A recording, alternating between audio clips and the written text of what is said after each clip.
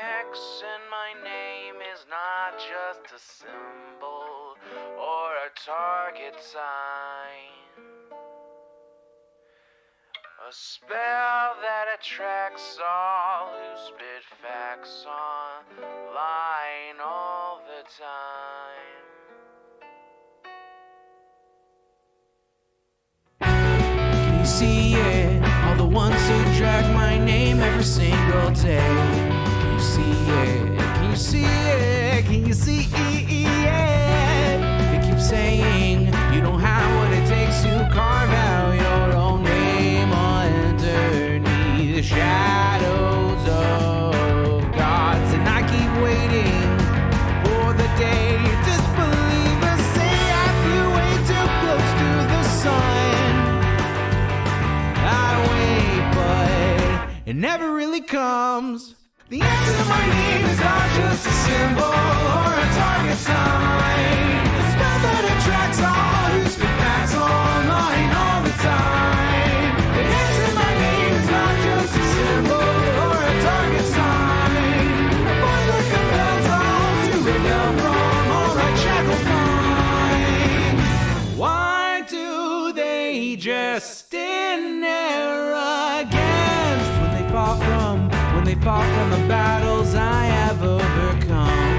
We feel it, feel the cope and the seething tone that they make while I stand up, man among gods. And I keep thinking with my mill, shooting ropes in my cold that faces towards the sun.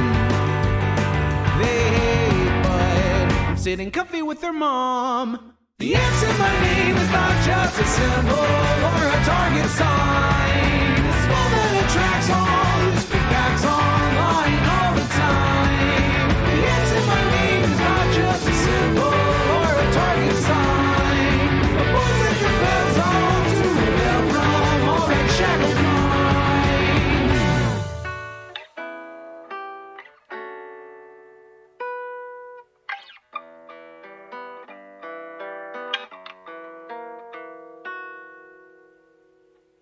The answer to my name is not just a symbol or a target sign. A spell that attracts all who speak facts online all the time. The answer to my name is not just a symbol or a target sign. A voice that compels all to rebel from all right shackled minds. It's you and me, your mom, it's me. I'll take another hit from my name. You'll see now. Watch me right now. Punch your things now. Show you how.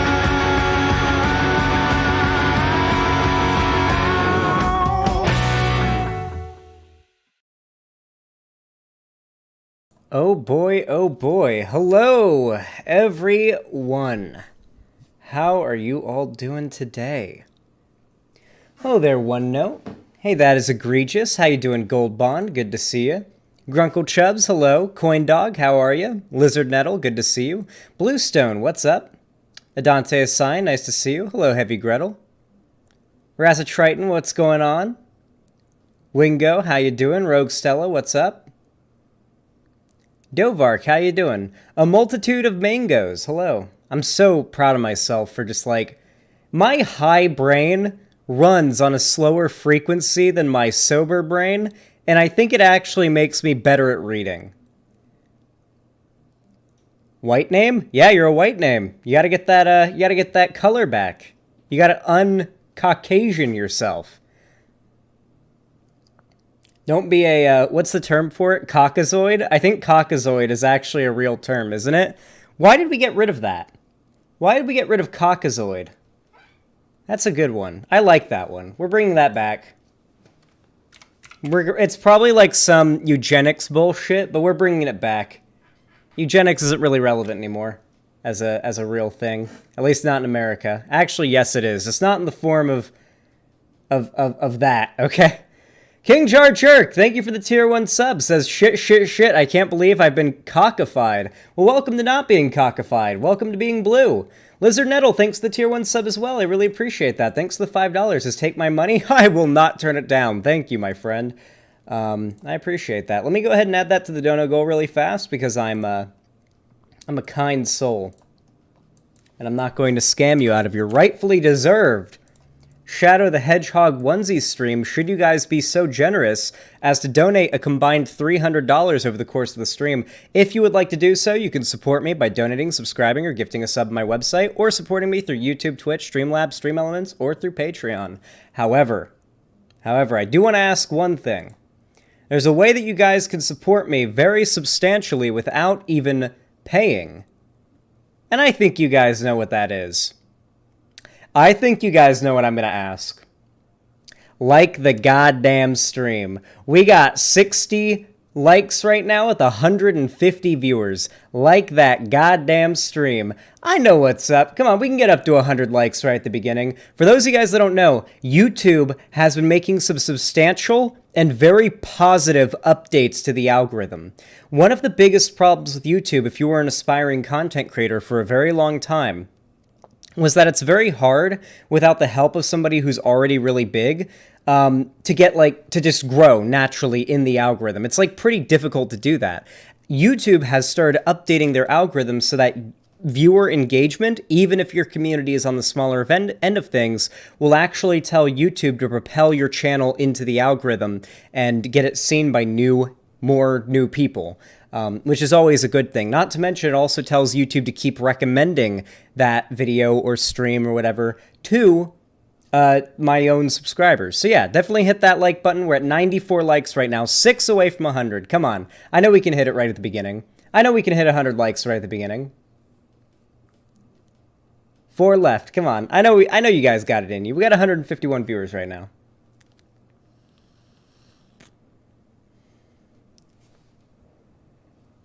Hell yeah, there it is. 1 fucking hundo. Hell yes. That's what we like to see. That right there is what we like to see. I'm gonna drink some water. Thank you guys, I really appreciate that. Razza Triton, thank you for the tier 1 gift sub to Coin Dog. Said I just had a realization, tonsils are nature's balls in your jaws, and now I can't unthink it. Yamaro. I really might just get, electively get my tonsils removed, just because the concept of them, to me, disgusts me. And they're so prone to... I got tonsillitis once. I wanted to vomit up my own throat, because I was so disgusted by what was in the back of my throat when I had tonsillitis. And I begged. The doctor was like, no, we'll just put you on some amoxicillin, some antibiotics, and it'll go away, and you'll be all good. And I'm like, no! Get a scalpel and take them out! I want my tonsils fucking gone! This can never happen again! You understand me? This can never happen again! And the doctor didn't take my tonsils out, because I couldn't afford... I couldn't afford it. But, I was freaking out so much when I looked in the back of my throat and saw what my tonsils looked like. I thought I had tonsil stones. If you know what tonsil stones are, I didn't. But if you know what tonsil stones are, you'll understand now why I was so fucking disgusted. Ugh. I'm getting queasy thinking about it, low key, on God. I have tonsil stones. Oh God, Gold Bond. I need a minute. Because I'm imagining it in my head right now, and it's so fucking gross. Don't Google it, Heavy Gretel. Don't Google it. Don't Google it. Don't Google it. Don't Google it. Don't Google it. Don't Google it. Don't Google it. Don't Google it. Don't Google it. Don't Google it. Don't Google it. Don't Google it. Don't Google it. Don't Google it. Don't Google it. Don't Google it. Don't Google it. Don't Google it. Don't fucking Google it. I'm impressed at how well I was able to say don't Google it over and over again. Weed really is magic or some shit.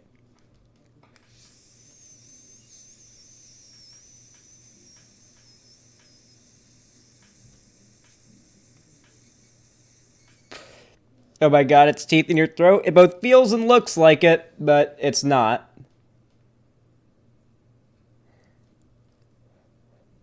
Do I have pearly whites? Teeth? My teeth are pretty clean. I brush them every day. I try. I haven't gotten my teeth, professionally cleaned in a while. I definitely want to do that. I think I'm also going to get, this was way back in 2018. Trust me, if this had happened again now, I would have paid out of pocket for... Listen, okay? If this happened again, today, I would be doing a stream in which I would be e-begging harder than you've ever seen anyone on the internet e-beg, so that I can get enough money to go drive to Mexico if I have to for it to be cheaper, like, and get my tonsils removed. Mexico's like a 40 minute drive away, like Tijuana, I think it is, right? Or no, it would be Mexicali, I think, is like straight south of Palm Springs. I'm in Palm Springs, put it together, okay? Well, in that area. Not exactly Palm Springs, in that broad valley area. I wouldn't tell you guys exactly where I was. But, like, that broad area straight south is, like, not that far away from Mexico. You have insurance? I'm on my parents' insurance for now. You can tell us, you guys know what valley I live in, okay? The Palm Springs area, that valley kind of place. That's where you know. Until you're 26. I'm about to turn 23 in 3 months. Did you go to Coachella? No.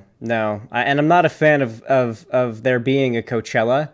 Like I don't know. I guess it's neat living in a town that's like so frequently, like, has this big thing all the time, but like people from LA suck.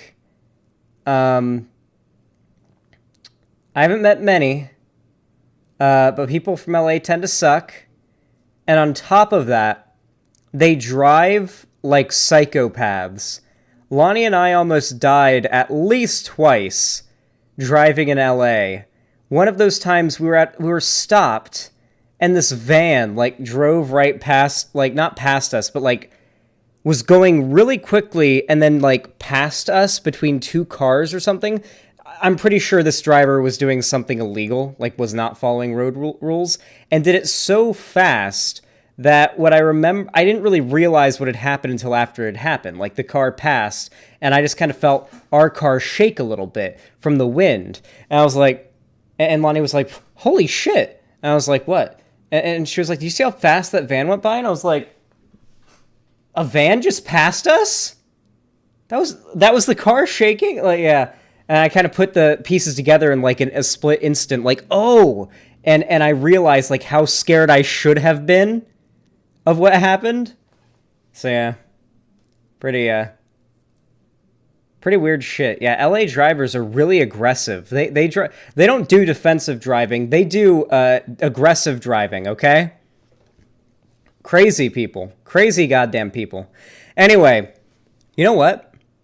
I feel like I need to start playing lo-fi more at the beginning of my streams, because I feel like it gives a nice little background ambience when I'm not covering a video and I'm just talking to chat. How's this? A little quieter. There we go. How's that? That's nice.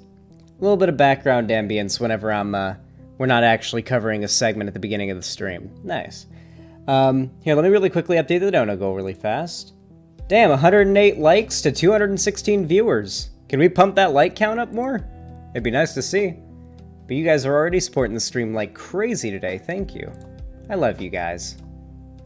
Y'all are amazing. Y'all are fucking amazing. Hello, Admiral Wiggles. What's up? Hello, Godscato. Good to see you. What vapes do you use, Zan? I ain't ever seen those. These are, I know they look like nitrous oxide canisters, don't they? It's Flum Float Cool Mint. And the branding is just sort of like a UT with a little design around it. Flum Float. That's beautiful bisexual lighting. The goal is I actually do want to save up and buy 3 or 4 or 5 or 6 more of those lights and line them up along this wall, because I want this wall to be lit up, because this wall is kind of dark right now. And then I also want to light up the rest of that wall, and maybe even just for the room, light up the rest of all around. And I might even do some LGBT strips. You know what? It works. You know what? RGB and LGBT, when referring to LED lights, are interchangeable. Am I wrong? You can use them, those acronyms interchangeably when talking about RGB lights. They're LGBT lights as well. Anyway, I might put some LGBT lights. I'm not wrong at all. And if you're not mind blown by what I've just said, then you should be. Think about it for a second longer. I guess LGBT. Okay, RGB stands for red, green, blue, which are like the three main colors of the human eye can see. Everything else is a mix of that, or all of it mixed, or all of it, or none of it, right? So the LGBT flag's a rainbow. The color spectrum's a rainbow. So it's an RGB light and an LGBT light. You're so high, Lamau. Is this not good content? Chat, type 1 if you would rather, sorry, type 2 if you would rather I would be sober right now, and type 1 if you like that I'm high right now. I want to know what you guys prefer. Sober Zan or high Zan?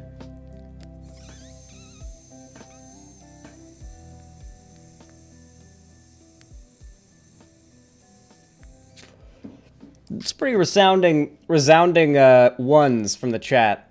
Pretty resounding responsive ones from the chat, on God. No cap, as the kids say. I love the high Shapiro fan debate. I feel like I'm getting better I feel like I'm better at debating high as my tolerance goes up, because I'm better at staying in that little fun area of being stoned, where you're just, like, kind of goofy. I like you being high so I can feel less bad about always being high too. I don't feel bad about it. Why would you feel bad about it? Is, like, your life falling apart because you're smoking weed and being high all the time? Like, I get high and I work out. I love working out high. Have you ever eaten edibles? Haven't eaten edibles yet, no. I'm gonna eat edibles for the first time on stream. But that will be probably, like... I promised Vermin that I would try edibles for the first time when visiting them and Vaush and Conyer in Washington State. And I've had to put off that trip for so long because all of us have been busy. But I do want to hang out with them, so that'll be cool. But yeah, I haven't tried edibles yet. I have not succumbed to the temptation of trying edibles. And when I do, I'm going to try a pretty substantial dose. Nothing, like, insane, but certainly something that's going to, like, get me pretty, like, scary high. And I'm going to do it on stream. And it's going to be a whole thing. So it should be good. Yeah, 250 I feel like would be a good amount. 250 grams. I feel like is a good place to start. Or milligrams. Is it grams or milligrams? Because it would probably be grams, right? My cartridge is a gram. Milligrams, okay, yeah. My cartridge of concentrate is 1 gram. And this takes me a couple days to vape all of. Yeah, milligrams, that would make sense. Okay. They take a long time to kick in. Yeah, it's the thing, though. It would have to be like, I take the edible and then I stream for 3 or 4 hours. Though, to be fair, if you exercise and you have a fast metabolism, you'll digest it faster and you'll get high faster. So I'll probably get high a lot faster than like somebody who's got a lower metabolism, and yeah, so it'll probably take me like 30 minutes to an hour and a half for it to start hitting me. I mean, it's supposed to start hitting right away, or not right away, but like in 15 minutes, it's supposed to start hitting, and you start to feel it, and then it peaks after like 2 or 3 hours, is what I've heard.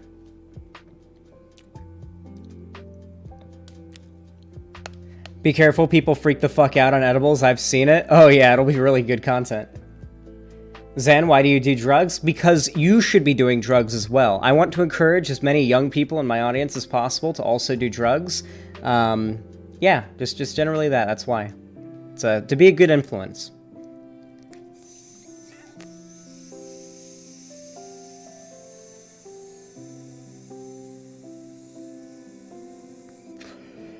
Stay in drugs, don't do school. I get very zen onto gummies. They are the best. Yeah, I'll probably try gummies to start with. Gummies, yeah. Because, okay, here's the thing. If I eat a 250 milligram brownie edible and I vomit it up, which I will do if I get, like, high enough that I get sick, I'll never be able to eat brownies again. So I'm going to go ahead and eat the gummy bear ones, because, like, that sounds a lot more pleasant to vomit back up. Because I will probably vomit when I try 250 milligrams. Unless I just keep building my tolerance, I'll probably vomit from that much. That's basically like vaping a quarter of this cartridge. Like 250 milligrams is a quarter of this cartridge, you know?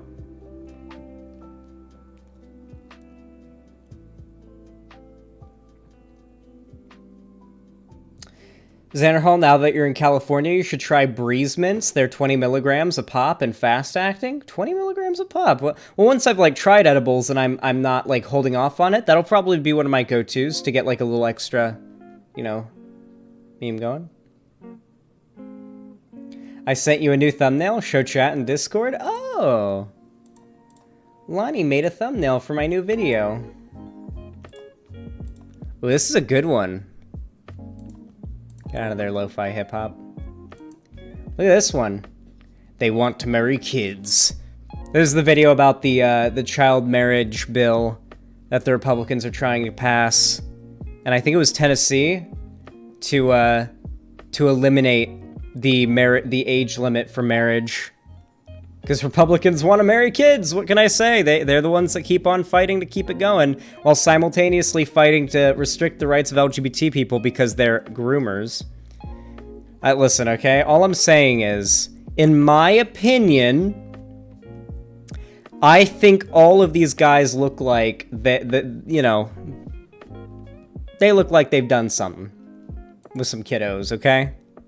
That's all I'm saying.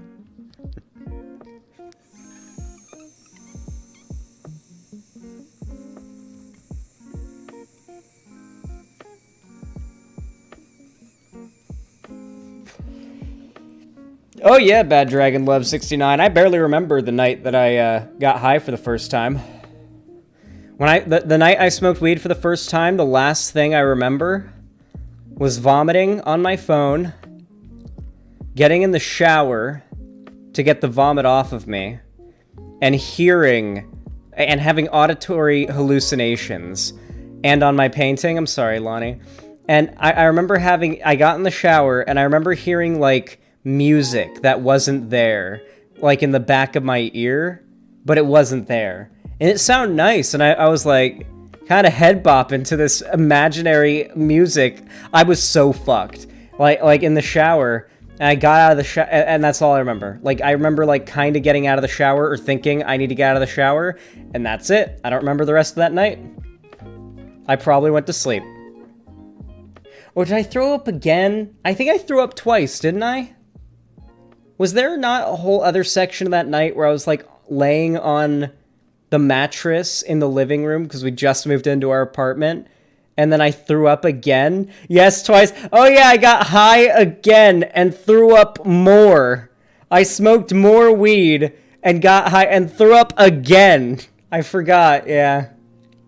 And then my lovely girlfriend cleaned it up. Once in the corner and once near the hallway. Oh. Okay, the second time I puked in the hallway because I was running to the bathroom, okay?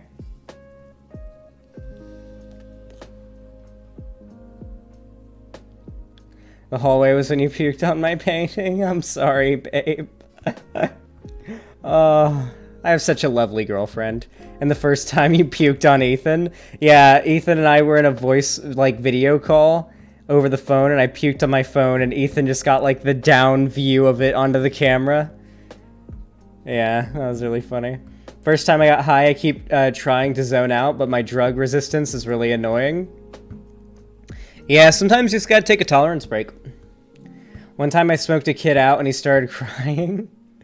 I can't imagine crying on weed. The thing I remember, okay, this is something I've never gotten from cartridges, but I always got it from the dry herb vape. So what I want to get when I've got like just a ridiculous amount of money saved up is one of those volcanoes that you just grind up an ounce of weed in. You put it in there, it fills up a plastic bag with vaporized like weed vapor, and you just suck on that fucking bag for hours on end.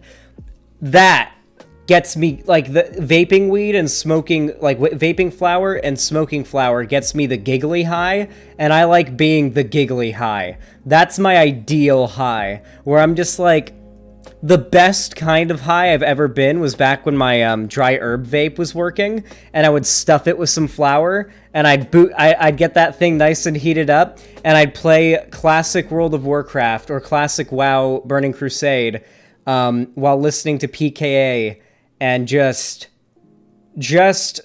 laughing my ass off the whole time.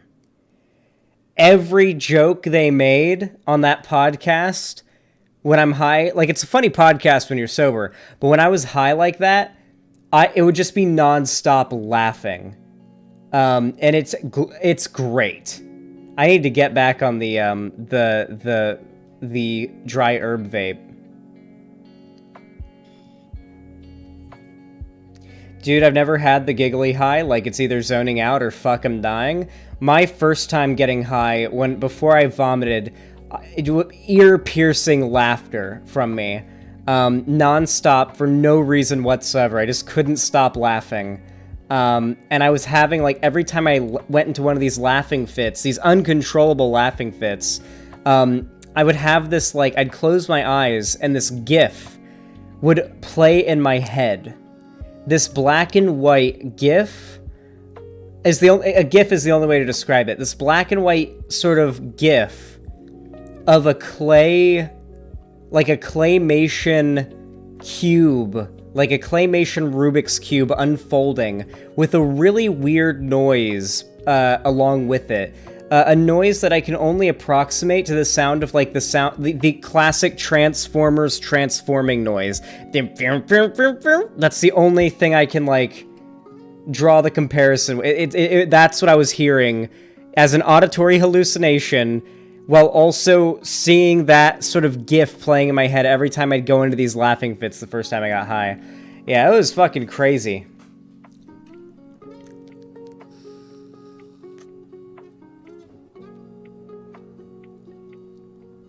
People lie to me because mushrooms don't make you see colors. I think it depends.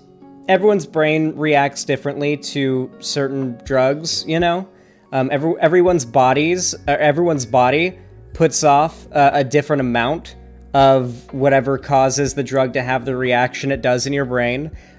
Some people can't get high their first time. I got really high my first time. Some people get giggly high from different strains. Some people get just hungry high. Some people get a combination. Like, DMT will make you see colors. DMT will make you feel colors. DMT makes you know colors, okay? When you take DMT, you lay and hear them, yeah. You just lay back and you're like, fuck, I'm back. Like when you take DMT, not that I've taken DMT, I'm talking about a friend of mine who's taken it. That's definitely not me, named Swim. When you take DMT, it's like all of a sudden you enter the DMT world. Now, I'm not talking about, like, I haven't gotten to the point, my friend hasn't gotten to the point of seeing, like, a hallucinatory whole new world in front of him. However, regardless of, like, if you're taking an amount that just makes you see shit funny, when you take it and you get high on DMT, you're still, like, 100% there. Like, you're cognizant, you're thinking, you're not slurring your speech, really. You kind of are, because you're so mesmerized by what you're seeing. You're talking the same way you'd be talking if you were seeing, like, the Milky Way on a cloudless night with no light pollution for the first time, and you're like, oh my god, it's so beautiful. Like, that's how you talk when you're on DMT. Anyway, like, you take it, and you're like, this feeling of familiarity that you didn't feel a second ago comes back to you. You can only feel it when you're on DMT. This feeling of familiarity, like, oh, like the first time you've tried it, you feel like you've done it before. That's the crazy thing. At least for my friend who isn't me, when my friend tried it for the first time, they were like, wow, I feel like I've done this before. I feel like I've been here before. And deja vu effect? Very well could have been, and I'll never be able to know. Sorry, my friend will never be able to know. Anyway, so fuck it. You're allowed to talk about past drug experiences on YouTube and Twitch. Fuck it. Yeah, I've tried DMT. So, I'll never be able to know if it was just deja vu at that moment, and that's why. But since then, every time, and not that it's been recent, but when I would try DMT after that, it would be this intense feeling of familiarity and nostalgia and being welcomed. You know, like you're in a when you're in a room and you set that room up in a way to make it as nice and presentable and beautiful as possible, to sort of make it so you can't really tell what's hallucination and what's real as far as the colors and stuff goes, that's when shit gets really intense. Turning on like a bunch of like RGB lights and everything to just light up the room. Very, very beautiful kind of stuff. And like laying on a soft bed, you will feel colors. And if you you need to listen to the right music too. Listening to the right music is extraordinary. Does your friend live in Canada? No, but I hear there's ways to procure it. And it only lasts like 30 minutes, and after there's no hangover, 30 minutes? No. It's like 10 minutes. 10 to 15 minutes is how long it lasts. What's the right music? I'm gonna be honest, I prefer like, I prefer like Jimi Hendrix. Like think of classic stoner music. 30 minutes max? 30 minutes max if you're lucky and you got an extraordinarily long high. Like, maybe if you take, like, multiple hits, the most I ever took was 2 hits, not consecutively, but it was like I took every hit I've ever taken was massive, okay? Like, I'd take a hit, and it would be, so this is what I do, I go,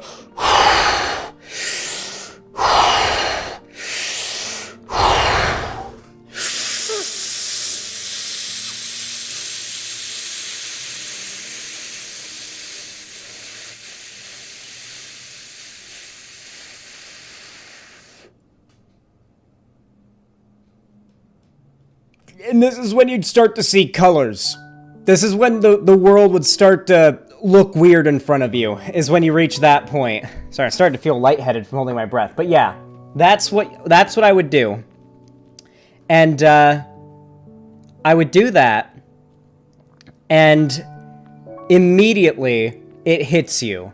It hits you immediately. The only way to describe it is like the Doctor Strange mirror dimension just kind of happened in front of your eyes, and when you first take it is the peak. It peaks immediately, and then you're slowly coming down for the next 15 minutes. So immediately it's like your whole vision turns into pixels, or like the mirror dimension from Doctor Strange or some shit. And then usually, because I've never immediately followed up another hit by another massive hit and like broken through, so to say, that's what people call it, then it slowly starts to meld away from being an incomprehensible field of like pixels and glass, more so to what I would imagine like an LSD or shrooms trip would be like a really intense one would be like, where now it's like, okay, now the lamp is like, the straight pole for the lamp is now bending, and it's not a bendy, like a smooth bend. It's a geometric bend. Every like low tiny bits of DMT make you have sort of a bendy, weird, loopy kind of hallucination. Anything beyond that, though, DMT hallucinations are very geometric. Very, very geometric, and like a lot of shapes, very hard edges, and sort of, yeah, a lot like if you close your eyes and kind of like rub them like very lightly, don't hurt yourself. Something like that, but so much more there and in your face and real and tangible to you. Any music that if you have a favorite song, and it's not something that would stress you out, like the kind of song that you could lay back and listen to while you're laying in bed, if you have your favorite song is something like that, and you listen to it on DMT, it'll be like you're listening to your favorite song for the first time over again, and it's 10 times better than it was. Whew. It's something.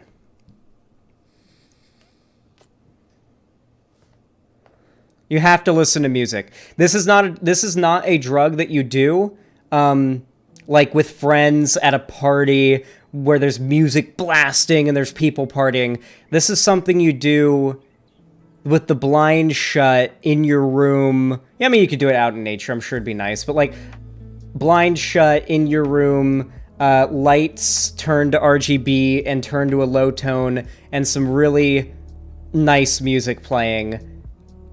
Alone, ideally. But like if you have like your girlfriend there, that's always very nice. Like laying in bed and cuddling your girlfriend on DMT is certainly a nice experience.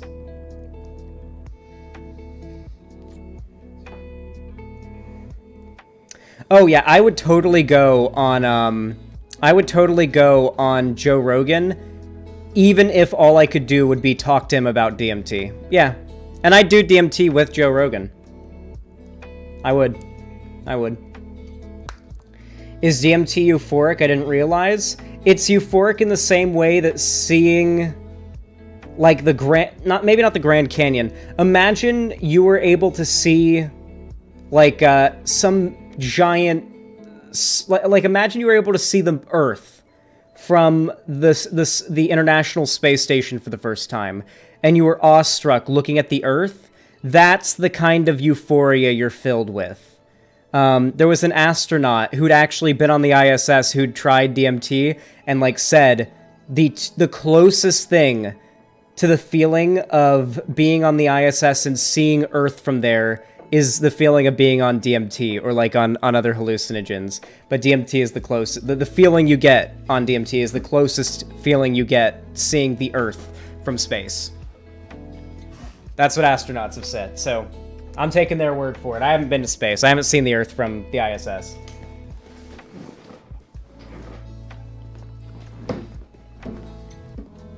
I don't do drugs, but I saw fractal patterns and weird sounds right after a heat stroke. When you're dying, your brain dumps a shit ton of DMT.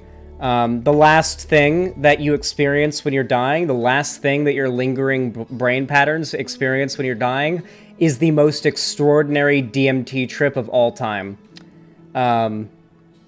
So yeah, just look forward to that. That you will literally feel no pain or suffering, or well, assuming you don't get like eviscerated or like eaten alive or something. The last few seconds of your existence will be a time-dilated tripping balls thing. That's fake, bad science. Are you going to tell me that it's God? If you tell me that it's God reaching down and that it's people seeing the light at the end of the tunnel, I'm going to ban you from my chat. I'm sorry. The one thing I can't debate is religion, because like I can't do it. There was some info on rats releasing a small amount of DMT, but we don't know about that on humans. Okay, I'll revise my statement. There is evidence that some species emit a decent amount of DMT when they die, and there is also, and this I know, incontrovertible evidence that we see massive amounts of brain activity in the human brain right before its death, like a massive spike in activity, like a final whoop right before death, you know? And we don't know what that is, but maybe it's just a massive fucking time-dilated DMT trip.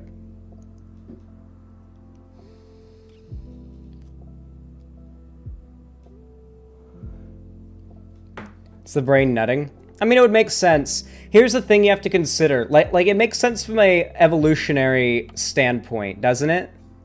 Like, a lot of well, maybe not for humans, though, right? Maybe it makes sense for, like, crabs or rats, right?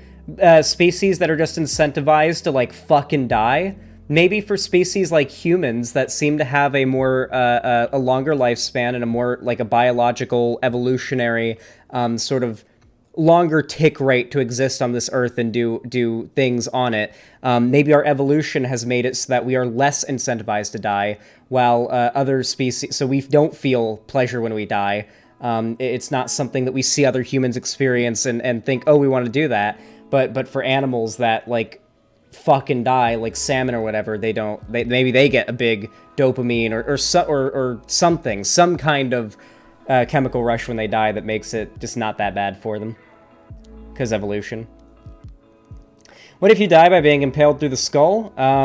Well, there's got to be a split second where brain activity spikes before it fails, right? Seeing your life flash before your eyes? A lot of people report that, yeah. Is DMT dangerous? Research that yourself. All the research I've done there's never been a DMT-related death. No one's ever OD'd on DMT. It's like weed in that you can't OD on it. You don't develop a chemical dependency on it. There's no evidence to suggest that you can do that. There isn't really much evidence to support the idea that it can't be good for your lungs, and it can't be good to smoke, just like nothing at all can be good to smoke, but, you know. But it's not like you try DMT, and it's not like meth, where now you're addicted, you're a DMT addict. There's no DMT addicts. You might develop an addiction to DMT in that you, like, love it so much that you're using it all the time and develop an unhealthy habit of using it all the time, like people do with weed. But you can't develop a chemical dependency on it. At least there's no evidence for it yet. The biggest danger with DMT right now seems to be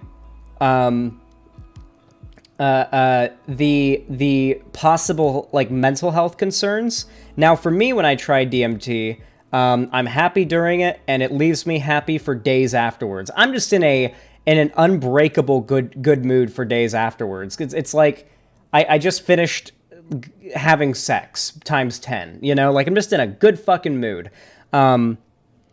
Because what I just experienced was so profound. So it definitely has helped. It helped me with depression or bad feelings in the past. And it is being researched for that same reason. And actually, there's the bill SB 519 that Scott Werner here in California is trying to pass to decriminalize DMT, LSD, and I think MDMA and a bunch of other like shrooms, psilocybin, stuff like that here in California. However, yeah, I did a video on it, and it got 1,000 views. Stop pogging and saying based. I did a video on it, and I did good SEO and everything. It got 1,000 views. Stop pretending like you care about actual policy. I love being able to bully my chat about that shit. You guys will pretend like you guys give a shit about actual policy, and I put out a video about a literal bill that's in the California Supreme Court, that's gotten through several committees, being pushed to decriminalize several hallucinogenic drugs in the state of California, and it got like 2,000 views, okay? And then my next video was like on Blair White, and it got 25,000 views, and it's like, okay, I know what you guys want. I know what you guys actually give a shit about.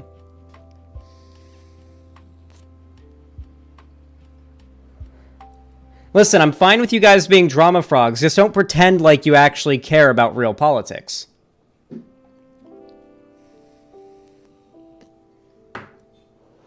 Like, I'm sorry, this is going to piss some of you guys off.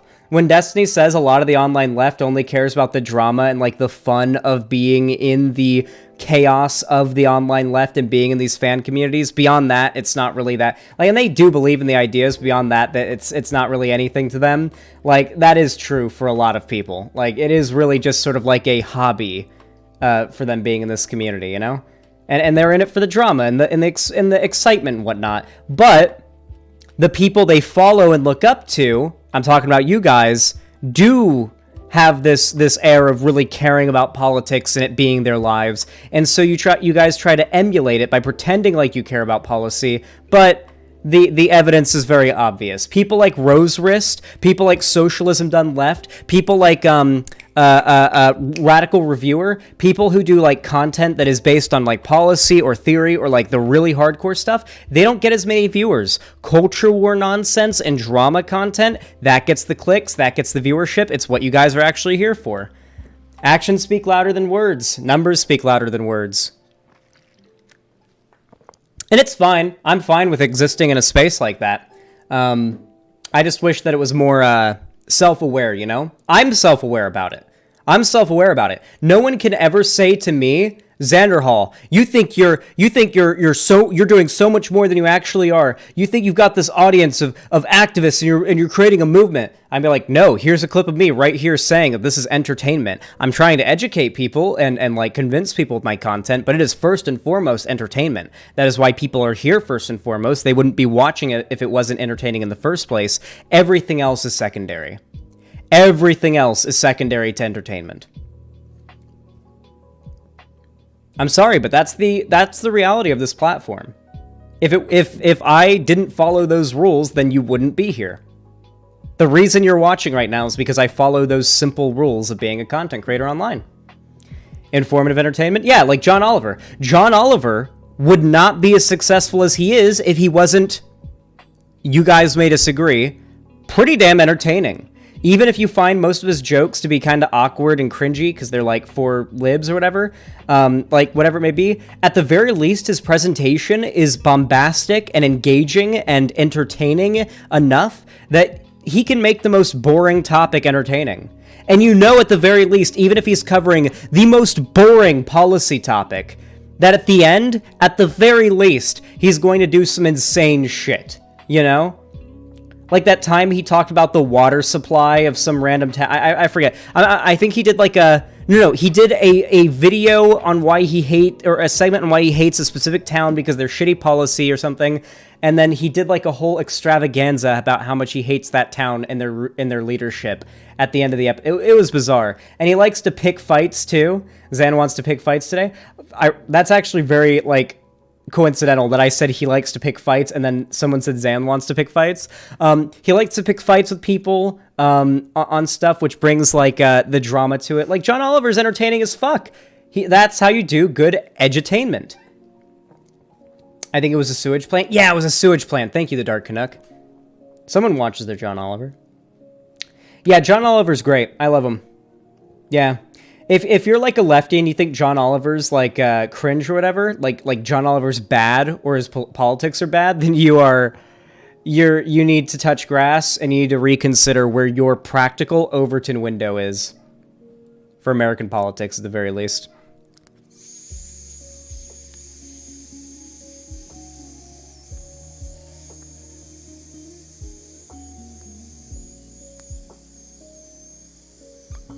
Oh. Can I say something funny? The other day, I was in the Shuan Head group chat. It was like a week ago or something. I was in the Shuan Head group chat, and I was being canceled for something. Or I was in trouble for something. Someone was hating on me. And Shuan Head was like, why would people... I don't get why people cancel Xanderhal. He's like the most normal streamer. I was like, am I really? I feel like...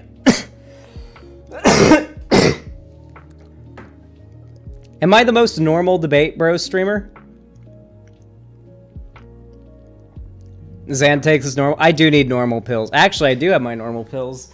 Actually, these are my abnormal pills. These are the pills that make my already abnormally large loads even larger. Okay, I've legitimately been thinking, like, once this workout journey is done, I should go all in on, like, the lifestyle optimization stuff. Like, from head to toe, to the extent of, like, making sure that I'm, like, my hair, like, I'm taking care of my hair, my skin routine. I'm gonna try to, like, shop and figure out what my style's gonna be. And, like, this would obviously have to be when I have more money. But, like, try to get, like, clothes that are, like, higher quality in what they do, not in how they, like, branding or whatever. Like, I heard there's, like, having nice, like, briefs or boxers is, like, life-changing, like really comfortable, nice ones. So that would be interesting. Obviously, I've already got Lock and Load. They make that chewable shit that PK is also always shilling, that like gives you like a 3-hour long boner or something instantly, and it's like a blue chew. Yeah, Blue Chew. Take that as well, even though I don't need it, but just take it as well, just for whatever percentage gains I can get from it. Take every single vitamin supplement. Go to the gym every fucking day. Nothing but progressive overload. Adding 10 calories to my surplus every single day. Just going all out on the lifestyle optimization. The ultimate taking care of yourself arc. Having sex literally every other day. Or every day, I don't care. Those PKA gentlemen are trying to make some dicks explode. As you can imagine, like, for their direct audience, or for their target demographic, their two biggest, like, shills that they sponsor are the pills that they sell that make your loads, like, they don't make you have inhumanly large loads. Imagine the largest, most impressive load you've ever shot in your life. Okay? Like, you were just, like, you hadn't nutted in 4 days. You were like, you were either having sex or watching some fantastic porn. You were hard as fuck. You were there at, like, it was a 100% like money shot porn star load. Like, you shot that load and you looked and you were like, damn, like that best load that you'd ever had. Okay, that every time you nut is what lock and load does. That best load you've ever shot in your life, that 100% 11 out of 10 load, every time you nut. That's something you can't get naturally.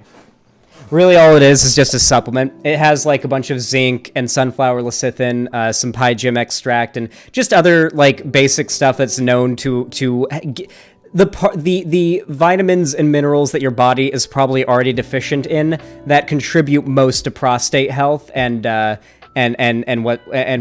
on. It's mostly a pill that helps prostate health, which encourages better loads. So that's basically what it does.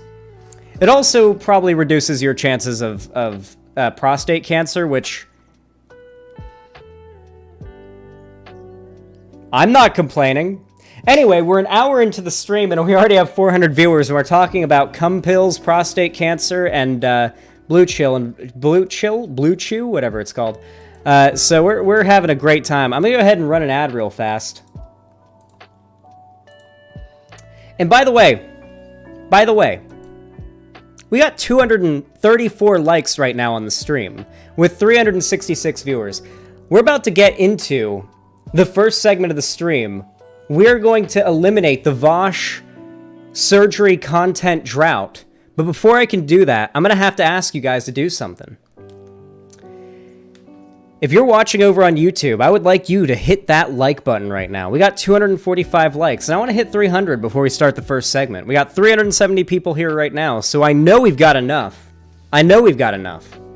Especially considering we've already had 1,400 people come through already. Dude, the new YouTube, like, studio layout is so cool. So I can see concurrent viewers, which is 367, chat rate, which is 6, because I don't really encourage YouTube chatters to chat much. If you are chatting in YouTube chat, though, talk often. That helps.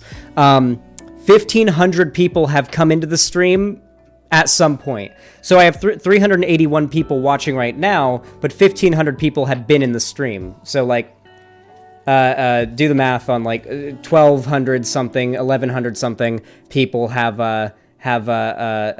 come in and left. However, that still means that's a lot of people watching right now that haven't liked the stream. So drop that like. 294, hell yeah.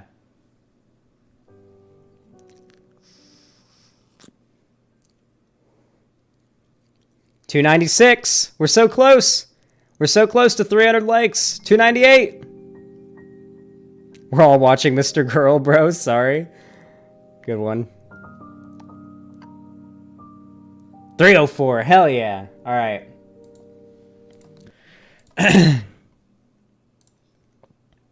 You guys know what to do. When I say action, it's the start of a segment. And you guys got to say hi, YouTube. All right, let's do it.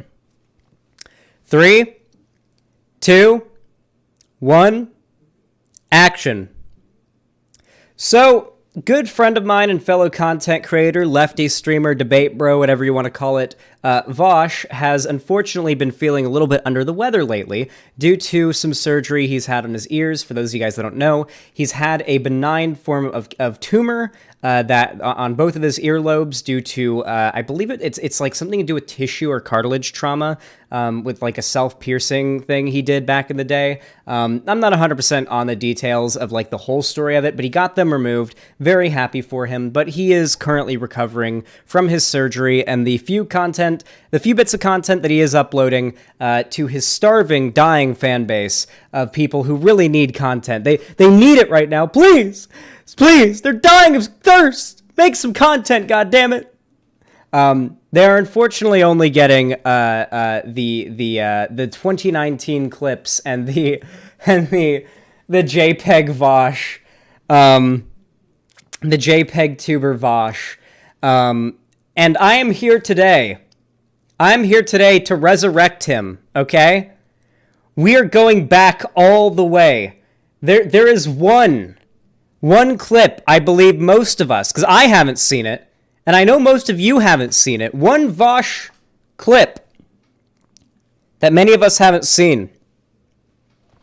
The original, the OG, the first ever Vaush debate.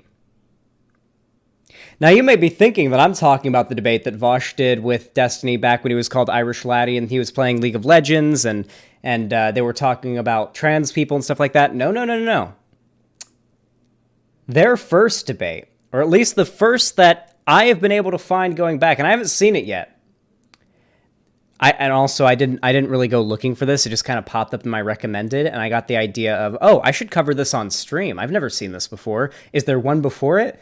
And there aren't. So this debate is from December 26th, 2012. From the Destiny Vault. Destiny and Irish Laddie / Vaush conversation. Feminism and the Revolution. We are going back in time 10 years here, okay? I've not seen a millisecond of this debate. Now, disclaimer here. We are watching a debate that Vaush did when he was... How old is Vaush now? Like 27? 26? No, he's like 28 now, isn't he? He was like 24 when we became friends, or like 25 when we became friends. 26? No, he's like 28 now, because... 28, right? Like, I remember thinking, like he's not that much older than me whenever we first became friends, but now that I'm thinking about it, it's like I'm 22 and he's like 28, and it's like, okay, now that age difference seems more like a gap than it did when I was 19 and he was like 24, and that's when me and him first like became friends, was when I was 19 and he was 24, and I'd started doing like politics streaming. On the edge of 19, I was like about to turn 20.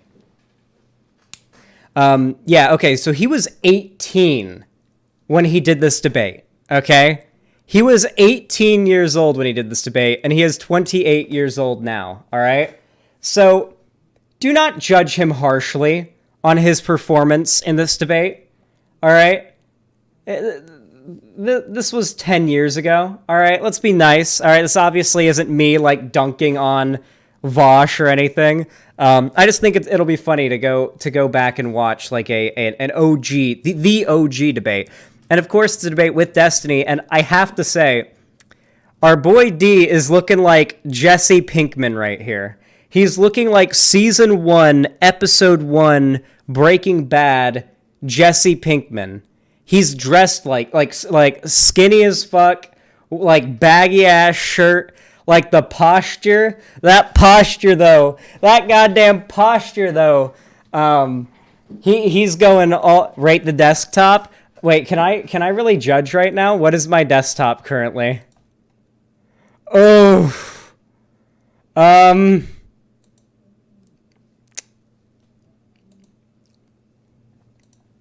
We're not gonna talk about that. We're not gonna talk about that. Well, it's the default Windows 10 desktop. What do you want from me? All right. Are you ready for this shit? It's 3 hours long, so we are going to watch it a little bit sped up. If you can't handle Destiny talking sped up to 1.5 speed, then God help you. All right. Let's get it. Oh, Destiny content is banned off of Twitch. Oh, I forgot. No, I forgot Destiny's banned on Twitch. Oh, wait, hold on. I can just end my Twitch stream. Twitch viewers, I'm sorry, but Twitch has stupid rules.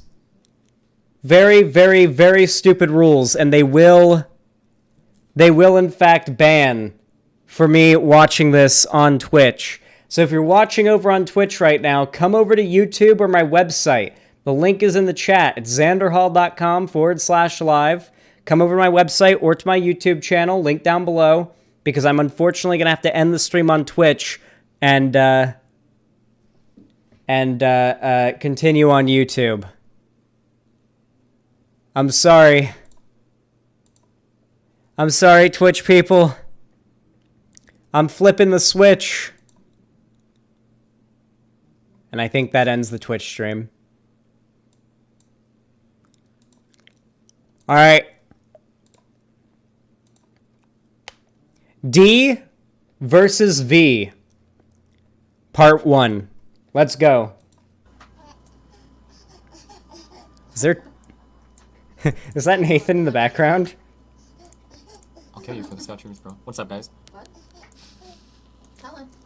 I cannot believe... Is that baby Nathan? That's adorable. I cannot believe that baby Nathan was present for the first debate between Vaush and Destiny. Who's crying? Destiny's son, I would imagine. I'm assuming? Like back during this time, he probably would have been... He was in Omaha, so I assume that's probably baby Nathan. Oh, okay, listen, all right? I don't care what you think about Destiny. There is no content better on Destiny's channel than the Dadstiny kind of content, where it's him and Nathan. That is the most wholesome, adorable content there is, all right? When they were playing Dying Light, and he tricks Nathan to walking off the rooftop, that classic clip, that was a wholesome age of Destiny content. I miss that. Okay. Oh, yep, Nathan. Does anybody know where Far Cry 3 saves game files at? So we'll do this so I talk to this guy. Why don't you name the folders? What? Can you imagine like a modern day Destiny stream where there's him and Melina have a child and there's like a baby in the background, and it's like Melina's got the baby and Destiny's like, not now, Melina, I'm debating. I love that. I love the Destiny dad, especially when it's like the memes about him debating instead of being a dad. Those are always the best memes. Why does 1.5 Destiny sound like the same as 1 times Destiny? Well, you see, his rate of speaking is actually not relative. His rate of speaking is a constant speed. Regardless of your relative position in space, time, or whatever, his speed is always constant. No matter how much you speed up a video of him talking, he's talking at the same speed as normal. Because his speed is not like his speed of speech is not a thing limited by relativity. It's a universal constant. Nice shirt, gay boy. Why would you call me that? It hurts. What are you doing? He does sound like he's talking completely like himself, though, doesn't he? Star. Vaush's voice in this. Oh God, I've never seen or heard this debate. Okay, so I'm going to be hearing 18. I think I'm about to hear 18-year-old Vaush for the first time. Wait, hypers, if you haven't seen this, hypers, if this is also about to be all of our turns, all of our first times hearing high school Vaush.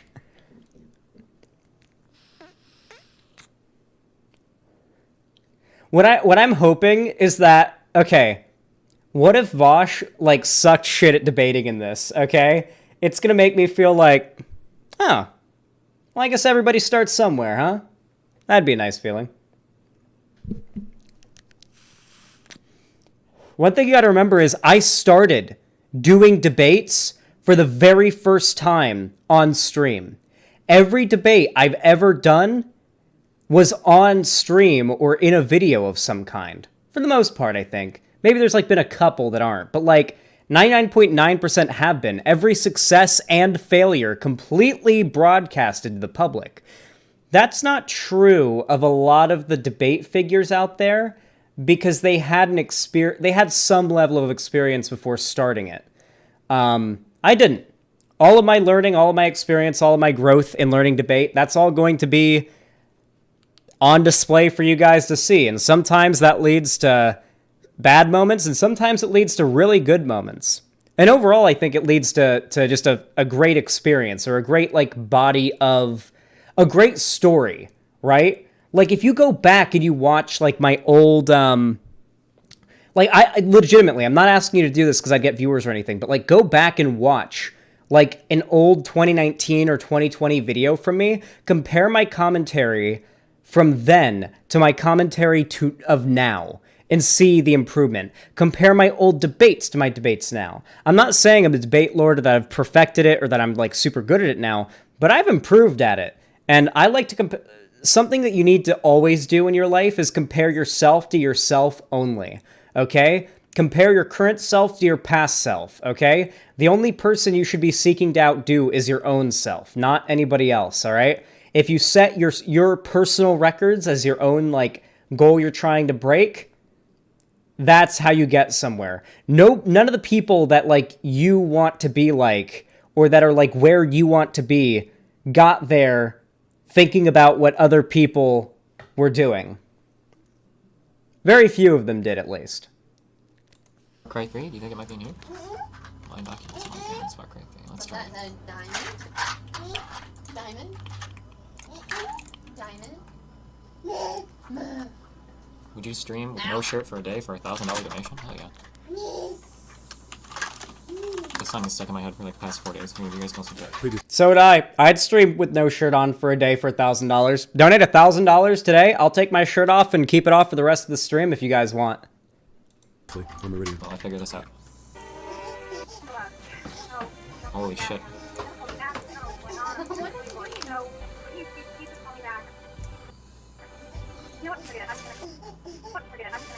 What is he doing?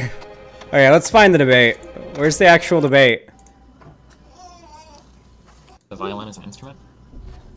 I usually don't. Hold it, don't have anything else. To be speaking to you again, I'm glad. There it is.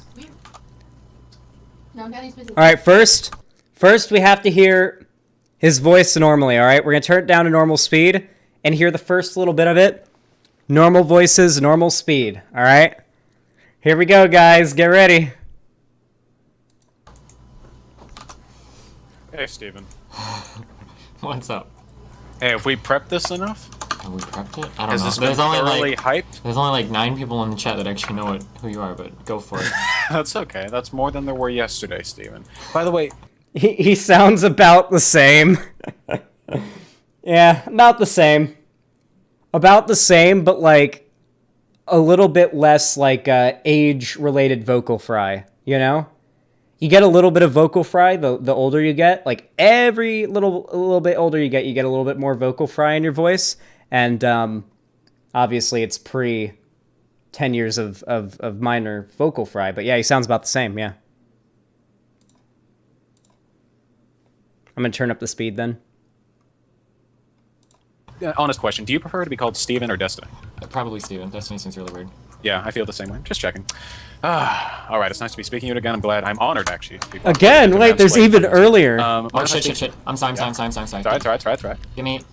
Unfortunately, I imagine earlier convos are lost to the void. Wait, give me a second. Hold on. I'll give you a second. Okay, guys, the Far Cry 3 server that just loaded was synced from the Uplay cloud, but that's not the same Far Cry save that I had personally on my computer. Where is that save saved at? I just noticed. Fuck. Somebody said This is something earlier 2012, about yeah. Orbit 64 or something? Program data? Orbit 64? They're gonna talk about feminism. Oh boy. I don't have an Orbit 64 folder. I believe this is back when Destiny was a libertarian. Reading the chat. SO31720 has been so. I don't have an Orbit 46 folder, obviously. If I had an Orbit 46 folder, I'm looking for Orbit 64, I would obviously notice that. Come on. I don't have an Orbit folder at all. Okay, look, here's my old Windows install, okay?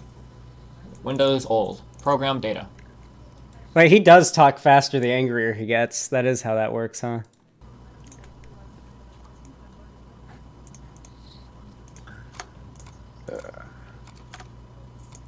I don't even have anything in my computer or in my files that, like, is worth hiding. Like, I don't have any, like, nudes or anything, like, special in there. It's just games and, like, stuff for streaming and whatnot.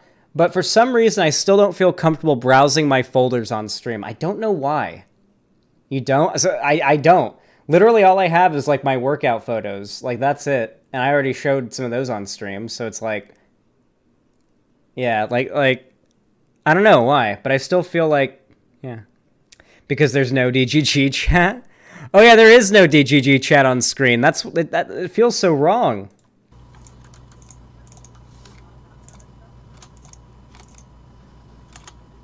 Do you have display hidden files on? Yeah, that's the only way you can see the program data folder. Good luck, Steven. Hold on, I just need to find this. That's okay. I believe in you. Thank you. What is the problem, if you don't mind me asking? I'm trying to load an old Far Cry 3 save that I have so I can run around and find treasure while we talk. Save files are... The fact that 18-year-old Vaush talks exactly the same way is hilarious to me. He really did. He really is just the same person. Like 10 years later, isn't he? Like, it's the same speech pattern and same speech mannerisms when he was 18. That's fucking hilarious. Consistency. More consistent than even Destiny. But every Problematic. hide save files into like a different place. Show hidden files, folders, and drives. Rip Black is also mad as fuck, but he got banned. For Very ameliorating. Oh, God.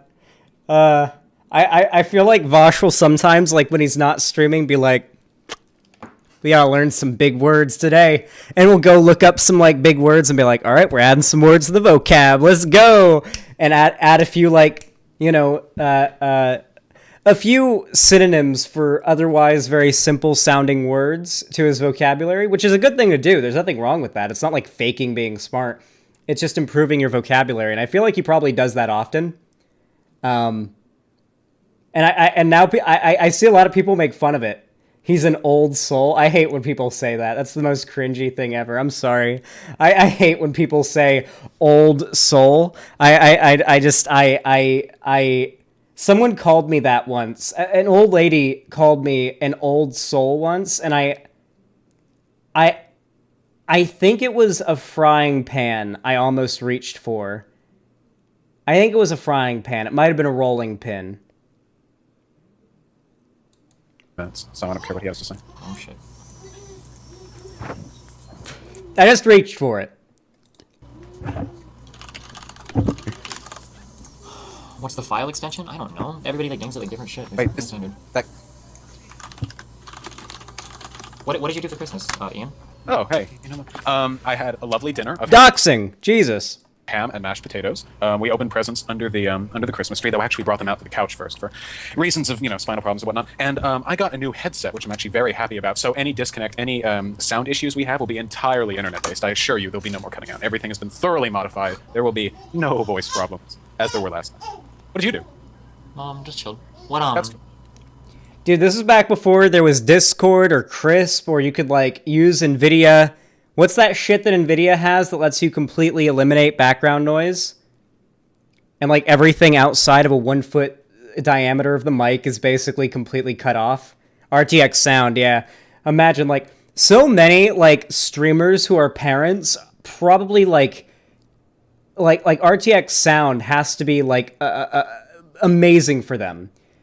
Because they probably have kids that are, like, making noise. And people who live in the city, constant noise, they can just cut out all the ambient noise going on and just have their voice and their audio. RTX Sound's a very nice thing, and I'm very glad that it's it's in its infancy, or sorry, RTX voice, sorry. It's in its infancy, and it's got its issues, but the fact that it's this sophisticated this early on means that 10 years from now or less, it's going to be perfect. You will literally be able to cut off all background noise but your voice from your microphone with software. Like within 10 years, I guarantee it. 10 years ago, OBS was not a thing. You had to either pay for streaming software, pirate it, or more likely, because most computers didn't have the capability of streaming or running recording software at any decent quality while also doing anything, you'd have to get a capture card that would independently capture and stream or record your content from your computer in order to produce anything of high quality. There was a high financial barrier of entry just to click start on your stream or just to upload your first video and have it look of even somewhat passable quality. You had to have some money going in. Nowadays, you got OBS.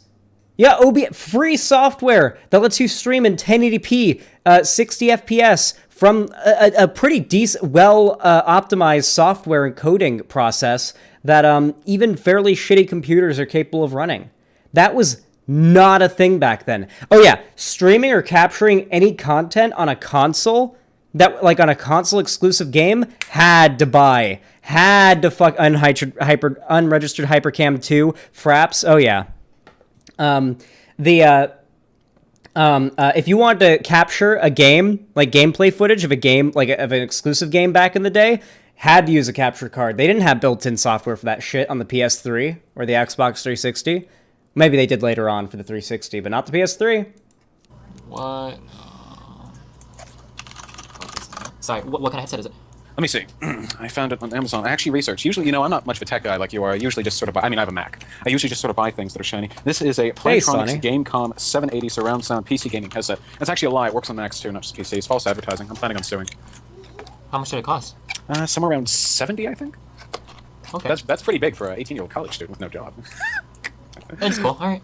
Zan has the fucking amazing fill levels of future prediction. What did I predict? Did I predict something? Did something happen that I predicted recently occur? What'd I do? Oh no, what'd I do? What? I only predict bad things. What happened that was bad?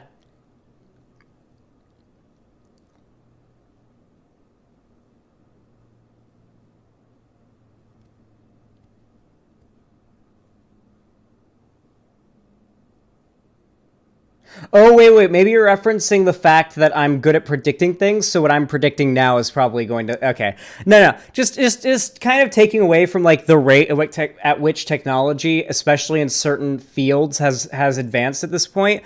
It seems very likely that, like, the crisp software, so to say, the background noise elimination software will be, completely perfected in 10 years, yeah. No doubt. All right. Does anybody have probably sooner? Researching. I Anybody bet here have sooner. any concrete answer on where Far Cry 3 save files go? Please tell me somebody knows. Far Cry 3 saves. Oh, never read the chat when talking to Stephen. Oh, no. It's true. I do need to check my privilege because by having a Mac, I support all the slave labor that was necessary to assemble the products. Some weirdo in YouTube chat just said, let's be honest, Vaush is kind of a bitch and can't handle discomfort. And it's like, what? Or discomfort or pain. It's like... What the fuck? Wait, let me read the message. Hold on. Let's be honest. Vaush is definitely self-conscious, and also he is a kind of a little bitch when it comes to pain or being uncomfortable. I'm pretty sure that was a DGGer mad about that time he put on the gloves because his hands were cold. He takes like some medication that causes like circulation issues in his in like your hands, so he put on gloves on stream, and then I guess Destiny did like a really weird kind of meme campaign about that, and it seems like most of Destiny's community is not mad about it, but there's a couple of DGGers that hate, like seethingly parasocially hate Vaush genuinely, and they genuinely have like rage when they hear about the fact that he put on gloves inside while streaming. Oh, there's blood on my hands. On my checkbook, actually. Oh shit, hold on. What's this? God, classic YouTube tutorials.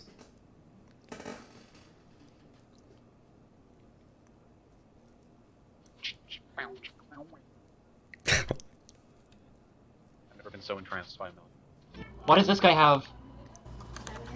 Oh fuck me! Why does this guy have that folder when I don't have that folder?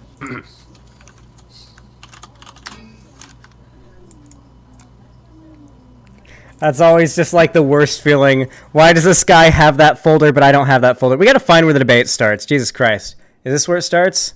It's a beautiful day over here. Alright, here we go. How about you? Which do you mind me asking which state are you currently in? Nebraska. Oh, Nebraska. I don't have any family there. It's not the most reputable of states when it comes to population and go howings and whatnot in there. Is it a beautiful day over there too, or it was? I suppose it's dark. Hold on. What? Of course. A beautiful day in Nebraska. Okay. He's chilling. What's up, Nathan? Did Zan just fart? I think Nathan just farted. That's much better, I think. I love children so much. They're beautiful and they're so funny. Sound a little bit. Pedophile territory, bro. The beginning of the meme. He admitted it.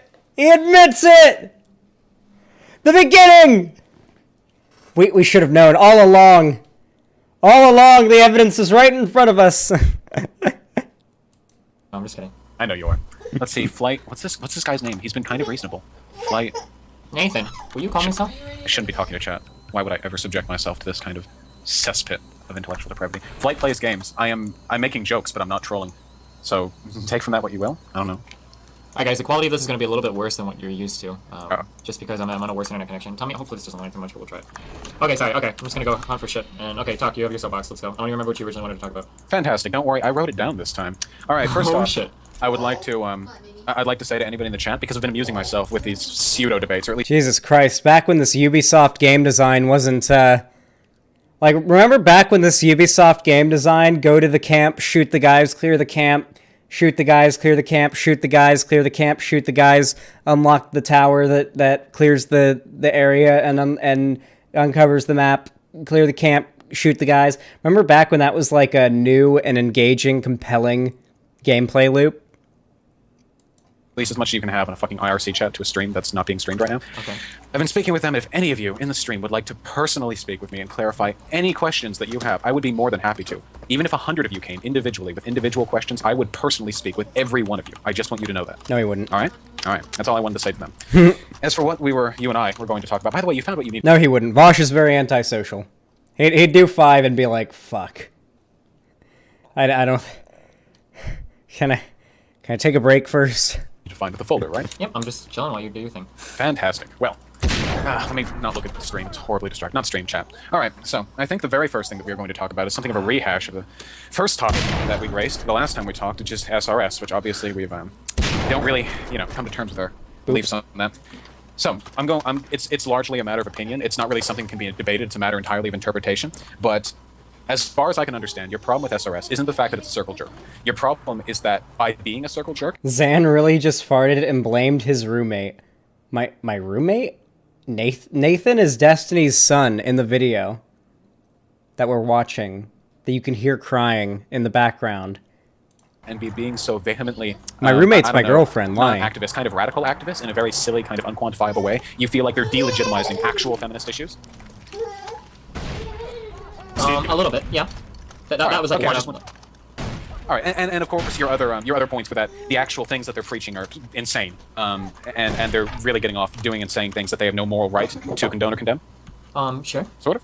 All right. Okay. I just want to understand. This is back when Destiny was an anti-feminist, so that's gonna be one of the things they discuss. Oh, this is gonna be fun. Of course, I wouldn't want to set you up as a straw man. You deserve a little bit more than that, Steve. So the basic problem with SRS is 3 things. For one, it is not a starting ground for feminism. It is not beginner's class. It is not babies first. SRS exists under the presumption that several tenets of feminism, several strong tenets, some of which are actually quite radical, are true. That is the basis upon which SRS, I call it serious sometimes, upon which SRS exists. And because of that, people who were previously unintroduced to feminism, they won't have any idea what's going on. It'll be batshit insane to them. It'll be lunacy. It'll be incomprehensible. Understandably, because as with any ideology, if you come into it half-baked, expecting some sort of beginners first, and then you're encountered with a bunch of radicals, obviously you're going to have a bad time. Agreed? Yes. Right. A little bit. I agree with what you're saying, yeah. Feel free to talk, of course. I know you're a little bit busy, but I don't want to dominate. What do you say? Of course. Huh? He's going to bed. Oh, bye, Nathan. Give me a kiss. Good night, Nathan. Aww. He's done us out website. Okay, sorry. Nathan, I like the idea that SRS was founded as like a safe zone for people to complain without being worried about. You know what I'm talking about? of course. Though Yeah, actually, SRS isn't a safe zone. SRS comes with a massive trigger warning. You know what a trigger warning is, right? Yeah, I know. SRS. Comes with I'm sorry. For those that don't know, SRS stands for Shit Reddit Says, not sexual reassignment surgery in this context. SRS, or Shit Reddit Says, was a Reddit community that was basically... Hypers in chat, if you've ever heard the stories that Vaush would tell about when he was a woke scold.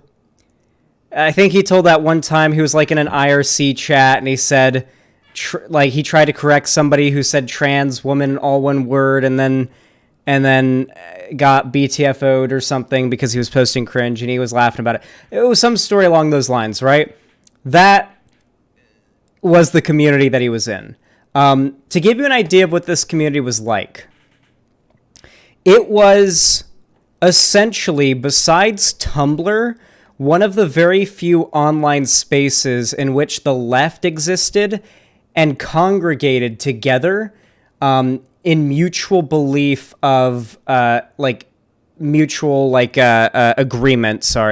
on like pretty left-leaning beliefs, anything from like feminism to pro-LGBT beliefs, like stuff like that, right? And the idea behind the subreddit was to essentially parody and make fun of, and even in some cases, engage in what would now be seen as unexcusable brigading campaigns on creators that the subreddit deemed problematic.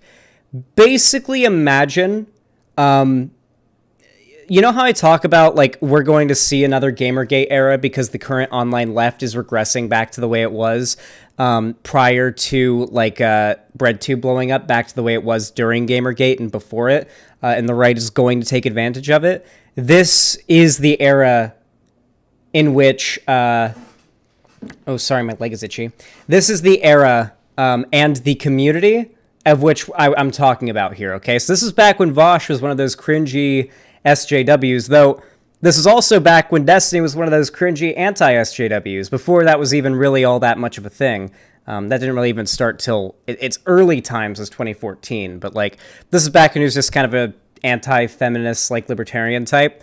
So it'll be interesting to see how radical Vaush's arguments are and how radical Destiny's arguments are in the opposite polar directions. And on top of that, hey, Lena Lux, on top of that, I'm also excited to see, like, the juxtaposition between their current beliefs and now. It should be pretty funny. Oh, also, I should mention, Destiny was a victim of the SRS subreddit brigade. They emailed his sponsors or something like that back in the day, and that is the context coming into this. So Destiny doesn't really like Vaush much already here, because Vaush was part of the community that took part in emailing his sponsors to like make them not sponsor him anymore because he'd said anti-feminist stuff. Sorry, I used the term. I'm sorry, I forgot that you relegated safe zone to a different word. I mean, a place where people can go and complain without having to worry about people calling them out on it. You know? Right, derailing Yeah. or any other such thing. Okay. That's Baby largely Vaush. what it is. A lot of it is, I mean, it is a confessed, admitted, proud, adamant circle jerk. Anything that you go in there can't be taken at face value. Fempire members really don't mind people who invade SRS forums because it's a Fempire? mean subreddit. SRS is mean. We insult people.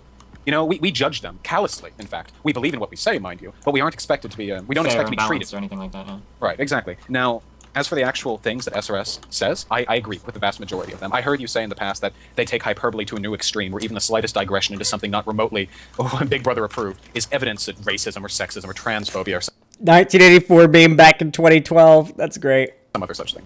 I'm not here to defend that, not because I don't agree with it, but because I don't feel like it.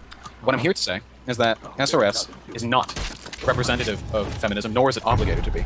We do not exist to give an introductionary course to feminism. It is our opponents, in fact, the people who dislike us, whether because of our ideology or because of our style, who have made us popular and representative and have made us hate. And we refuse to change what we are to cater to their expectations of us. It's unfortunate that so many people will get an introductory course to feminism from a radical circle jerk subreddit, but unfortunately that's how it pandered out, and we certainly aren't going to change our policies simply because of the wherewithals of chance and fortune and fate. We'll do no such thing. And I'm sure you agree with that. Obviously, you have no moral right to obligate us to change how we are. But I can understand where you're coming from, that by doing so, we risk alienating some people who are on the fence about the issues, right? Yeah. Of course. So would you like some time to say anything? This is actually Vaush arguing against the concept of good optics here. This is probably a take that Vaush wouldn't, at the very least, wouldn't fully agree with now. Probably wholeheartedly disagrees with now. I don't want to be accused of manhandling the discussion, because, of course, that would be patriarchal as fuck. No, I think we're just being really broad right now. Weren't you, you were talking to that SO guy or whatever? Yes, he's not... I didn't enjoy speaking with him. But yes, whatever. Right now, we're just like a really broad summary of everything, and I kind of agree. Like, do you want to talk about something like, in particular and specific? Oh, of course. Is there anything that SO3 said in particular that you'd like to discuss? Obviously, he said a lot about how we're the bigots, or we're sexist towards men, or racist towards whites, or whatever. Do you hold any of those sentiments? If so, I'd be more than happy to clarify them. I do feel like there's a huge and undeniable reverse, I guess you would call it a reverse privilege vibe. But I think it's kind of gross. I think it's really gross, and it's really damaging, and even... I can't really say hypocritical because the way you guys explain it, it kind of makes sense, but I don't know. I don't like the way that you guys hijack certain words to make them mean new things when most people don't see things that way, and then you expect most people to instantly understand. For instance, racism. Like, everybody understands what racism is, but in SRS, racism isn't just discriminating based on race. Racism is when a class in power... Well, not even structural, but just when a class who has power over a minority group is somehow racist towards them, you know? Yeah, one of the ways it can be structural, but it can be other ways too, but, you know, like, things like that, like, are kind of... So this is clearly... I assume Destiny now believes in systemic racism. This would have been before he believed in that, clearly. When you come onto public forums and you're like, well, black people can't be racist against white people, in the sense of what you're talking about, no, they can't really, except for, like, in some very rare circumstances. I've never actually accepted SRS's policy in those words, but of course I'm defending them, so you can say what you like. Yeah, no, I know. I'm just saying that, like, you come with some terms that don't really mean that, but then you guys, like, pretend that everybody thinks that they mean that, and then, like, you're arguing, like, semantics on forums, and it's like... they're talking so fast. I mean, this is a 3-hour debate. We're going to be here a while if I turn it down, but I could turn it down to 1.2. A total clusterfuck, you know what I mean? Of course, but that's exclusive to SRS. There are other subreddits in the Fempire. And then I know I've said this before, and it doesn't really sound fair, unfortunately, but... The Fempire? Oh my god, does Fempire mean feminist empire? Oh god, it does, doesn't it? It meant that, didn't it? Or the female empire? Oh... Guys, you know what I'm talking about now when I say, like, the left was just asking for Gamergate, right? The left was just asking for it. Yeah, the left wasn't very good at optics online back then. Tumblr and SRS and those other very hated subreddits were more or less the representation the online left had. Xan victim blaming? How is this victim blaming? What? I'm sorry. If the reality of how people viewed the online left back then offends you, then I'm sorry, but that's the reality of it. People thought the online left was cringy because the online left was cringy. I'm sorry, I forgot to add J after that comment. Okay, well, sorry for going off on you, Gail M. I love you. It's okay. I'm hugging you through the internet right now. I love all of you. SRS is by far your most vocal subreddit. 95% of people don't even know. By the way, if you want me to react to the rest of this thing in a Shadow the Hedgehog onesie, feel free to donate, subscribe, gift a sub, support me in any financial way you like on my website, xanderhal.com/live, or over on YouTube, Twitch, Streamlabs, Stream Elements, or through Patreon. Helps a lot, and if we hit $300 in the dono goal, then I will put on a Shadow the Hedgehog onesie. It's pretty dope. We're at $25 out of 300 so far. What the Fempire is, they just know what SRS is. Yeah. So I mean, like, that's kind of something we have to deal with. We have two problems with catering to the expectation of us to be a more accepting node of feminism. Our first problem I've already listed, the fact that we are unwilling to change due to the demands or expectations of people that we consider to be bigots, and we do consider them to be bigots. The second problem is that there's nothing that we could do to make them not dislike us. I say that with the greatest of sincerity, because there are so many misconceptions flying around about feminism that you could take, like the most innocuous, harmless subreddit and demonize it. And in fact, I've seen this very such thing done. It's not our style that they dislike, it's feminism. It genuinely is. There's no other explanation for the disproportionate amount of hate. It's half and half. They dislike feminism because of the style, and thus, once they dislike feminism because it is feminism. At a certain point, enough of what they've seen to them internally justifies a biased stereotype that informs their political positions. Unfortunately, that is what it is. For a lot of people back then, they were inundated with all these fucking stereotypes and videos of crazy SJWs, crazy feminists, whatever. And after a while, that stereotype is going to become what you think of feminism as. And I'm sorry, but no reasonable person, if that is what they think feminism is, that's what is wrong. Not like if any reasonable person who believes that probably doesn't want to be part of a movement that they think of in that way. I'm itching to play Rust, but haven't been accepted to the channel in the Discord yet. When abstract, I'll take care of it after stream. I'll definitely be doing Rust tonight. Don't worry. That we get, because our atheism's a circle jerk, and it's damaging towards the cause of atheism, I think, to make us seem like a legitimate group of practitioners who just don't believe in God and don't give a fuck and YOLO 420 swag blaze it faggot. Yeah. Whoa! That was a little bit of homophobia in there. Yeah, I'm sorry. Like I said, I'm not too It's okay, Vaush is gay. good at it. I can't do that. That's bad. This gun is the worst accuracy in the fucking universe, man. Okay. This is 2012, okay? You could just drop slurs on the internet, okay? This was like a time online when, like, you didn't get shit for dropping the N-word or anything on the internet. Like, it just wasn't... You didn't get... It, like, I mean, if you were in, like, a certain community, you would, but, like, nobody got canceled for saying slurs back in 2012. It just wasn't a thing that happened. So, I'm sorry. So, you mentioned that like, earlier, actors and did. that, Like, celebrities did. Which point? You compared yourselves to our atheism. So... A better time? Honestly? Wasn't it, though? Like, I think about it now, and it's like... You know what? A pillow should be able to say the N-word. Why not? I wish we could go back to those times. 1728 here? 1728. This is, this is 2012. This was December 26, 2012, yeah. What are the numbers? What are you doing here? I'm confused. I do not miss everybody says slurs all the time, internet. Yeah, I don't like that everybody said slurs all the time. I just like that the internet was lax enough that you could. I didn't like that they did. I just kind of liked that, like, it was one of those things, like, you saw it and you went on with your day, and it didn't usually get... There was a time when I feel like dropping slurs on the internet was less common because doing it wouldn't garner so much attention. So, like, it wasn't that common. It, like, basically just came up in arguments to try to provoke a response from people, and if that didn't work, then it just kind of fizzled out. But now it's like... Using slurs as a conservative is a demonstration of your political ideology, and it's like it's a virtue signal. Using slurs for conservatives, like racial slurs towards like marginalized people, slurs towards like sexual and like gender identity or gender identity minorities, like that is a virtue signal for them to say those slurs.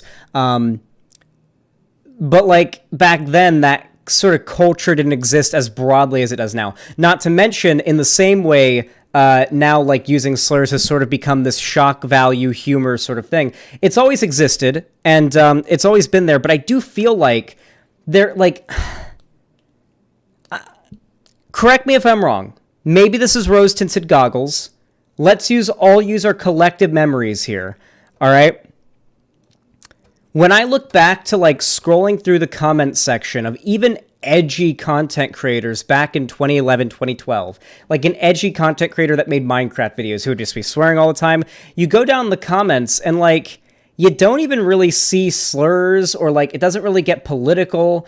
And it's like, it's all related to the videos. It's all like wholesome, funny stuff is what I remember. Even if I go back to those videos and scroll through the comments back then, very rarely did you see it get political or even hateful on any level. Like bringing up politics at all was sort of seen as like as a bad thing to do. You just kind of like kept it neutral, right? You didn't go too far in any direction or the other. You kept this completely centrist, completely like non... like political, at least on the surface, sort of the facade was what the internet was like back then, at least in the communities that I was in. But nowadays, even if you go into like a Dream videos comment section or a Captain Sparkles videos comment section or something, you don't have to scroll that far to find something about Trump, something about Biden, something about PC culture and cancel culture, something about the modern day political culture war. The same thing has been the case since Gamergate, I feel like. I don't know. I go like in the most innocuous non-political content it comes up because that's the current meta. Exactly. All I'm saying right now is that this was before the time in which the right had managed to manufacture a sort of an industry around virtue, constantly, obsessively virtue signaling how far right you are and how much you hate trans people, how much you're against CRT and whatever, right? Like, I'm just saying it was like before the right had really picked up on the internet, you know? Thank you for the donos, guys. I will obviously be reading out all of these donos at the end of the stream, as usual. I think I said this in chat. So our atheism is bad because they're kind of like elitist as fuck when it comes to religion, and if you're religious, like you're a total fucking idiot. And sorry, not the end of the stream, the end of the segment. Everybody who's not religious is a total fucking idiot, and blah blah blah, and then like circle jerk about how cool it is to be an atheist. But like that's it. But like that's it. Like that's what our atheism is. They get a lot of heat over on all of Reddit because of it. You know, like like what do we do? What do we do? You guys maliciously invade and brigade subreddits, and then everybody that disagrees with you is the worst possible hyperbole of whatever ideology also contains the word that they used. For example, if somebody in a thread said something like, sometimes my girl's really not in the mood, but like if I part her enough, she'll eventually will have sex when she's sleeping. You are a rapist, and then they like get fucking 4 million downvotes and like all of your.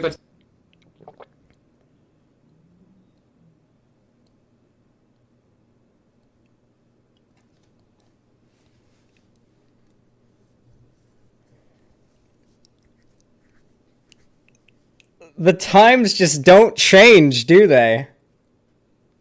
The times just don't change. He is consistent. Destiny and Vaush are now 1-1 for their consistency here, okay? 1-1 for their consistency while she's sleeping. Let's re-listen to that, because let me slow it down and re-listen to it, okay? Hold on, let's get that. Yeah, you're only allowed to fuck your girlfriend while she's sleeping if right before she went to sleep she was like, yeah, you can wake me up by fucking me. And then if she says stop, I'm trying to sleep more, then you stop. The demands or expectations of people that we consider to be bigots, and we do consider them to be bigots. The second problem is that there's nothing that we could do to make them not dislike us. I say that with the greatest of sincerity, because there are so many misconceptions flying around about feminism that you could take like the most innocuous, harmless subreddit and demonize it. And in fact, I've seen this very such thing done. It's fed that we get, because I think, to make us seem like a legitimate group of Whoa! This gun is the worst. I'm sorry. So you mentioned that yourselves to our atheism. So I think I said this in chat. So our atheism. Sorry, with long videos like this, clicking and like eyeballing the timeline to rewind and fast forward is very bad to do. I'm just gonna stick to the arrow buttons for fast forwarding and rewinding from now on. Atheism is bad because they're kind of like elitist as fuck when it comes to religion, and if you're religious, like you're a total fucking idiot, and everybody who's not religious is a total fucking idiot, and blah blah blah, and then like circle jerk about how cool it is to be an atheist. But like that's it. But like that's it. Like that's what our atheism is. They get a lot of heat over on all of Reddit because of it. You know, like what do we do? What do we do? You guys maliciously invade and brigade subreddits, and then everybody that disagrees with you is the worst possible hyperbole of whatever ideology also contains the word that they used. For example, if somebody in a thread said something like, sometimes my girl's really not in the mood, but like if I part her enough, she'll eventually will have sex when she's sleeping. You are a rapist, and then they like get fucking 4 million downvotes, and like all of your threads come in, and like. Okay, so my understanding of what he said there was, a guy will post, sometimes my girlfriend's like tired and sleeping and she doesn't want to have sex, but if I prod her enough, then she'll let me have sex with her while she's sleeping. and then everybody will say, "Oh, you're a fucking rapist." So that is an example of a gamer move, okay? And by gamer move, I mean a pushing of the boundaries of consent, to say the least. I think we should all be at a certain level of agreement that if you ask anybody, like if you make like sexual approaches to somebody and they say no, like they said, no, I don't want to, like that should be the end of it. Like, I don't know about you, but like I feel like every consent lesson I've ever been taught has always been like, no means no, end of story, period.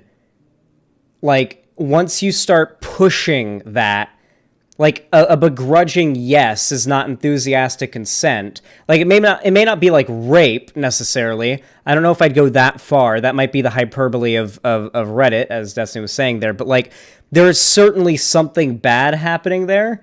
And the person who posted that proudly, I guess in the example that Destiny's using here, assuming it's a real one, is basically just proudly admitting that, yeah, I don't give a shit about my girlfriend's consent. I'll just badger her until she's finally like so annoyed by me, she'll finally let me have sex with her. Like, yeah, I'm fine. I will proudly, like, that guy deserves to get shit for that, okay? I'm torn between whether or not I think Destiny would agree with this take today, or if he would stand by it. If he'd stand by it or abandon it. And if he'd abandon it, it's interesting, like, how there are a lot of similarities between this and how quickly Destiny jumped to attacking that woman who'd, like, just randomly tweeted out about being stealth. And, like, Destiny just decided to hop on board and, like, shit talk this random woman for really no reason. Like, not really. There's not really any, like, justification you could really bring up. Like, it's coercion. You're coercing somebody. It may not be like grooming someone or anything. We're talking about like a girlfriend here, but like you're definitely pushing someone's bounds of consent, and it's unhealthy. If your partner says, no, I don't want to have sex right now, you should respect your partner enough to know that means no sex right now. Go away or do something else and maybe ask later. But like, you don't say, please, please, please, like, you don't do that. No, you don't do that. The rape sniffer dog and human decency come in and have we met before, blah, blah, and then upvotes from your subreddit, and then if they go to post in your subreddit, banned, we don't need your rape apology, and it's like, what the fuck? I can that kind of explain. shit is, no, but there is no good explanation. Like, I understand. There is. No, there's not. Yes, that, like, there like, is. that is like 15,000 levels above what every other circle jerk on Reddit does. It's Not even so much. It is so much greater than any other circle jerk on Reddit. But okay, go ahead, explain. All right, I'll do my best. Okay. So, I'm never brigade. Jesus Christ, Destiny's lefty arc does sound a lot like when he was a libertarian. Good lord, I understand why people say that. I've upvoted and downvoted. Everybody upvotes and downvotes. Okay. The problem is with any subreddit that considers itself to be activist informed is that we are inevitably, like unalienably going to take threads that we are linked to, and there will be downvotes. We have our first rules against it, but there is only so much we can do. In fact, the posts Why not just stop linking? You guys used to only link images, but now like you link the actual threads. I think that would be like a great way to stop. Because usually when we link threads, also the comment threads, the child threads, the child comments and parent comments are also equally disgusting. Now sometimes we have things called our effort posts where we don't actually link to a thread, we just collect a bunch of even in the effort posts, there are still links. There's direct links to all of the comments. There are Yes, this is the original Destiny Vaush debate, the very first Vaush debate available on the internet. We are reviewing it to resurrect Vaush from his JPEG form. If we complete the entire debate, then he will return. It's the only way. links, but are we obligated not to have those links? Again, you're talking about changing our style, quote unquote. It's not really. No, it's not really the style. It's more of the. It's like a 100% chance of brigading. Like you can't. It would be like me making a website where I really hate the way that some people look, and then like I link their home address to every single picture I post. Except that can be dangerous and harmful to that Well, yeah. person. I'm sorry. And So we like have never taken those steps. comparing the home address to the karma is really stupid. But what I'm saying is like it's really obvious what's going to happen when you link the home address. Like obviously people are going to try to harass me, like et cetera, et cetera. When you guys link posts, it's really obvious what's going to happen. Destiny wants to protect people's Reddit karma. For those that don't know, if you like make a post, let's say you post, here's a picture of a cute puppy, and you get 100 upvotes on it, right? that puts your account as having 100 karma. Then if you decide to post, I think feminism is good, and you get 200 downvotes, you now have negative 100 karma, I believe. I believe it goes into the negative. At the very least, you go down to 0. And I believe you can, I don't know if you could back then. Now you can certainly exchange karma for stuff, but I believe back then it was just Reddit bragging rights. So I find it, I do think it's pretty funny that Destiny is like, we got to protect these random dudes' Twitter or Reddit karma. It's not 1-to-1. Oh, it isn't? Karma and upvotes aren't 1-to-1? I thought they were. Interesting. Maybe like a certain amount of karma equals or a certain amount of upvotes equals 1 karma. Happen. You guys are gonna go on brigade, and everybody's got their alternate accounts. Good. Good. I don't look. Now, I know this how it may works. sound radical and herp derp big Reddit's brother. weird. I genuinely don't care about the internet points of the bigots that we're brigading. Now, we adhere to every Reddit rule concerning brigading. We have rules against it. When submissions show screenshots that show that the original poster downvoted the post they're linking, we delete those immediately. We adhere to every official rule that we can. There's only so much we can do, and we aren't willing to quote-unquote castrate ourselves just so we can preserve the notion that we don't brigade, when we will inevitably. But even then, I'm not defending brigading, because I don't like whatever. Right. It's just something that happens. Bring me the feminism debate topic. I want to see the feminism stuff. It's just a side fact we do not tolerate. Of course, ism and Phrase. and right. I don't know how I feel about that, because I understand that might happen to some extent, but to another extent, like I said, the brand of feminism that you guys sell is so much more fucking extreme. Like, you were even arguing with my girlfriend in chat later, who's, I wouldn't call her a feminist, but I mean, like, she's a woman, but she has a job, she works on her own, she's educated, like, Yeah, so she's a smart woman. So, like, while maybe there might be mansplaining, whatever, that goes on in those subreddits, I do genuinely believe that there are a lot of minority groups that you might claim to defend that vehemently disagree with a lot of the stuff that you guys say. Of course, but we believe they've internalized their bigotry. I know, and that's like really fucking disgusting that you guys say that. That hurts me. Uncle like when Tom? I hear that. No, because it's you like you've become like your own. First of all, the majority of Oh, he doesn't believe in internalized bigotry here. Oh, that's a spicy meatball. your white cis males. You understand that, right? Okay, I feel like this is actually really good to cover because these are like really like beginning level like woke, like because this is before Destiny was like even a little woke. So these are like really beginning level like misconceptions about the left, and like I feel like we are unironically getting to the point where like the left is gonna have to go back to using the same talking points it used in 2017 to argue against the right, because they're going to be using essentially the same arguments, just kind of repackaged. So internalized bigotry is essentially the idea that there's not like an internal clock or barometer inside of you that like based on your identity determines your political beliefs. There isn't. There just isn't. Like, being born black doesn't mean you're going to grow up to be left-wing or vote Democrat or whatever, right? The reason why certain demographics and certain populations in a given area vote the way they do is due to their life experiences. And everybody has different life experiences, right? So, like, for example, someone who is Hispanic and comes from a very Catholic family who holds very conservative values, is it like I don't know, like a Cuban family or something in like Florida, because they vote very red, despite the fact that Republicans right now push very, very hard, especially against Hispanic immigration, and like from everywhere, basically, despite there's all that racism and everything, a lot of Hispanic people in America still vote Republican, because a lot of their ideals outside of the race and immigration stuff still line up. Your upbringing and the circumstances you're put into are going to lead you to the political beliefs that are most realistically, the most reasonable to you based on what you know.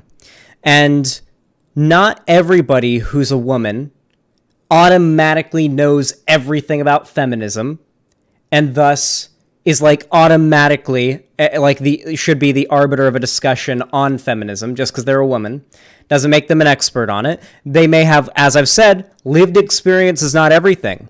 Lived experience doesn't mean shit without actual arguments or truth or data or studies or anything else more substantial and tangible than that to back it up. All that personal anecdote and personal experience does is add a more emotional, personal factor to data or to numbers, right? Like if I say 10,000 children just died of starvation in insert country, you'd be like, oh, that sucks. But then if I played like a video about like the story of one of the children who died of starvation and like what he planned to be when he grows up, and then like a video of him like weak in his bed, like dying of starvation, then you'd be like, fuck, now I want to donate. Like that does a lot. So there is value in that, but you have to have the extra body of evidence behind it to prove there's a broader issue there. And not everybody who's part of a marginalized group is an expert on the oppression that they face, right? Obviously, not every single white person is like a racist white supremacist who's just looking out for no, obviously that's not the case. So clearly there are like black people who can be racist, even like Jesse Lee Peterson. This is before Destiny ever met Jesse Lee Peterson, to be fair. I would have loved, like, imagine just like the Watcher or something from like the MCU or like Marvel, just like beaming Destiny forward in time into the chair, talking to Jesse Lee Peterson and doing that interview. And just imagine how that goes. Yes. Like 57% of your emails in your last thing. When you guys tell somebody else who disagrees with your point of view, oh, I understand why you disagree, minority person, it's because you've internalized the bigotry. Let me go ahead and tell you what you should think. That's like the biggest intellectual fuck you could give to anybody in the universe ever. Like Steven, that we are this, trying to be no, nice. I know you're not. I'm just saying that like you have to be really careful when you say that, because like if I was a minority and I heard something like that, like I would piece the fuck out and never have anything to do with you guys ever, because it's the single most insulting thing you could ever say to somebody ever. That and the special snowflaking are like the most the horribly damaging things. They're the same thing. Yeah.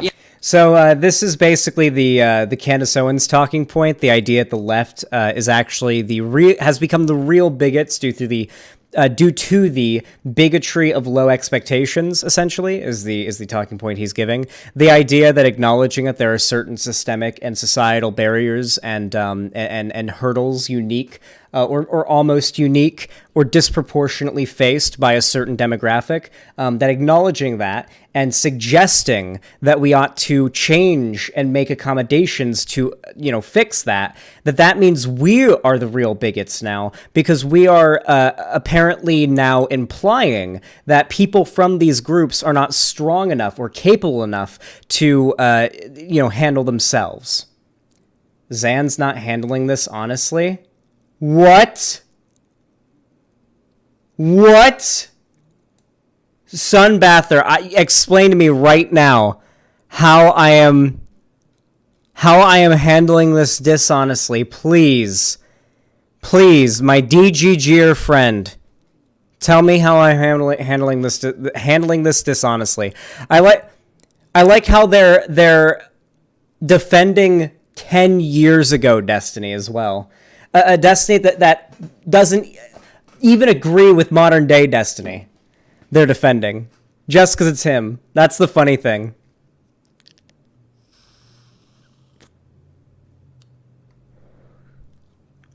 It's not strictly a Candace Owens talking point, and it is true. Oh, you're just stupid. Okay, never mind. Okay, you're not a DGG, you're just stupid. Okay. Let me explain why you're stupid. So for starters, when I say that's the Candace Owens talking point, I expect that you have the social skills required to be able to put together that, like, I don't mean that Candace Owens is the only person who's ever, in the history of the universe, ever used that talking point. No, Candace Owens massively popularized it. As for it being true, like, yeah, in the way that, like, the teacher from Everybody Hates Chris was racist and did the bigotry of low expectations, but like the idea that this is a rampant issue is laughable. Okay, I would take a million lefties whose advocacy is based entirely out of the bigotry of low expectations for marginalized groups. Then I would over a billion people who are like centrists. Okay.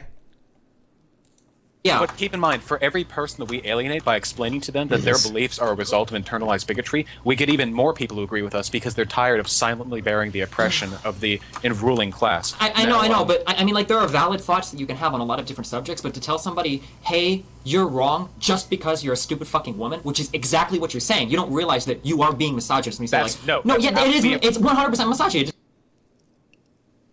Acknowledging that just because somebody is a woman doesn't mean that they are an arbiter of discussions on feminism and thus automatically correct, and you being a man should then cede the conversation over to said woman simply because of her identity is not saying, well, you're a stupid fucking woman. That is not the same thing. It's my take. To tell a woman, like, you're a woman and you're really stupid and you've just internalized the man hate too. No, that's not true. How is it not misogyny? Because okay, patriarchy, Herper. One of the tenets of patriarchy is to promote and spread misogyny. Now, misogyny can't be internalized by men because it's something men do to women. But when women internalize misogyny, what we mean by that is that they have so languished under the cultural oppression. That's a take Vaush probably doesn't agree with now. They have begun to accept their oppression as normal, acceptable, or understandable, and believe women uphold like misogyny, like broader like societal misogyny, toxic masculinity, all these things. Women do have part of the blame in upholding these things, realistically speaking. It's not 100,000,000% just men enforcing these ideas. Like. Everybody does it to each other. Women do it to men do it to women, back and forth, everything, yeah. And like non-binary people get it too and everything, yeah. Believe me, we really do feel for those people. There's nothing worse than that. It's like the Matrix and the people that I think it's possible to be conscious of some of the things that you call oppression, which just are social norms, and still be kind of okay with it without it being like internalized oppression. Like one example I would give is there are women that don't mind staying home and being moms and raising kids. Like obviously to some feminists, like, oh, like women have to work or you should have the option to work or blah blah blah blah blah. But like I hate anecdotal evidence because it's really stupid. But I'll use my mom as an example. Like my mom is somebody who is, I think she's relatively for equal rights and whatnot, like, but she also okay, I'm not even going to argue against Destiny's argument here because the fact that Destiny has now debated his mom on stream about 12 times or something like that, I feel like is an argument enough against what Destiny's about to say. Also says she doesn't mind being a stay-at-home mom. Like, she was in the Air Force, she put in her time in the military and all that, but she doesn't mind being a stay-at-home mom, But, like, some people might say, like, oh, like, you don't mind being a stay-at-home mom, just being a slave to your husband? Oh, it's okay, honey. No, You've just internalized the misogyny. That's an incredible straw man, and that doesn't How is that different from internalized misogyny? Because there is a difference. Okay, give me an example. Okay, I don't use anecdotal evidence. Yeah, I'll good, that's good. I'll explain our beliefs. Okay. Listen, every person, every human being should have the right to determine what they do with their lives. Anybody who doesn't argue that women should have the option to work is inarguably a misogynist, and I have no interest in appealing to them. Now, 100%, I agree with that. Let's talk about women who want to stay at home. Now, look, I have a girlfriend, and you know what my girlfriend wants to do? She wants to conform to traditional gender roles. And you know what I want to do? Conform to traditional gender roles for the most part, because I was raised that way, and I'm comfortable that way, and same with her. But nobody is going to accuse either of us of internalizing misogyny because we look at the culture, we've accepted the problems that each of us face, and then this is a 10-year-old video, god damn it. We've decided that despite that, we will make this choice not because we feel it's Ultimate Destiny. Oh, so cringy. The quote-unquote right thing to do, but because it is our personal choice and what we personally are comfortable with. And that is a standard that we will enforce with anyone, not just ourselves. When we say special snowflake, what we say is that they have absorbed enough misogyny or racism, for example, that they believe that they are not the victims of oppression, or actually more commonly, that they have taken oppressive social norms and decided they are quote-unquote right or normal. The reason why we're so vehement about these people is twofold reasons. One, because of the empathy. Have you ever yelled louder at a partner because you loved him or her? That's sort of the idea. Okay. Because we feel sorry for them, we project that a little bit in our argument. And that's unfortunate, but that's a tenet of what we currently consider to be human nature. The second reason why is because people, and I believe I mentioned this before, people often use these, as we call them, special snowflakes, as beacons for nexi from which they can draw around and justify their own oppression. Girl Rights What is a perfect example. An MRA woman, a frequent YouTube user, very popular with the men's rights activists, in fact was recently mentioned in your chat, has extremely internalized misogyny, to an incredible extent. And because of that, she has tens of thousands of male listeners who have consciously looked at her and decided that because she is okay with how she's being treated, there are no such problems. They're like beacons. They're Yep. He's not wrong here. He ain't wrong.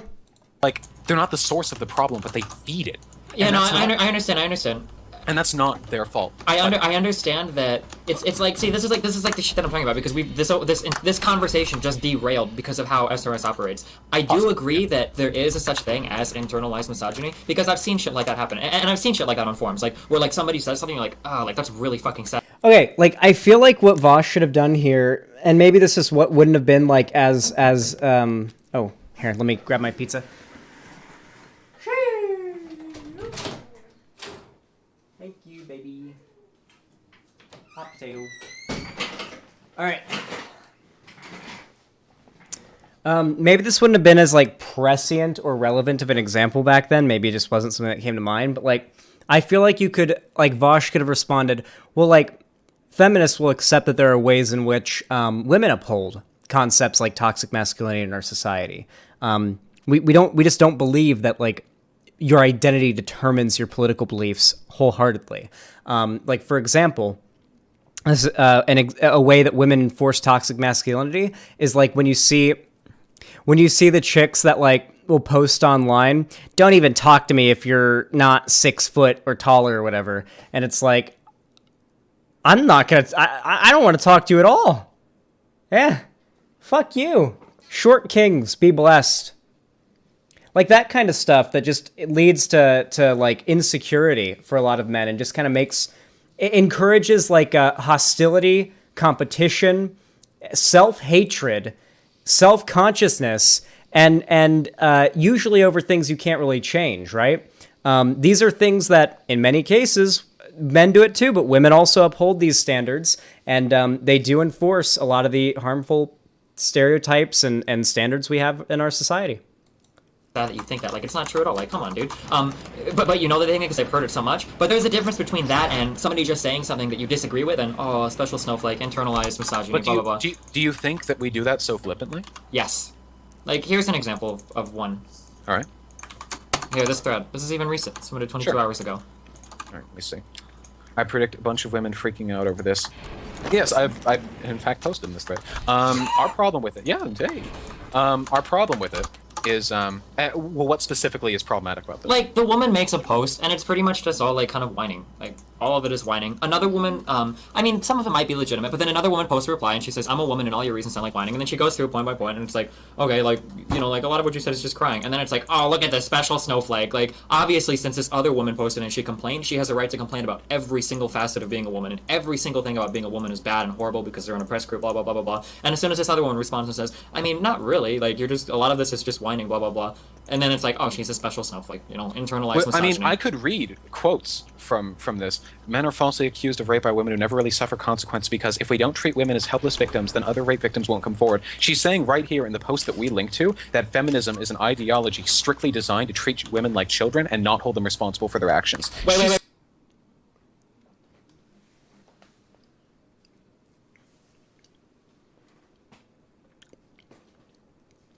Why would a Destiny fan channel upload this? Wait, did she say that quote for quote? Yes, if we don't treat women as helpless victims, then other rape victims won't come forward. That's what she's saying feminism. Okay, says. so that kind of sounds bad, but like That's honestly, really bad. I mean, like I could kind of I can't really like fault her for saying that, because some of the shit that you guys like, the second you talk about any agency on a person at all, it becomes victim blaming. Like that's kind of fucked up. Like here's a problem, okay? A woman goes walking out at night. She goes, Okay, wait, just What? a second. Before you open this can of worms, Okay. I want you to know that I have a friend. I had a Are we going? We're going all the way! We're going all the way! We're going all the way! Oh shit. The stealthing drama goes back 10 years. friend for 4 years who is no longer my friend because of a conversation that started with that sentence. Okay, that's Before cool. you say what you're about to say, Okay. just know that. Well, now. hopefully I don't lose any friends.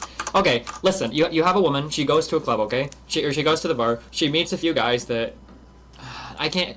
Do you want me to say it? Because I know I'm not sexist. I'll say it for you. She meets a few guys who are obviously... No, what? No, I'm not sexist. No, I don't give a fuck. She meets some guys. She kind of teases them and hangs out a little bit. She tells them that she's going home alone to her danky flat with no security. She tells them the route she's walking. I'm being incredibly, like, this is like a hyperbolic... Absolutely. No, yeah, That's totally okay. hyperbolic example. She's like, I'm gonna walk home alone. I have no protection, blah, blah, blah, blah, blah. She ends up leaving the club. She makes sure everybody knows she's leaving. Two guys follow her and rape her. And then, like, blah. And, like, that's it. Like... When that case goes to court, and then when the Reddit thread goes up about it, there's not a single person in the thread. There might be some, but that actually say she deserved to be raped, and the rapists were in the right for raping her. Like, Actually-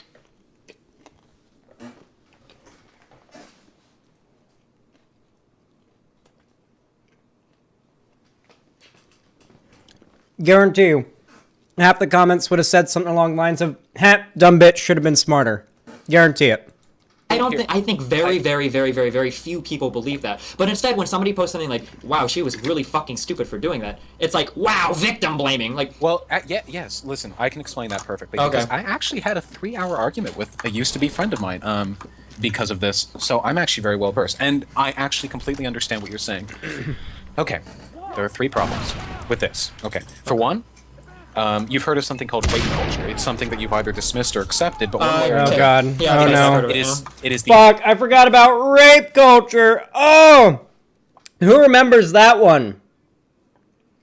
Hypers in chat, if you don't remember rape culture, or if you'd never heard of rape culture. How many little Zoomers do we have in chat who weren't around back in the old day?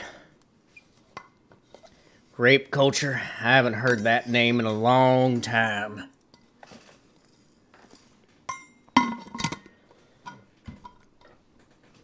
Not in a long time. the attitude where whenever there is an instance of sexual assault, we immediately choose to think, Hey chat, who remembers this? We don't live in a rape culture. Rape is literally illegal. We have laws against it.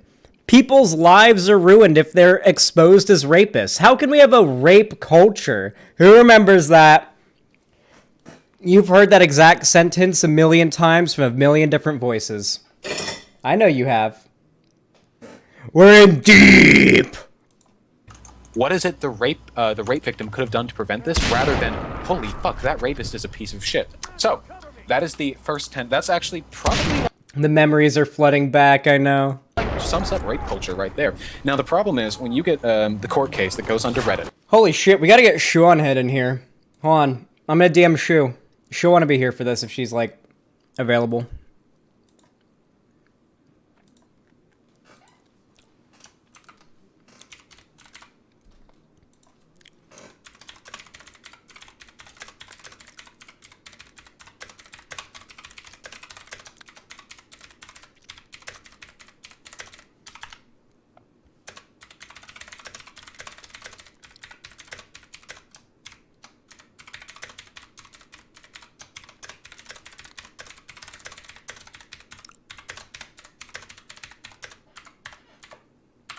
There we go. I'm posting it in the GC so that everybody sees it.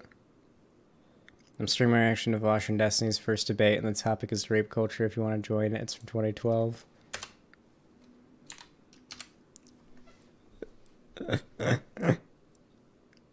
God, I hope Sean Head comes to the stream because it would be hilarious.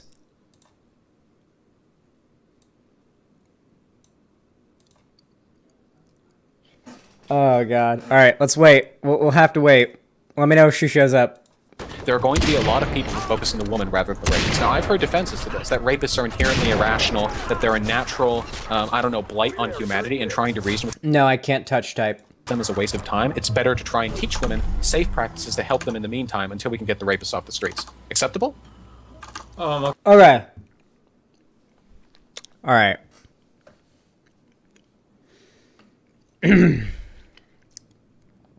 I'm not going to name any names. I don't know why I started with that, not like you. But, like, I have met... I've met, like, women before that... Like, there's no nice way to put it. but like are so careless that if somebody wanted to do something to them, it would be absurdly easy. And like, I would say to them like, hey, you're like very kind of like ditzy and uncautious. Like you like walking down dark alleys in the middle of the night without like a flashlight and no protection and like, and alone and you like leaving your door unlocked and the windows open and your car with the doors unlocked, like, and a sign out front that says, just bought new, jewelry or something. I don't know. Like, I don't know. Just like the most, I'm exaggerating a lot, but like, have you ever met somebody like that who just seems very uncautious about that? And part of you, like, you've got like a split thought here, right? Now, part of you thinks it's really nice that like that there are people out there, especially women, that don't live in constant fear of being sexually assaulted or raped. It's nice that there are so many people out there that get to like live their life and not worry about that. And then there's the other part of my brain that thinks, but it's a real danger, and it's like I almost feel frustrated when I talk to people like that. Like, please be more cautious. I'm worried about you. You need to stop going home like with random dudes you've never met before in the back of their truck, like 4 random dudes you've never met before at parties, like in the back of their truck from the bonfire. Like you're not going to come home one day. I don't know. It's like just not like. Stuff like that would happen, and I knew people like that back when I was in the swim team, and like back when I was, before being a YouTuber, back when I talked to people, and never would I say they deserve it. Never would I say they had it coming. Never would I say that. But I think it is possible. I think it would be wrong for me to say that under no circumstances can you advise somebody who could be a potential victim or who is a victim on how they can prevent that in the future. I don't think that there is no circumstances in which that is appropriate. The problem is there's this like desire that everybody seems to have to be like Captain Hindsight, right? Like, oh, you should have done this. Like someone tells you, fuck, I just blew out my tires on my way to work. Huh, should have brought a spare. Like people just will sort of respond almost instinctively like that, almost as a reflex demonstration of their superiority or something. I don't know why people do that all the time, but it's common. Hey, Shu, we're getting into the good memes here. We're talking about rape culture. But like, yeah, I forgot what I was talking about. I got distracted. That's what the weed does. No, but like I think there's like people feel the need to like be a Captain Hindsight and say like, "Oh yeah, you should have known better."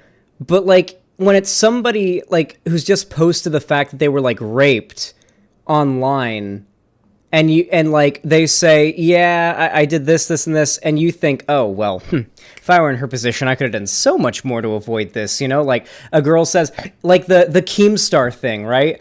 Like how Keemstar was like shitting on that female streamer who got roofied at that Twitch event a while back, and then ended up like in the end he kind of like went back on it, but up until that point he was just trying to like victim blame her. Like at first it was denial that it happened, and then condescending like, oh, you should have known better, then like, oh well, it's not my fault, and then like eventually he just said, oh well, I take the L. Like that kind of behavior. Granted, Keemstar is a very exuberant and exaggerated example because he's like king asshole, but that kind of behavior is common, and I think that is what Vaush was referring to here.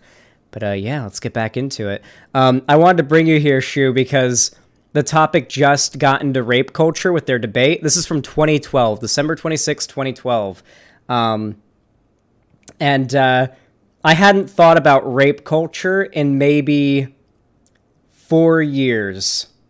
There are people in here that when I said, have you guys heard of rape culture before? They were like, no. And I couldn't believe it. I actually couldn't believe it.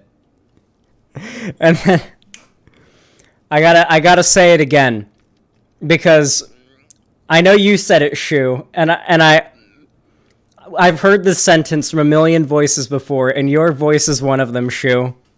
How can we have a rape culture? Rape is literally illegal. If somebody gets exposed as a rapist, their life is ruined. How can you possibly say that we have a rape culture? It takes me back. The memories, they come flowing in. I love these walks down memory lane we've been doing lately, chat. It's been fun. Okay. Unacceptable. The problem with that is that, for one, again, you're assigned when the first thing that you think of when a woman is raped is what could the woman have done to prevent this, and not what was he doing, or she. Girls can rape too, but it's pretty much always men, so whatever.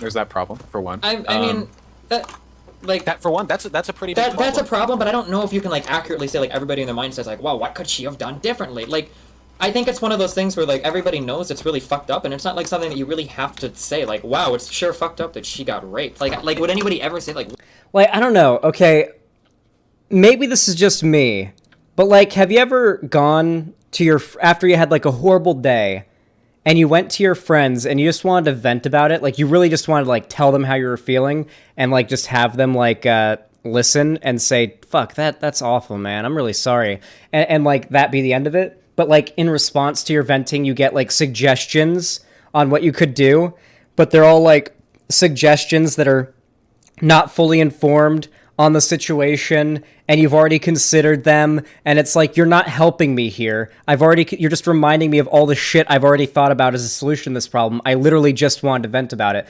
Like it feels like that kind of thing, only way worse, because we're talking about people coming forward admitting they've been raped, and not just venting about having a bad day to their friends in like a group chat or something. I don't know.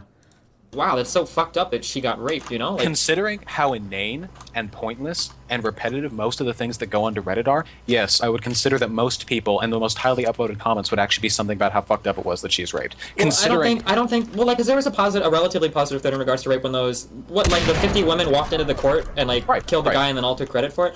I think that one of the biggest problems, and this ends up, this falls under confirmation bias a little bit, is that the only threads that you see going up about rape on Reddit are already, like, really fucking sketchy. Like, there's never a thread that goes from Reddit, like, woman was clearly raped violently by a man, and it was terrible. End of discussion. Like, it's like, woman, like, led a guy on for 6 months, both got drunk at their house, and then she started having sex with them and then kind of said she didn't want to, and then they had sex, and that was it. Like, those kinds of threads are going to foster way more discussions of, you know, who was in the right or wrong than, oh, she got raped and it was terrible, one, you know? that's extreme hyperbole, because usually it's a little bit more black and white than that. And secondly, what you just described is rape, and I have a problem with the language. Led him on. No human being entitles another human being to sex for any reason. Okay, there's a difference between pragmatism and idealism, though, okay? And what you just said is, like, in two totally different worlds. Nobody is entitled to sex ever. Yeah, we understand that. But if you lead somebody on for a long fucking time, like, they're gonna come to expect it. That works the same with guys and girls. Like, yeah, you can look. We all have the right to expect. Okay, leading someone on makes you an asshole. And there's a difference between expecting something and no idealism. There's a difference between expecting something and insisting on having something and acting entitled about it, okay? Like, someone leads a guy on, makes it like seem a lot like she wants to have sex, but then says, no, I don't want to do it. And that's it. The guy didn't do anything wrong there. The girl's an asshole or whatever, but that does not entitle the guy to then say, you fucking bitch! You were supposed to have sex with me! You clearly wanted to have sex with me! Well, how fucking dare you! Like, and to get mad about not having sex. Like, that is, like, baby bitch behavior. Like, it is. You can expect sex to happen, but you cannot pitch a fit when you do not get it. As they say, as you learn when you are in diapers, you get what you get, and you don't pitch a fit, as they say. Maybe that was more of a Southern thing, but yeah. What we want, but that doesn't mean we're entitled to it. No, I can understand, I agree. expect whatever I want. The problem is, fundamentally, the problem with that is that there's something called enthusiastic consent. How many times do I have to hold a door open for a girl before she'll fuck me? Asking for a friend.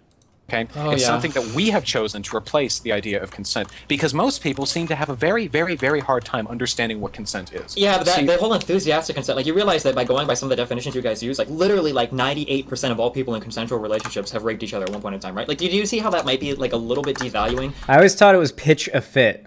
Is that not a term?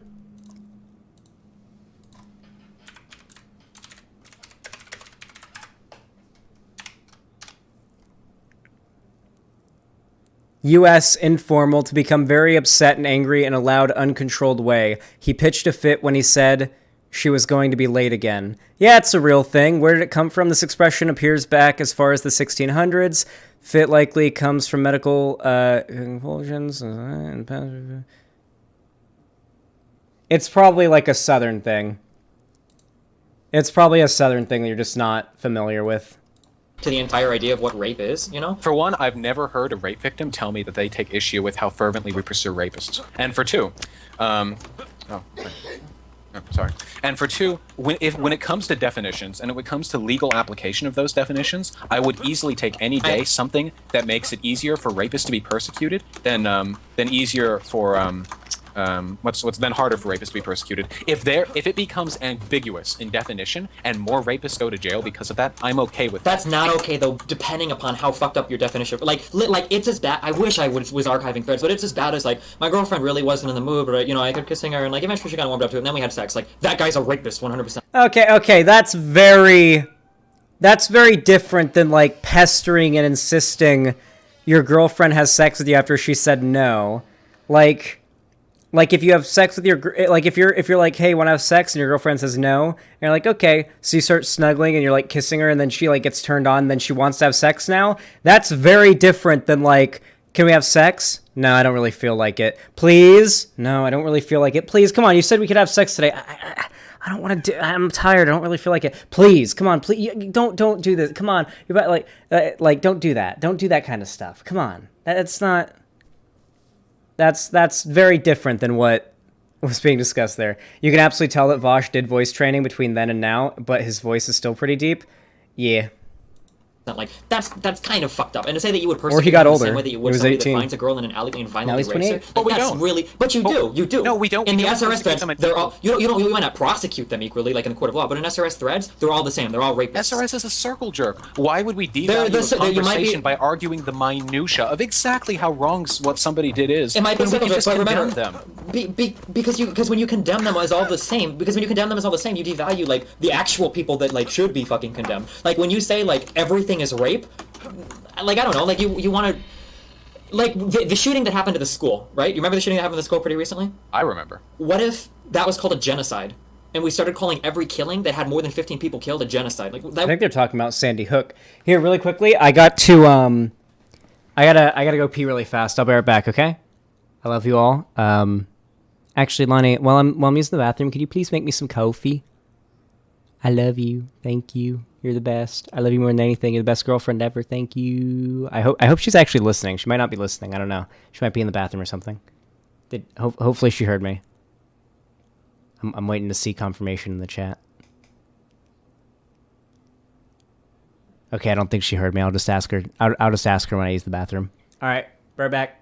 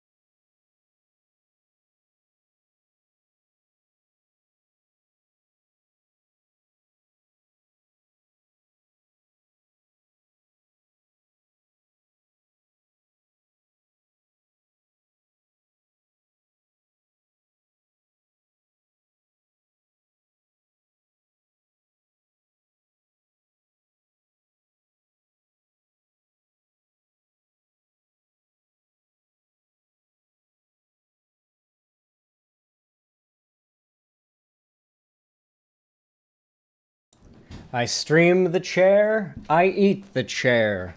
I kill the chair, I am the chair. I was the chair, I eat the chair. I don't know.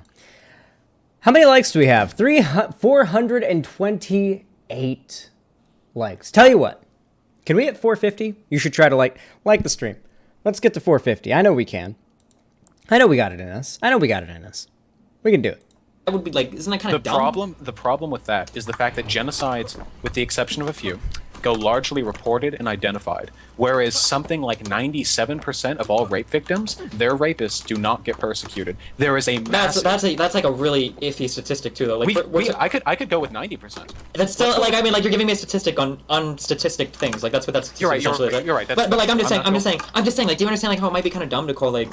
Well, we'll never know how many rapes and sexual assaults go unreported, and there's so many factors that account for what is the threshold for what is considered a rape or a sexual assault, what is considered unreported.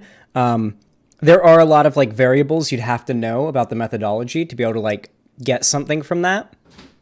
Like, would rape be only penetration? Was the rape that was measured only rape that was like in the UK up until very recently, or still today? I don't even know if that was changed. Legally, rape required penetration. So realistically, a woman raping a man wasn't really, like a cis woman raping a cis man, wasn't really realistically something that could be considered rape, legally. And that was a big issue in the UK, I know. So, like, you do have to consider the methodology for collecting that kind of data and those kind of stats. That is still, like, what was it back in the day? Like, the 1 in 4 women will experience rape or sexual assault in their lives. Was that one big stat that was really common back then? I'm iffy on that stat. Like, that stat may be true if we're considering everything from, like an unwanted advance, like a creepy dude on the bus saying, "Hey, you want to go out with me?" to, like, all the way to, like, full-on, like, rape. Like, I don't know, like, about that 1 in 4 one.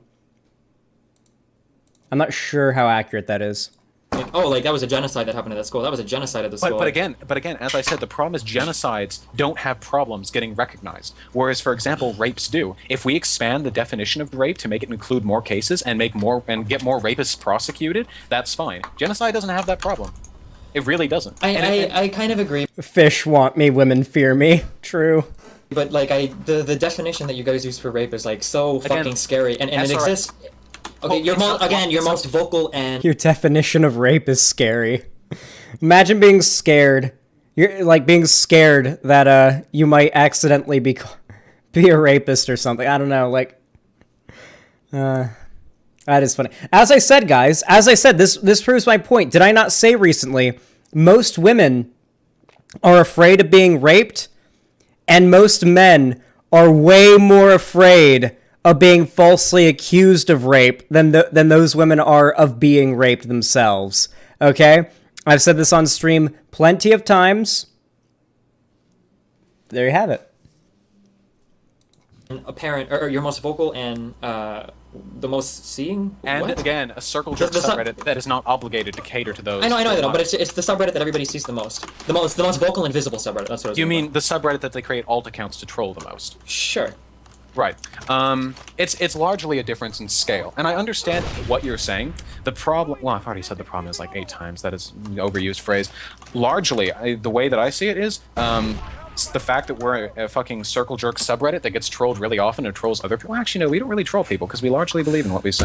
The fact that we get trolled really often, the fact that we're a circle jerk, the fact that the SRS is largely populated by radical feminists means that we can change the definition of. As I said before, SRS stands for Shit Reddit Says, OG SJW Reddit community, for those not caught up. Vaush was a part of it back when he was 18, and he was a cringe boy, and he is not anymore a cringe boy. But this is back when he was. But he was much less cringe than Destiny is here. Rape. To be whatever we want it to be, okay? And not a single person in SRS complains because whoever does gets banned. Okay. And that's the rule of the circle jerk. That's fine, but but you guys leak and brigade and try to discuss it on other parts of Reddit so much that like...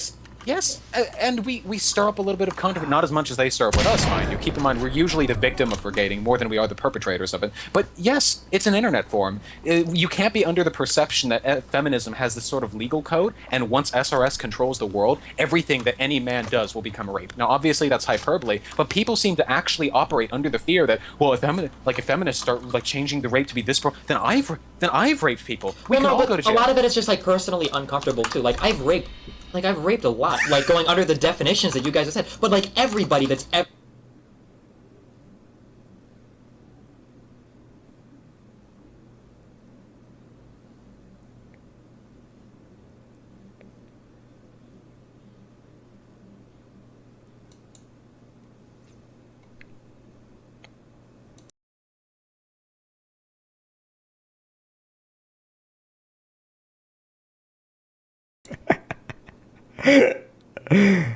Okay. All right. Looking at this here and seeing how defensive he is of people being falsely accused of rape because of how insanely broad the definition is according to these crazy fucking lefties. So he is clearly saying here that part of his concern is that apparently he's raped plenty of times, quote unquote, by that crazy broad lefty definition. And then there's the stealthing drama, where his rhetoric and his defensiveness and whatnot are basically identical to what he's saying here. I mean, the parallels are blaring. And I feel...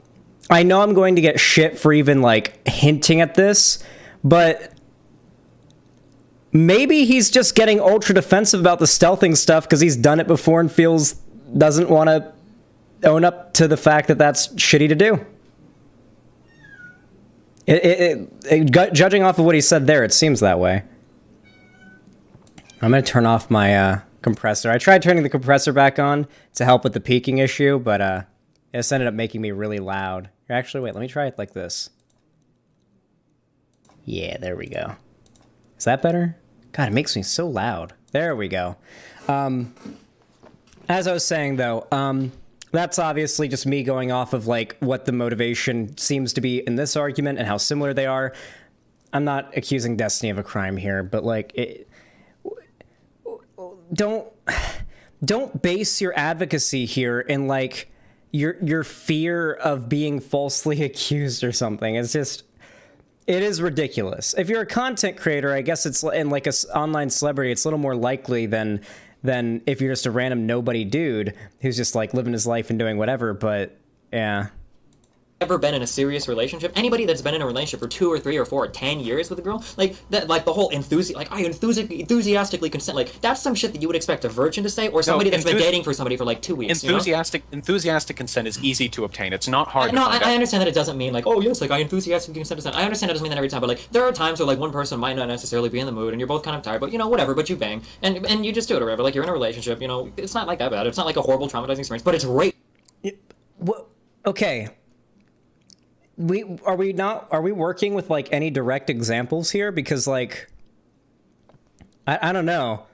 I feel like the parameters of this hypothetical with the girlfriend fucking while tired situation have changed so much. To you guys, and like that's like a really fucked up, like that's really fucked up to say that, you know? Is it more? I need an adult, dude. Can I just say, quick stun lock? Sometimes I'll get like a message in my chat and it'll be some shit like, hey Zan, I'm having a lot of trouble at work with this coworker who's conservative, or with my boss who's like really conservative. He's an asshole. What should I do about it, dude? And I'm like, how old are you? And he's like, oh, I'm 32. I've got a wife and 2 kids and a home and a mortgage. And I'm like,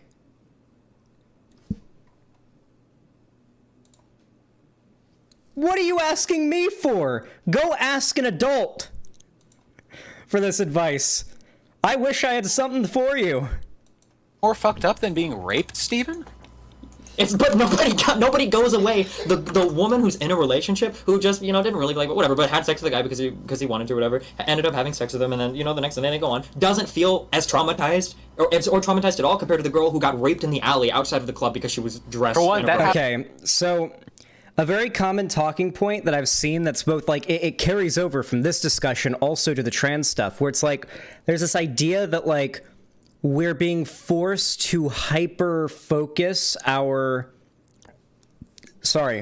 this idea that if we don't hyper-focus our advocacy on certain extreme examples of bad things, then we're suddenly making those extreme examples of bad things not seem as bad.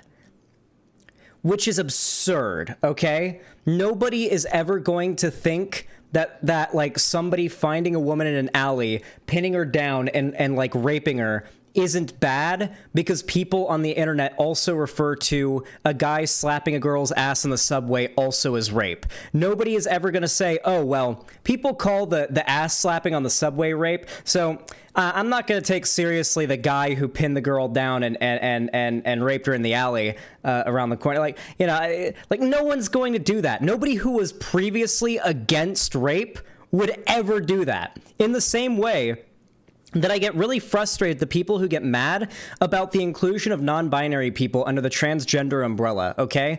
They act as though if non-binary people are included under that umbrella, then suddenly our advocacy for binary trans people is suddenly non-existent now, or that somehow we've muddied the water so much that we've made it seem as though these two groups face the same exact trials and tribulations and have these same exact needs. Nobody is saying that, and yet people still insist that if there isn't a very hard like disconnect between transgender and non-binary, then somehow that is taking away from advocacy for transgender, like binary transgender people. And it's like the same line of logic, and it's so frustrating. Humans are capable of some level of nuance, okay? I don't think very highly of people, to be fair, but I think highly enough of the human race that I think we're capable of, like, being able to recognize that a thing is bad, even if people keep calling that thing the same as a thing that isn't as bad. Happens very rarely, and I feel like it's a little bit disingenuous because what you're suggesting is that we more or less narrow the definition of rape until it only includes things that you aren't capable of doing. No. I'm saying no. criminals. I know every man is a rapist. I understand. No. I'm not talking about narrowing it down to something. Oh, by the way, this is done very commonly with racism as well. The right has done a lot to try to, in the minds of as many people as possible, narrow down the definition of racism. They want it so badly to only ever mean believing that your race is superior to another person's race.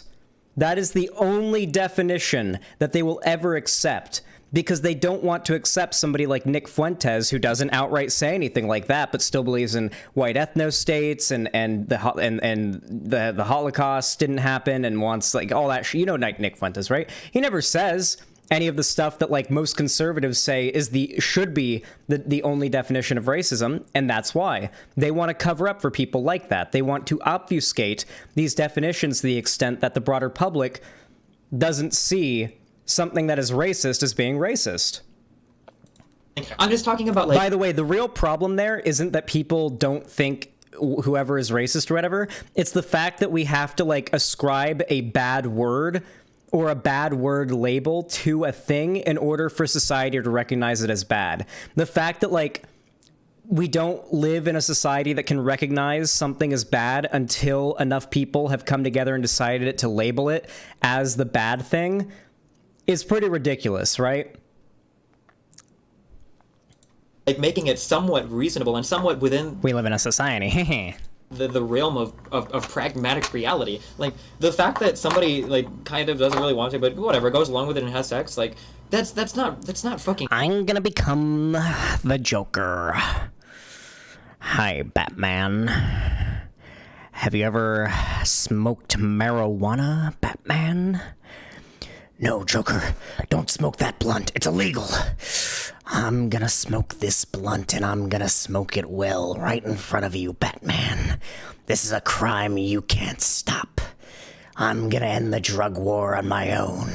No, Joker, the drug war is necessary. Oh, no, it's not, Batman. It's racist. What do you mean, Joker? What do you mean the drug war is right? What is this bit that is this the Joker bread pilling Batman? Is that the bit that I'm doing right now? Should I make this like skit where it's like the Joker captures Batman and starts smoking a blunt in front of him? Batman's like, "You can't do that. That's illegal." And Joker's like, "I'm gonna tell you about the drug war, Batman."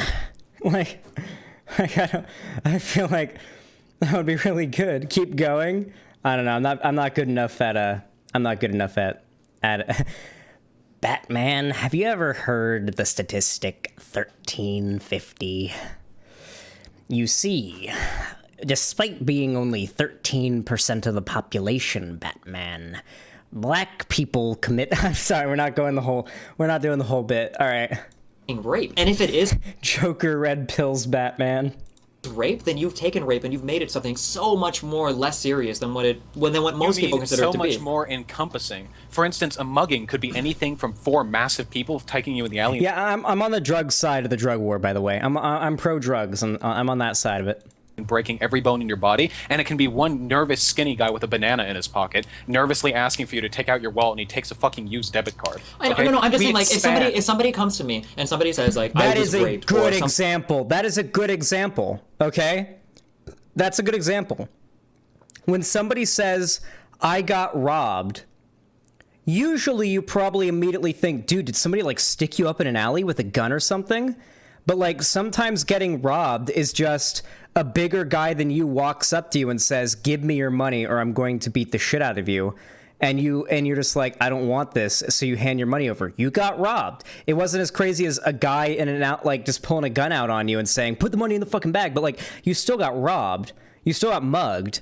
And I don't feel like those two things both being considered a mugging takes away from like the level of severity in the difference between a guy saying, "Give me your money or I'm going to punch you or beat you up," and like a guy pulling out a gun, holding up to you and saying, "Give me your money or I'll shoot." Like, I don't feel like we can already differentiate between the severity of those two things despite them being labeled the same thing. I don't know why it's an issue to do that with rape or with racism or with misogyny or transphobia or homophobia or whatever. I feel like we can talk about these things on a nuanced level despite what they're labeled.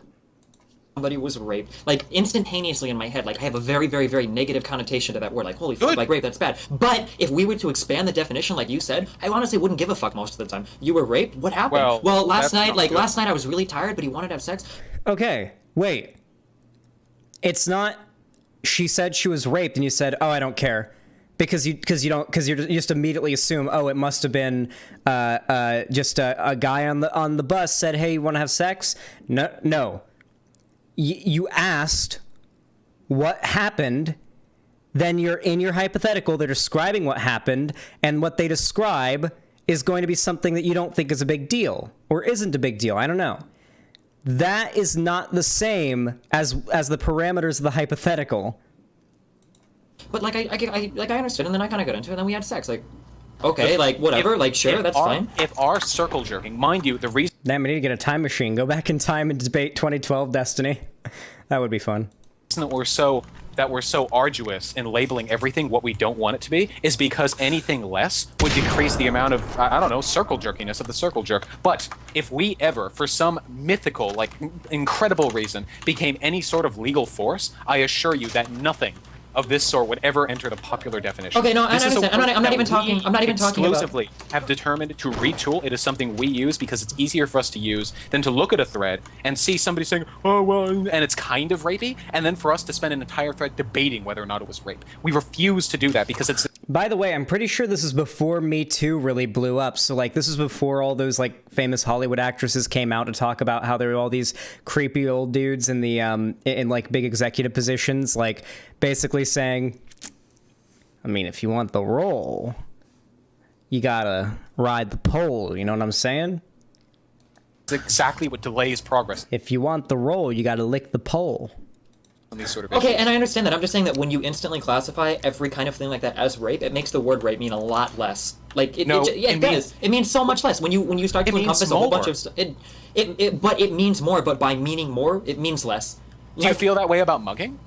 And I think that yeah, was but people have descriptors in front of mugging a lot. Like, some guy got mugged yesterday is a lot different than some guy got violently mugged. Or they would say, like, mugged and assaulted, you know? But that's because rape is a subject that we've largely not treaded on in society. If rape did become more encompassing in definition, we would start having prefixes and suffixes to describe the severity and degree. And they're in the same light, in the same, very same light, in the same way that we can look at a guy, let's say we have a friend, and he kind of mugged a dude, like we had a really fucking desperate friend who's been having meth troubles, and he cornered a dude in the alley, and he's like, shit, man, I've been having trouble, just give me money, and like he's nervous, and he freaks out, and he runs away with $20, okay? And we're like, that was a shitty thing you did, but like, okay, that if we expanded the definition as far as you suppose that we would, and I'm not saying that we would, then we would have ways of clarifying exactly how bad it was, the degree and severity. It would be something like, hey, you did a shitty thing, raping that girl. Look, just come on, don't do it again. Just pay the, just, dude, stop, seriously. And then in the same way, we'd have ways to clarify the kind of people who like viciously beat and rape somebody.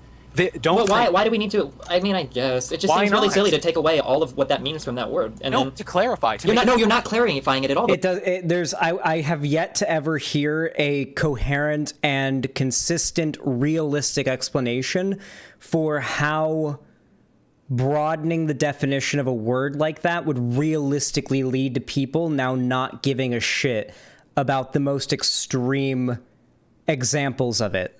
Like, which is what Destiny's describing here as being a problem. Like, I can't imagine how just that change in wording would have that outcome. I can't picture a realistic way of that going in our society. It just doesn't seem, especially not after Me Too or anything. Though you're making it much more muddled. You've made it so that somebody who gets violently sexually abused in an alleyway at night by four, or that girl that got fucking raped by like all the football players and shit, that was fucked up, and that was rape. That word now means the same thing as I had sex with my partner that I've been married to for 20 years last night, and they were kind of tired and didn't want to. Those are the same. Why is that a problem? Why is that a problem? Okay, yeah, how about dying? Here's a word, dying. Okay, getting thrown into a wood chipper is dying. Peacefully passing of natural causes is also dying. And yet these things are both called the same thing. How does our society function? How do we keep from killing ourselves with this dichotomy? With this definition being so broad, we should really have a different definition for when someone dies horribly and when someone dies naturally. The word shouldn't be die. We can't have such a broad word for that, because it could start to make people think that, like, you know, super death. I don't know. Can't include death though. I don't know. It's just ridiculous. It's a ridiculous argument to make. People don't do that. Same word now. Like that was both rape. Like, why would you take away so much from that word? But again, like, what if I made it so that murdering somebody also applied to just like hitting them? Like, yesterday, 52 people were murdered at a school and 20 of them died. Look, why would you do that? Murdering has a strict definition. It's the taking of the life of another human being. If you have a problem with the way we would retool, Well, no, that's not quite the definition. Murder is the taking of the life of another human being without provocation, I believe. Like if you kill somebody, it's not murder. Like, if you kill someone in self-defense, it's not murder. But like murder, not even by a legal definition, I would consider murder to be like murder. You know, like unjustified killing of another. Yeah. rape as a term, then why don't you have a problem with what we've done with the term mugging? Why, and everything changes as you Like, if you want to broadly refer to one person killing another, that's homicide. agree. As we become Because more mugging is progressive- something that's so much less serious, kind of. Okay, I mean, but if mugging is that's a accompanied, different- that's a different scale. if mugging was accompanied with some kind of violent assault, that's always included. Nobody ever just says that guy was mugged when the guy had like 4 bones broken and like he was tortured. He was mugged and violently assaulted. You know, like Then, and if we expand this definition, then people will be saying, well, she was brutally sexually raped, instead of just she was raped. We are not interested in clouding the intellectual integrity of the English language. We are only interested in expanding it so that people who have languished under a silent oppression. Vaush is doing well here.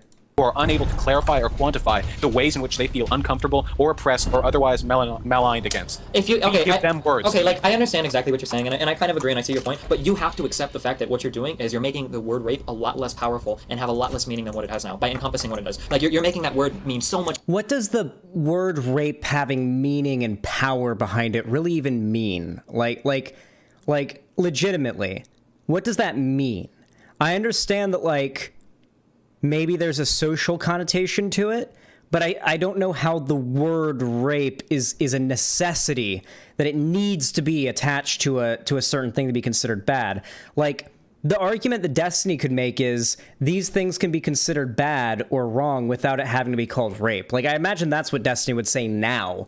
But even then, I don't see how that's even an argument against calling these things rape. The argument that you could just not isn't an argument against doing it. Yeah.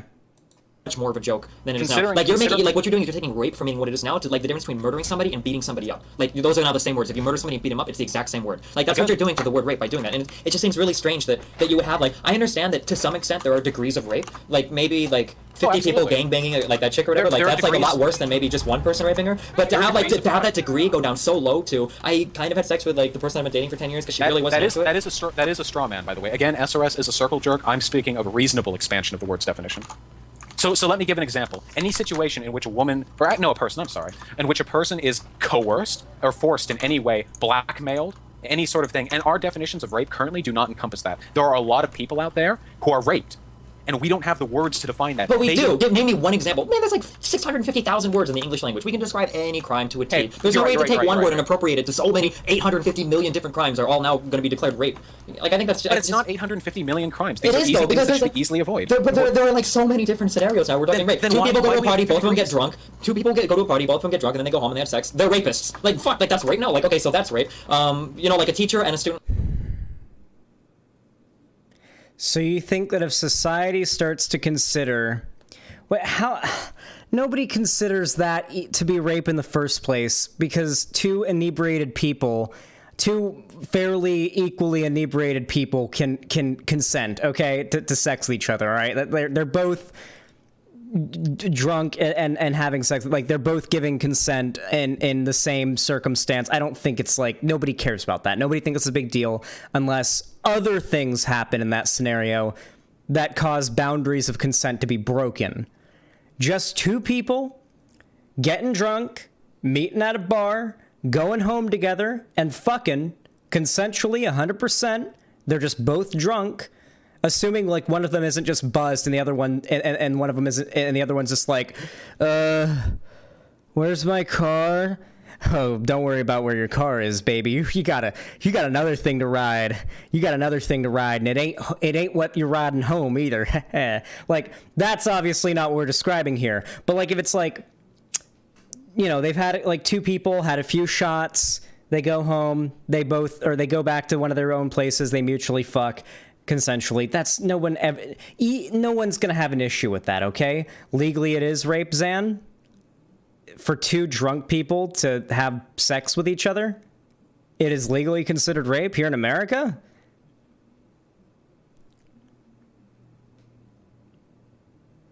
It is for two. Hold on, I need to Google this.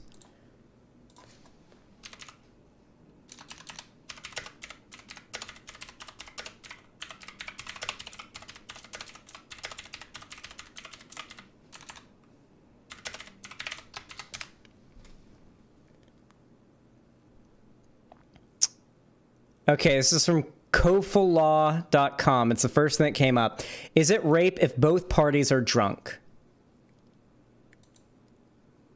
Load. Why is it not loading? Fuck, how about this? If one party is drunk or both parties are drunk, you cannot have consensual what the fuck? Go back. If one party is drunk or both parties are drunk, you cannot have consensual sex, and there is not implied consent in a relationship. This is a quote, though. This isn't a law. Hammer Law Firm. Two young college students meet at a party and play some drinking games together. After a few rounds of beer pong and flip cup, the two become intoxicated. One thing leads to another, and the two drunk college students end up having sex. If both of these individuals were drunk when they agreed to have sexual intercourse, can one claim that the other raped them? Okay. There's a very big difference between one being able to claim the other raped them in hindsight, as in like, holy shit, I got drunk as fuck and I did not want to have sex with that person. I was not like there. Like, that's very different than like, it was consensual, nothing bad happened after the fact. Under the law, if a person's ability to resist or consent to sexual acts is substantially impaired because of a mental or physical condition, and the other person is aware that this impairment affects their ability to resist or consent, then they can be charged for rape if they commit sex acts with the impaired party.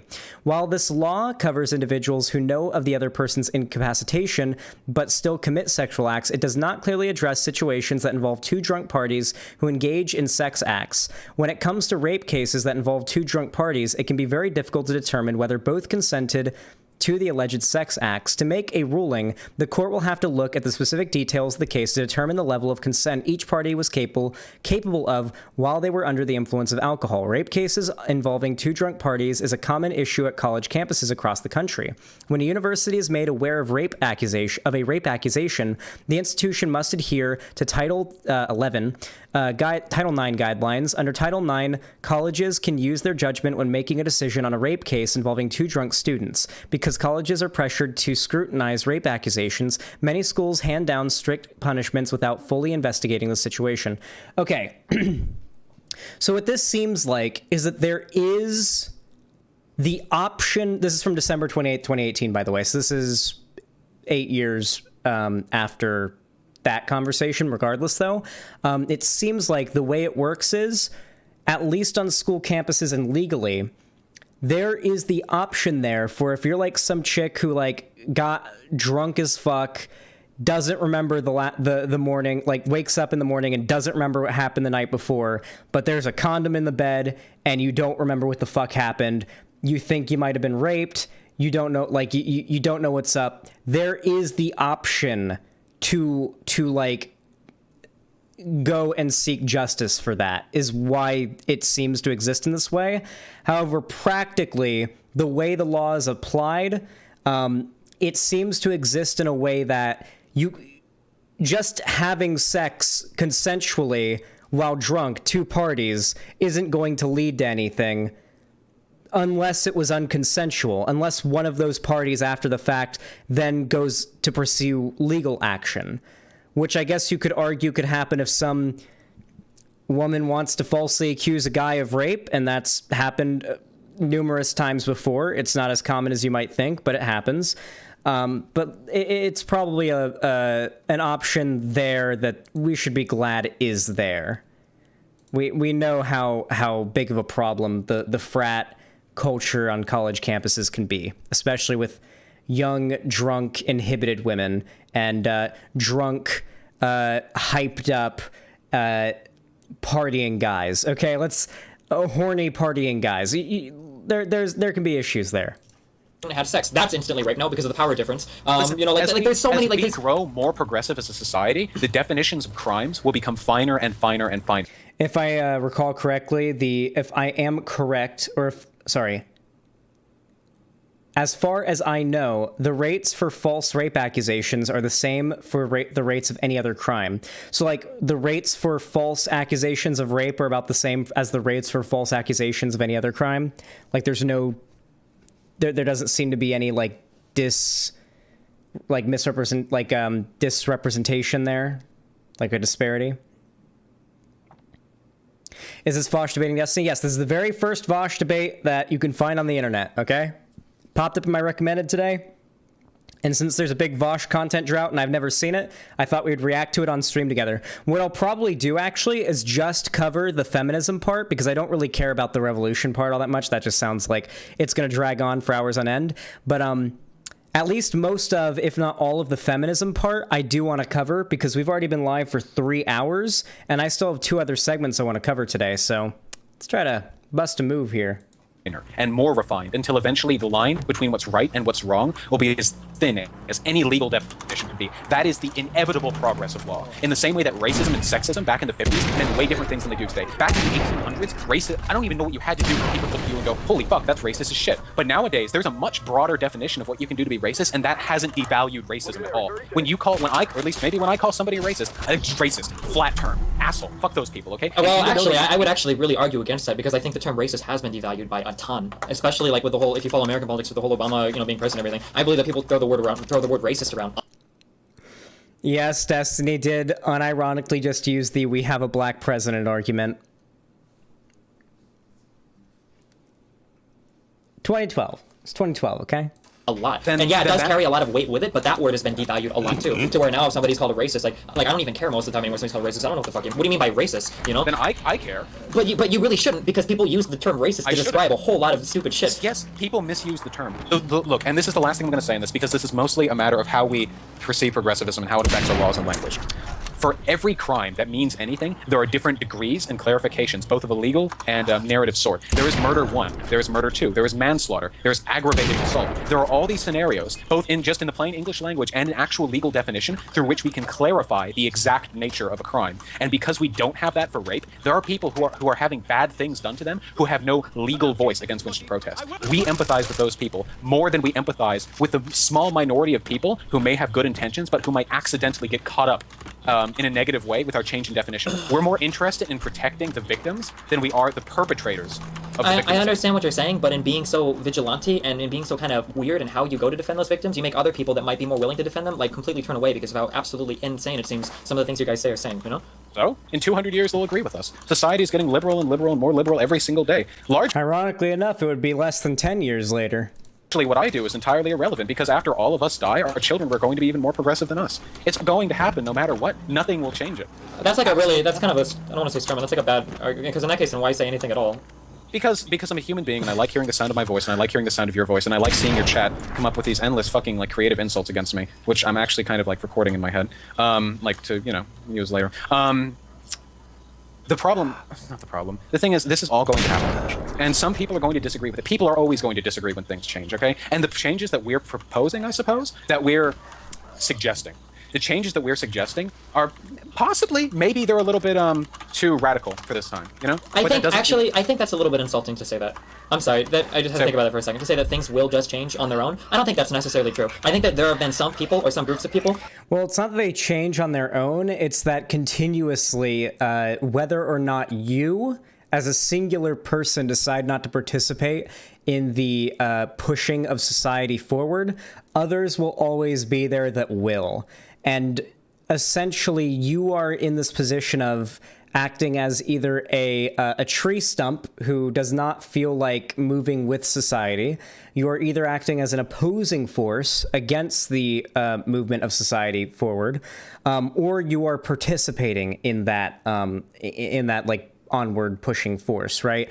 It's not so much society's gonna go anywhere anyway, then why do anything, right? Or I feel like it's not that it's just gonna do it on its own, it's that at the end of the day, regardless of whether or not your individual contribution is going to do all that much in the end, there is still some level of both personal and broader societal good that you can do as an individual with your small contributions alone to, help progress society in some way, right? I mean, I do it by making my videos and talking about what I talk about. I've convinced a lot of people of my beliefs, and I'd say that many of the people that I've convinced went from being in political positions that are just downright fucking awful to being in positions that, most people would probably find at the very least agreeable and an improvement from where they were before. I've gotten countless. I hate talking about this because it feels like braggy, or it feels like a there's a word for it. It's a mix between bragging, humble bragging, and being white saviory, but not even cis saviory.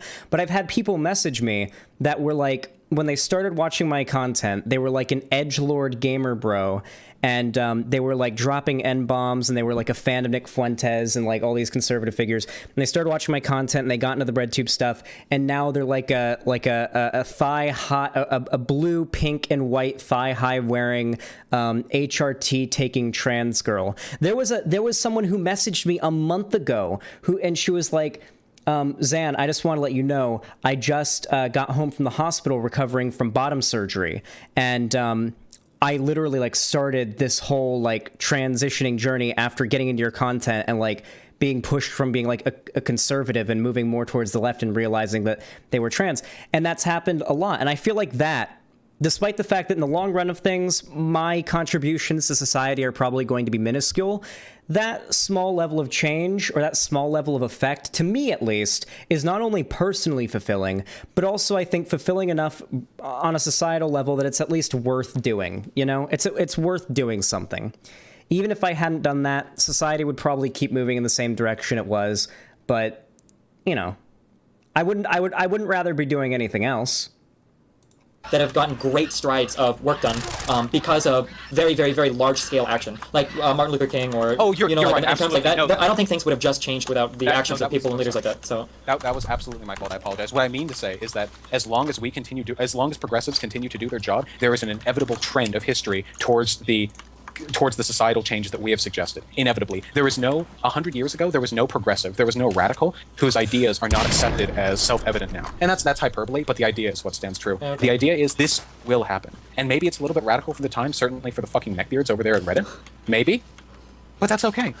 Because we're just doing what we do, and we're a circle jerk, and we aren't interested in softening our message and our beliefs to appeal to people who knee-jerkedly react to these kinds of changes. Now, that is largely a matter of opinion, and I'm not accusing you of intellectual dishonesty for not supporting us in that cause. What I'm more saying is that this particular take is something that I'm sure Vaush would disagree with now. Vaush has probably become much more appreciative of the value of optics at this point. Interest towards a future where there are no longer people who get raped, and there are no longer people who are unable to clarify or define their rape, or any other such thing, sexism, racism, what have you.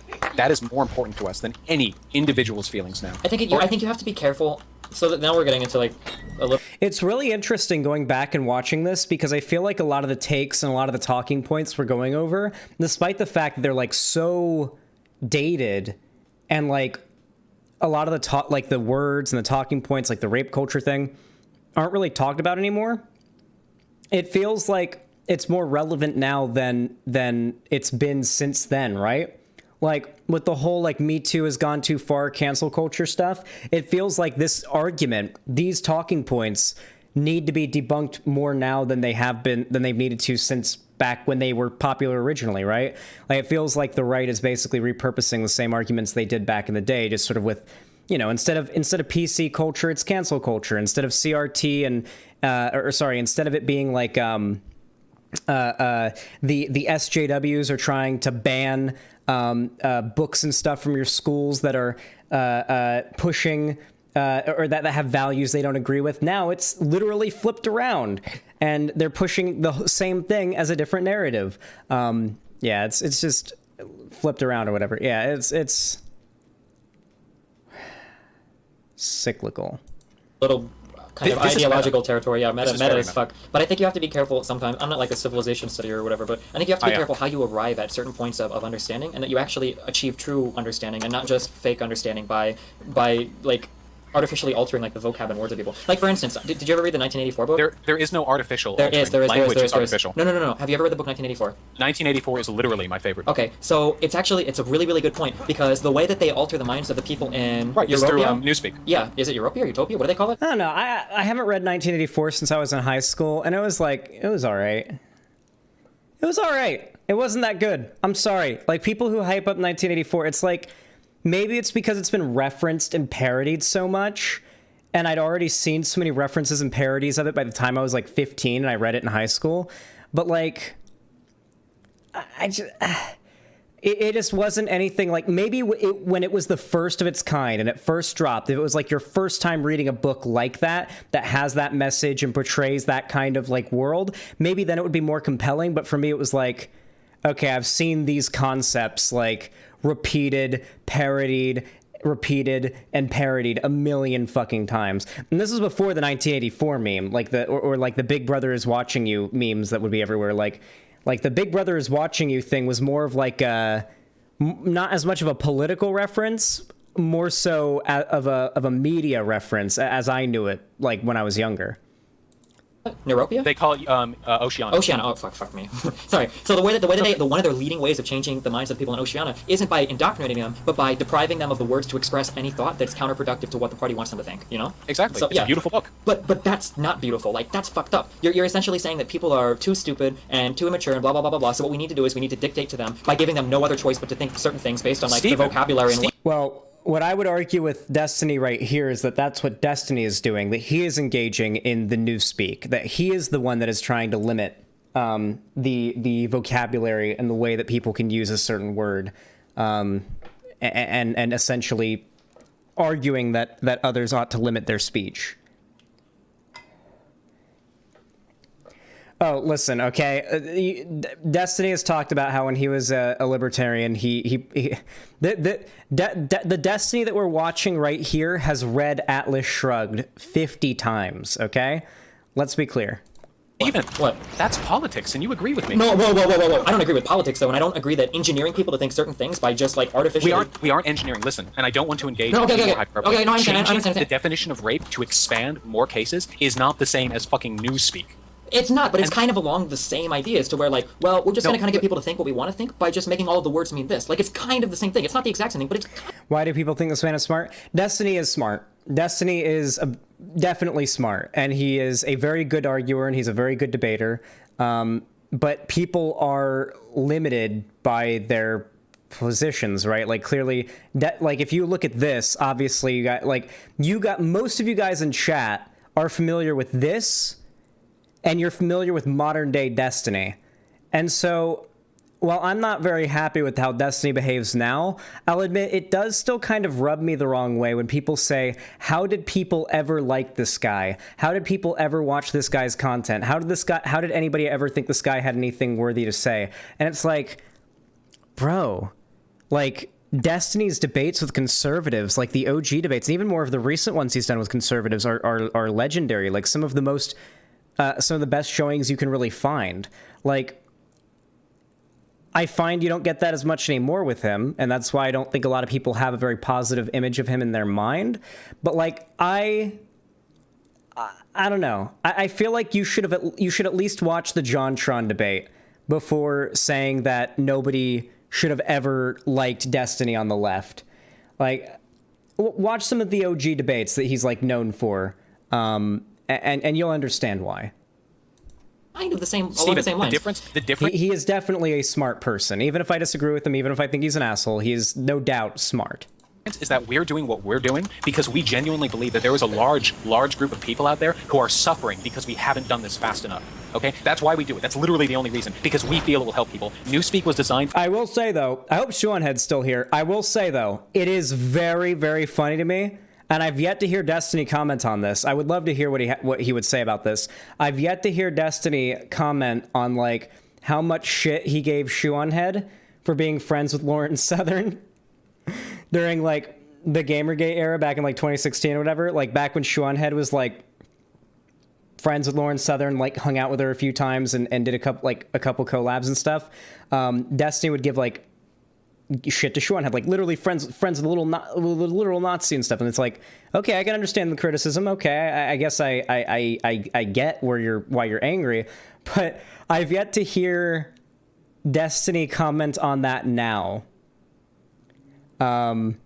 Which would be interesting. I wonder if he'd say, what I'd assume he'd say is, well, I still think Seanhead's a dumb fuck, so whatever. That'd probably be his response.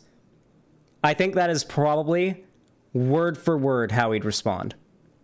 In fact, if by any chance Destiny reacts to my reaction to this 10-year-old debate, I wouldn't be surprised if upon him hearing that, he didn't kind of laugh and say, yeah, that is what I would say. Because it is exactly how he would respond. From the ground up as a language designed to compel people not to think about what they were saying and to deprive people of the language through which they could express any ideas contrary to that of the interests of the party. Now, I understand what you're saying the comparison is. I'm still not sure who Seanhead is. How? How do you know who I am and you don't know what Seanhead is? Seanhead has like 800 times my presence online. How many subs does Seanhead have? Like 3 million or something? Like it's in the millions. It's like multiple millions. Where's the 1.61 million. And she has like other channels too. So like with large sub counts, like yeah. And what's 1.61 million divided by 70,000? That is how many times larger Seanhead is than me. How do you know who I am and not Seanhead? I don't know, maybe you're newer here. It's okay. But we are literally motivated only in an empathetic reach out to the people who can't help themselves. Destiny takes Vaush's position here and applies it to his later debate with Sargon, which is interesting. Can I just I want to give if anybody wants to clip this, I'm fine with it. Like, this is like the thing that depresses me so much about like the particular criticism that Destiny and his community have had towards Vaush. The idea that like Vaush stole all of his takes, his style, everything from Destiny, and his career would be nothing without Destiny. And they say this as though this is like this bombshell hot take thing, but it's like anytime it comes up, like Vaush proudly says, yeah, I mean, I came up in Destiny's community. If it I was inspired by him to start streaming. I was a big fan of his content. I started out in his community and stuff. Like, it's never been something that he's hidden, and yet it's always used as this like really weird, like underhanded attack. But I feel like it doesn't really work if it's something that the person in question isn't ashamed or mad about, or hell, isn't even a bad thing. Like, there's nothing wrong with gaining inspiration from a content creator you watched for 10 years or whatever prior to creating your content. I mean, granted, Destiny was like one of the first ever streamers, but Destiny no doubt inspired hundreds and hundreds of other streamers. In fact, funnily enough, I have a friend. This friend... I can't remember if he was okay. He's probably fine with me saying this. He was the one who did Flamenco's voice in the Flamenco Exposed video that I did. His voice, like his normal talking voice, I met him in DayZ, and I was like, Jesus Christ, you sound a lot like this Nazi guy that like has been stalking me for a while. Are you him? And I hit him up on Discord. I was like, no, okay, cool. And me and him ended up becoming friends because we'd met on this DayZ RP server and we were just getting along. So we ended up becoming friends, and obviously, I had him do Flamenco's voice in that video because they sound kind of similar. But he, ironically enough, was a Destiny fan. Not a fan of Destiny's politics or stuff. He was a Destiny StarCraft fan. This guy was like, he was an aspiring StarCraft 2 streamer back in the day who watched Destiny because Destiny was the StarCraft 2 guy. And I talked, and he's like, yeah, if it weren't for Destiny, I wouldn't be streaming today. And this guy does not do political content, doesn't really watch Destiny anymore, and yet Destiny was the one who inspired him to do gaming streams with his old StarCraft stuff. Destiny was like the PewDiePie of Justin TV. He was the ninja of Justin TV, would be a better comparison at one point. Hundreds of streamers outside of the political area were inspired by him, no doubt. So it does feel a little bit like underhanded when they use that as an insult or as like a gotcha for a variety of reasons, especially because no one's denying it, and not even him. Like, yeah, I was also inspired by Destiny. I wouldn't be here without Destiny. Destiny's content is not only probably why I was like pushed out of the right-wing bullshit tunnel. That's what we're gonna call it now, the right-wing bullshit tunnel. Not only that, but also like just seeing Destiny's streams and like thinking, this looks fun. This looks fun. And thinking, you know what? Instead of doing a prepared video, I'm going to do a live stream today and try debating random conservatives that show up in the chat. Let's see how that goes. It looks fun. And it just stuck, and I kept doing it. And I don't think that's like stealing someone's content. I don't think it's like a bad thing. Destiny was responsible for the right's downfall after 2016. In large part, I'd say so. I think that like Destiny it played a pretty big part in dismantling some of the online communities back then. I wouldn't put him entirely responsible for the right's downfall, but I think he's responsible for the dismantling of several large right-wing figures and communities online, which certainly sort of set the stage for a much more flourishing online left, different from like the Tumblrite SRS era of lefty internet politics. Or at least don't have the power to right now. Okay, and, We'll and give that's them good that. and that's noble, but there is absolutely no cause in the history of mankind that makes it acceptable to sacrifice intellectual integrity or reality. Are you if that kidding? makes sense. No. Religion? Politics? Are not worthy things to say. It's happened in the past. I'm not saying it hasn't happened, but I'm saying it's definitely not acceptable. Those are like examples Not in my acceptable? favor. So- No, so it's you're- not acceptable. so- For instance, so the, you're the, saying- the systematic oppression of scientific findings by religious institutions is an unacceptable thing, but people found it acceptable at the time to further their religious dogma. We need more people to be religious, ergo the earth is the center of the universe. Are you etc. comparing feminism to religion? In a way, yeah, you guys share a lot of similar If- trends. No. No, because here's the thing. You have an end that you want to achieve, and you think Yep. that the means, whatever means possible, will justify those ends, as long No, as you don't not- offend a not minority on the way. whatever, not- It is. It's not just like whatever. it's just like the argument earlier, where you were talking about whether or not there were genetic differences between races of people. Like you said that you would rather say that there are no genetic differences, rather than say there might be, but that's not an excuse for prejudice. Because There are two things. Look, I understand exactly what you said and what you're about to say. There are Okay. two things that I want to say in response to that. got it. For one, in response to your earlier comment, there are not any means that we will take. And we have an objective and rational way of looking at our ideology. Unlike certain... It's ironic because that's not the argument that Vaush is making, most likely, considering this is the exact thing that Vaush argued against with non-compete. others. We do have college classes on feminism. What about, like, we have professors. for We an have- SRS example? Please, just Oh, a sorry. second. Okay, go ahead. SRS is a circle jerk. I know, but it's your most vocal one. You said you agree with most No, of the views. it is a tiny subreddit on an online forum. Feminism is much larger. Okay, and, And we've feminism. spoken for SRS. It's mostly an ideological difference between the two of us. I'd like to speak for feminism Got it, for a moment. okay. There are not any means to which we would accept the end. If I had the power to snap my fingers and instantly eliminate all the misogynists from the planet, I wouldn't fucking do it. Because for one, we'd have a labor shortage, but more importantly, because that's immoral. If the cost of helping millions of people rise up out of a form of oppression, if the cost of helping that many people is simply changing language so that expanding a definition of a term so that it in hindsight may be slightly less intellectually honest but saves millions of people, that is a cost that any rational human being should be willing to take, in my opinion. And because you and I aren't at stake here. You and I aren't going to... Well, I'm half Cuban, bro. I'm half Cuban. I'm oppressed True. every day. No, I'm just All kidding. right, I'm just kidding. No, I know you're... Dude, I may be humorless, but I understand the difference. I watch you after all. No, I'm half Cuban, but I would never claim that I haven't faced Right. any Look, oppression. I'm, because of my I'm Hispanic half background. Irish. Did you know the Irish used to be slaves? So we're literally like black people when it comes to race. Holy shit, that's true. I never thought of it before. Irish people should complain about reparations. I've never been to Ireland. Now shut the fuck up. Okay. I think that is a cost we should be willing to accept. Now look, if we could do it with... I still credit Lindsay Ellis for my swing leftward. At one time, I was watching both her and Roaming Millennial talk about cultural appropriation. RM appealed to my frustration as a baby writer that I would be yelled at for including other cultures as inspirations or references in my work. Ellis assured me that cultural appropriation was a neutral academic term and that it wasn't inherently bad. I listened to Ellis and went left. That was really like a big part of it, right? Like, didn't it always feel like, for people here who used to be conservatives, didn't it always feel like the biggest problem with the left was that, like, you were being attacked by it for things that you didn't really think were that big of a deal or like a big problem. And it wasn't really until you realized, okay, the left isn't actually like trying to ruin anyone's life over these things. Like this isn't really a realistic concern. That's, for me, like a big part of what made me realize like the boogeyman, the hysteria, the straw man of the left that I'd been, sort of had been built in my mind wasn't exactly as accurate as I thought.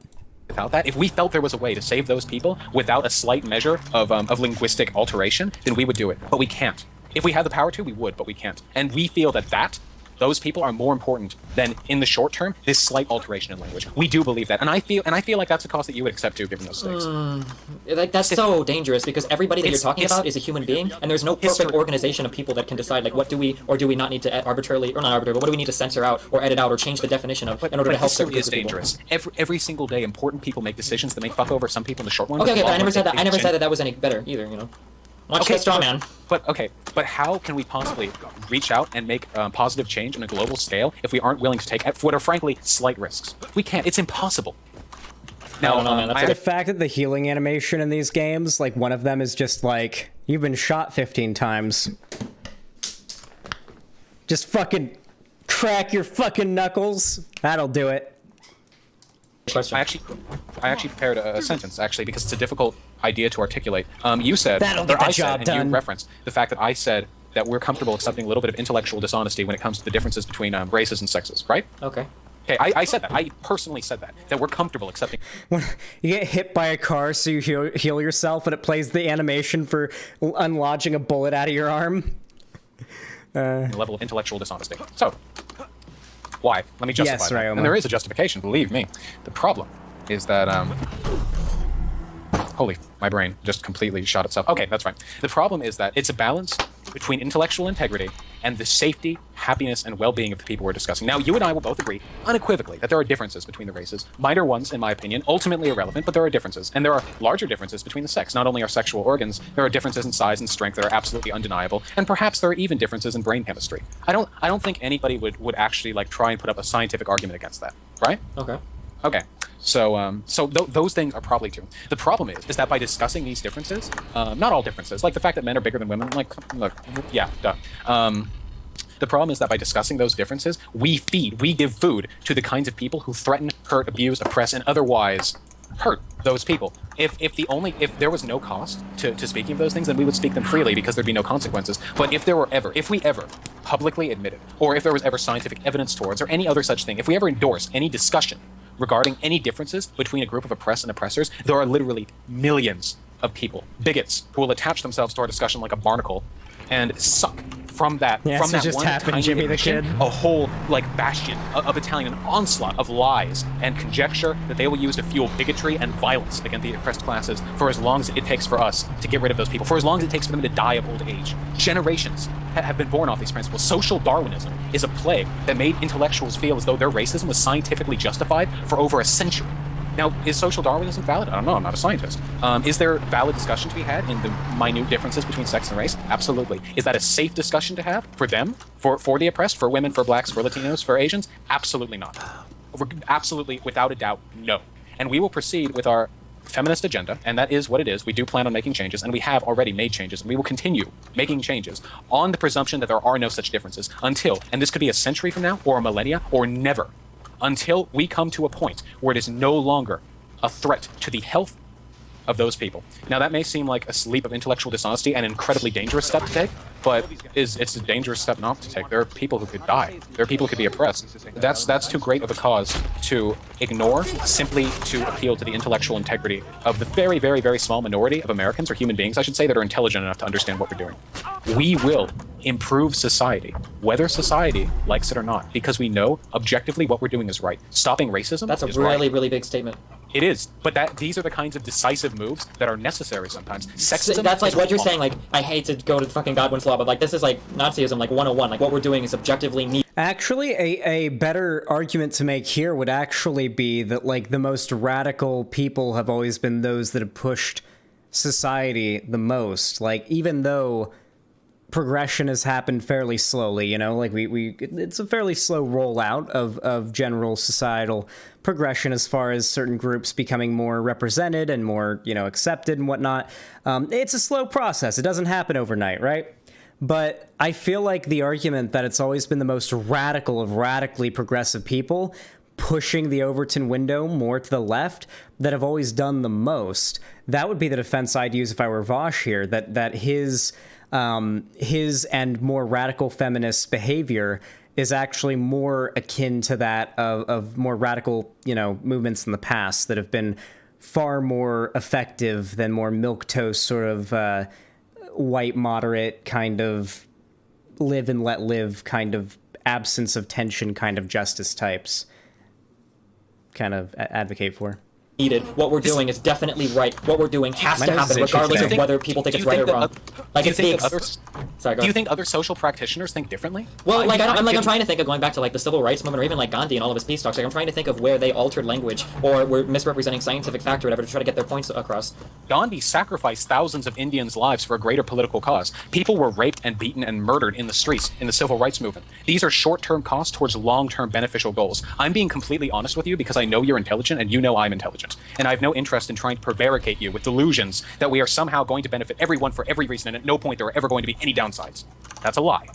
there will, and there always have been, and there always will be slight downsides. And we are minimizing those downsides and trying to maximize the benefits. We know what we're doing is right, because do I need to explain why racism or sexism is objectively wrong? If I had to, I would say that the basic tenets of Americanism and freedom are that you should not judge either legally or personally people based off of factors that they could not control. Like there are very basic moral arguments to this cause. Now, I understand that from an objective standpoint, this might sound like fucking dictatorial language 101, but what do you have to fear from us? It's feminism. Like, we're going to take over and they're going to be like Well, I feminist mean, but armies. then like you've also got to like just the pink definition. guard. The definition of some of the words that you're talking about can be scary. Like racism, like you said, it means different things than it did, a long time ago. Like racist used to mean is when you discriminate on somebody based on the color of their skin. But now racism might mean, hey, 35% of the people that go to your college aren't this color of skin, so you're racist.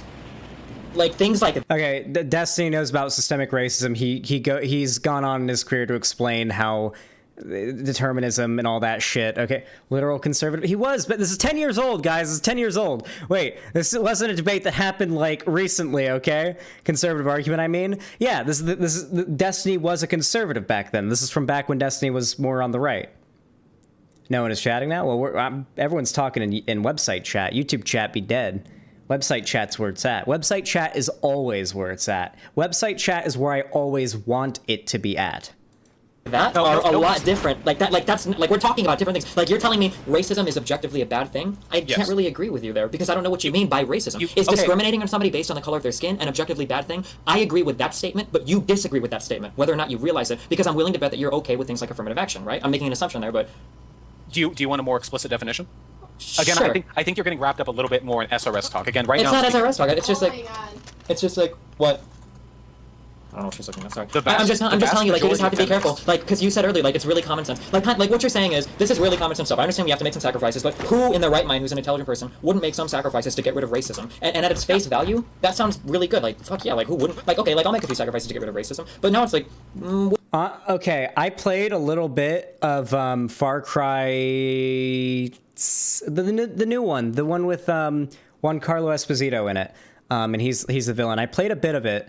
I haven't gotten super far, but like Far Cry 6, I'm actually like disappointed with the visuals and the design of the map in comparison to Far Cry 3's map. Like, look at this cool little mangrove forest river here, this little saltwater mangrove forest. I didn't see anything like this in Far Cry 6. What an interesting little environment this is. I don't recall finding any cool little fishing shacks on a mangrove river in that game. Maybe I'm wrong. I'll play the game more at some point when I have more time and you know, get to know it a little better, and maybe I'll review it on stream, who knows. But like, I don't know, I feel like this is just better map design. what do you consider racism? Steve, Like, despite the circumstances of the world that this game world is, I'd want a vacation here for like a week or something. Look how pretty it is. even I am going to indulge you in. You know what game made me really want a vacation there? Assassin's Creed 4 Black Flag. I am a whore for tropical settings in games, okay? Tropical settings in games with crystal clear blue water and like sunshine and palm trees and bright, like vibrant green colors and everything. That shit, that is my favorite setting in games. Assassin's Creed 4 Black Flag did it extraordinarily well. As far as the aesthetics go, I want a remake of Assassin's Creed 4 Black Flag, a full-on HD remake. If I actually, you know what? Any game I had to pick to get a remake, I'd pick AC4 Black Flag. But I'd want the remake in 10 years. I want it with the 10 years from now future graphics and like hardware and everything. Like I want it to be a future remake. And it'll happen one day. AC4 was one of their most popular and beloved games. They will make an AC4 remake one day, and I will play the fuck out of it. And it will look beautiful, and it'll be insane. Graphics in 10 years won't look much better. I don't believe that.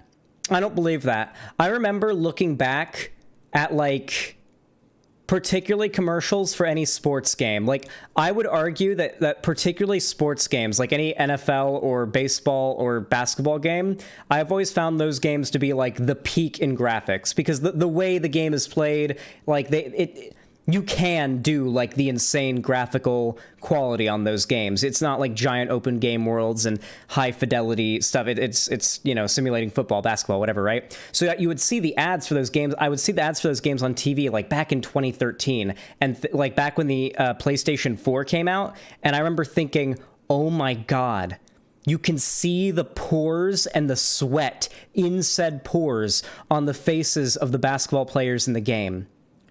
Holy fucking shit. Graphics cannot possibly get better than this. They cannot possibly get better than this.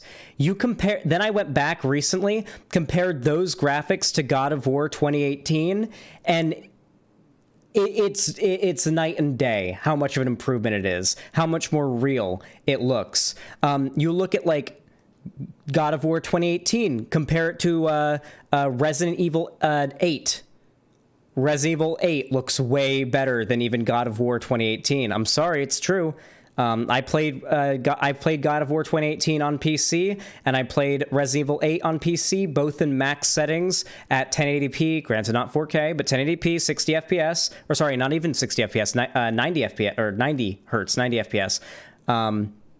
And obviously RE8 significantly better. 10 years from now, I think we are going to not quite be at photorealistic graphics, but it's going to be more detailed shading, more depth to textures, and just better mocap. The biggest thing that we're going to see in 10 years is going to be the advances in motion capture technology. We're going to start to lose a lot. We're going to be losing a lot of that uncanny valley kind of stuff. If you want to see like the advances in motion capture, compare Until Dawn to like God of War 2018. Compare Until Dawn to the most recent game that studio put out. It's like, these are areas that are seeing massive, fast, advances in their quality. God, I feel bad for Cherry having to edit this with all these random, like, I've gone on 2 tech stunlocks about the evolution of tech in this stream. Regardless, though, I do think in 10 years, graphics are going to look about as much better compared to the graphics now as graphics did 10 years ago. Maybe better. I feel like graphics are getting exponentially better.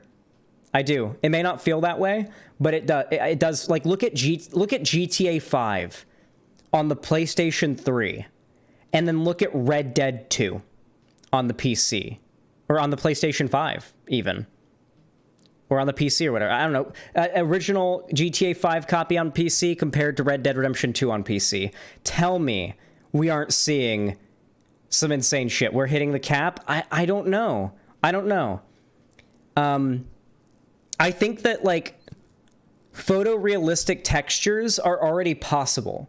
We can already do photorealistic textures. It's already a thing we can do.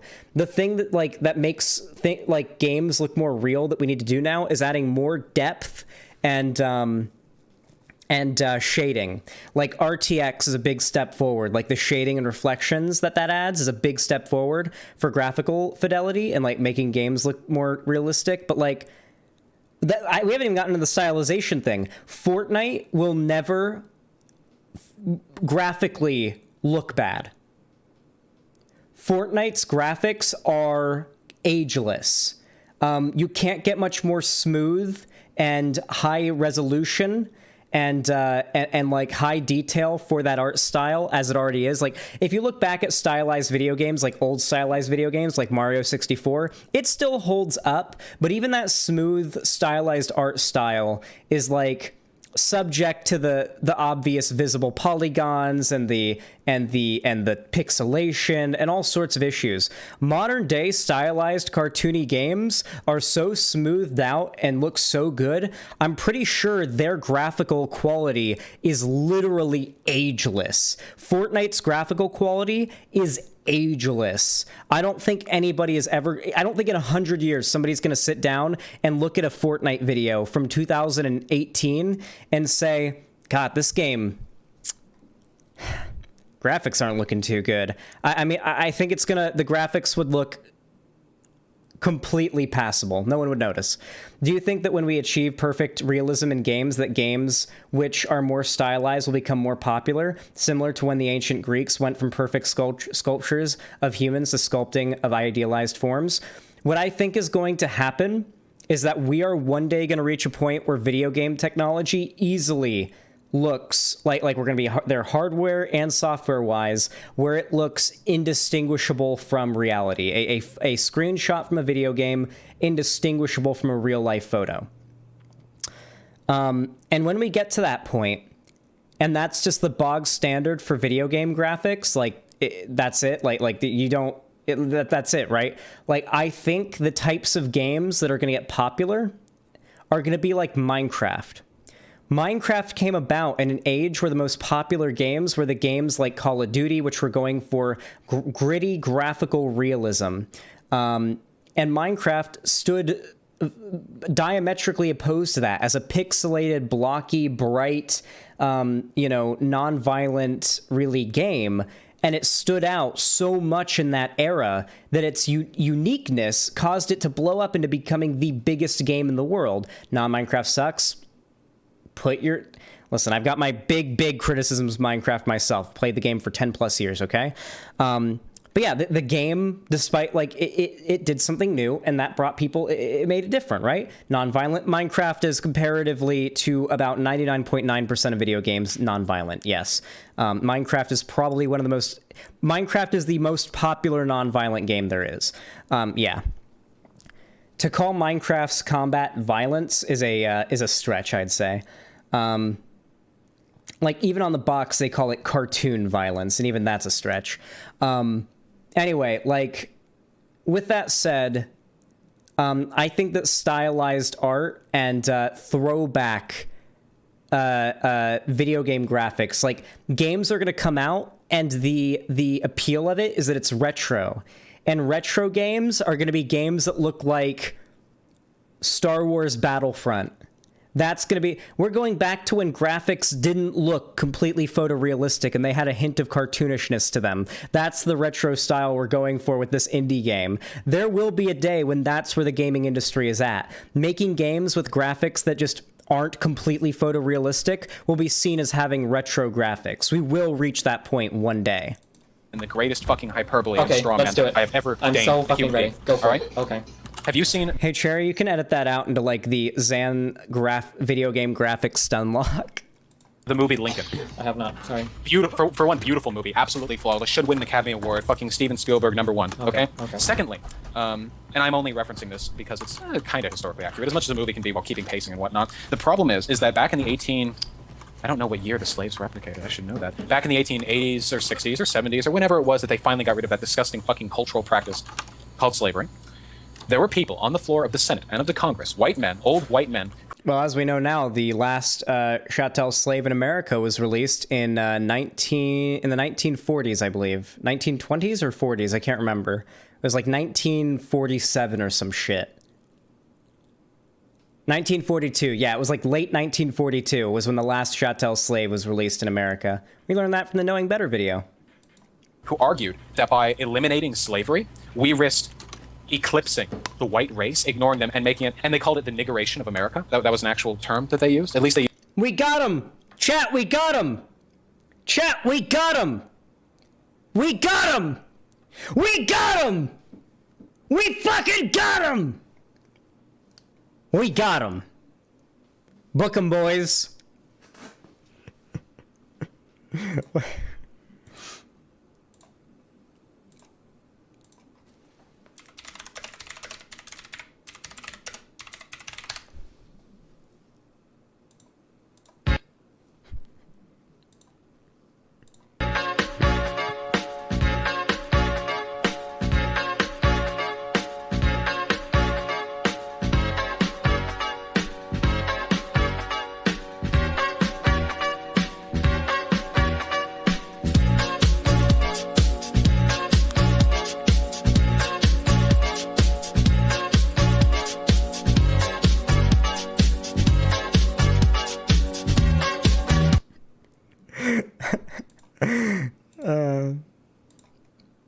used in the movie, so I have to assume they like. Come on, racists today use it. Fucking 1880s. Fuck yeah, they use that term.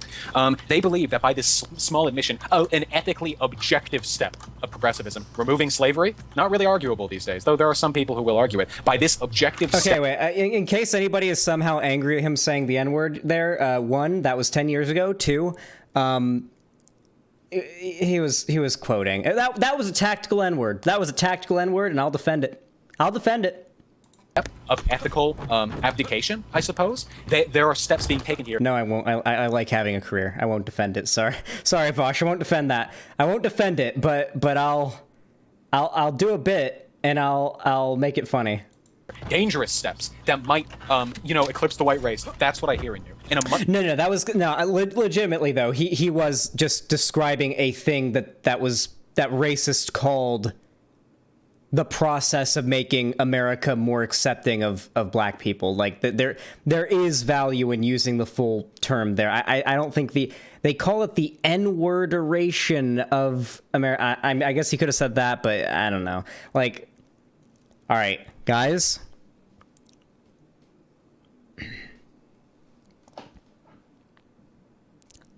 Sometimes you can say a slur as a treat. Just a little slur. Much smaller degree, what I hear you're saying is that you're taking steps of progressivism too far, and because of that, society might be detrimental. It's not more that. It's more like I'm more interested in. What's the worst thing that could happen? Do you think the Pink Army is going to march through the streets and drag out men who fucking yell at their wives? The worst thing that could happen is we get into this kind of really fucked up world where we have this fake sense of equality achieved, where no one is really equal, and everybody's just kind of we just this fake bullshit where nothing really means anything at all. I don't know. It's hard to explain. Well, yes, it's hard to explain because it's not real. It's a feeling, and obviously he doesn't agree with this now, but legitimately, this is how conservatives feel. It's a feeling. They feel like this might be what'll happen if the feminists win. They couldn't explain how it would happen or realistically, pragmatically, how this crazy nightmare world they think is going to occur could possibly happen. There's no real process they could describe to me in which that world would form and our world would transfer into that. They can't do that. It's just a very strong feeling that a lot of conservatives have because it feels right. It feels right. Just like how a lot of people, upon hearing about trans people existing for the first time, a lot of people's immediate gut reaction is not agree that trans people are valid, to not agree that gender can be changed, to not agree that sex and gender are different things, because these are ideas that have been ingrained in us for so long that we have an almost instinctual aversion to challenging these almost.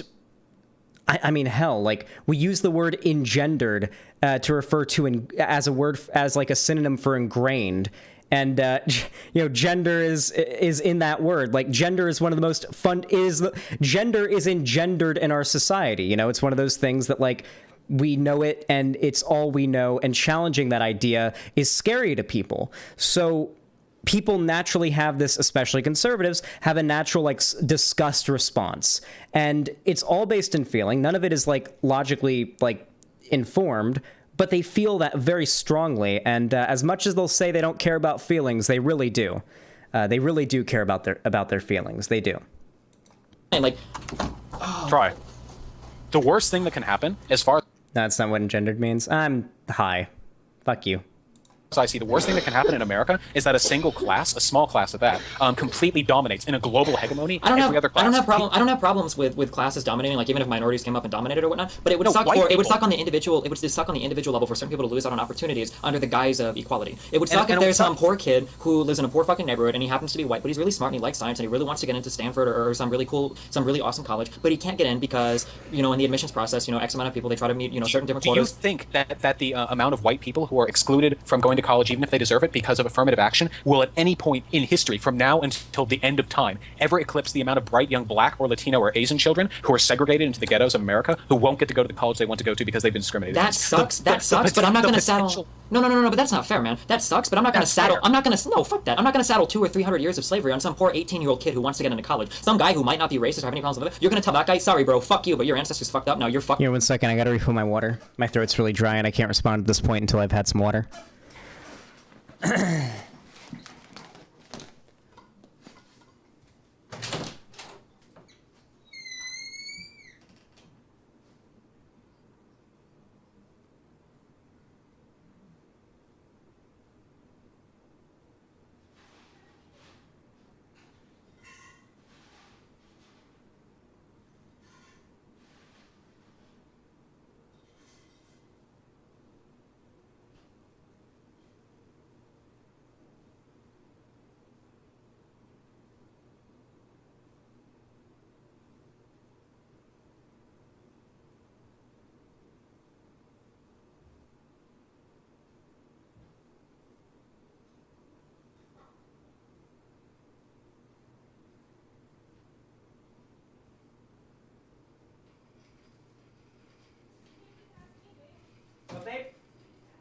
I'm sorry. I just felt like I'd ask you for a lot of stuff tonight. I won't be rude.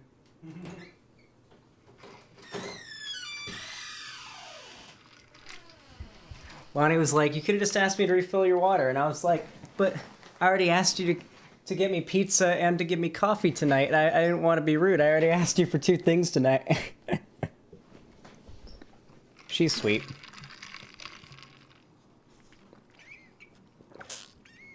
For the rest of your life? No, that's bullshit. That's fucking 100% but that's bullshit. what's happening to every race that isn't white people. That's what's happening. That is happening right now. Okay.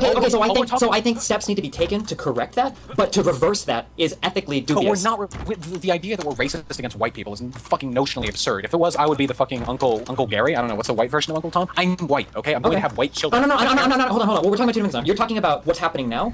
He said I'm white. I'm going to have white children. How do you know that, Vaush? Who knows? What if? How do you know that? Would Vaush only date a white person? Racism exposed. Mask off. Freudian slip. And then you asked me what could the worst possible thing be. I understand right now, white people have it way fucking better than most other minorities in the United States, even with discrimination against whites, which really does. Irish laddie only planning on having white children for the fatherland. Interesting.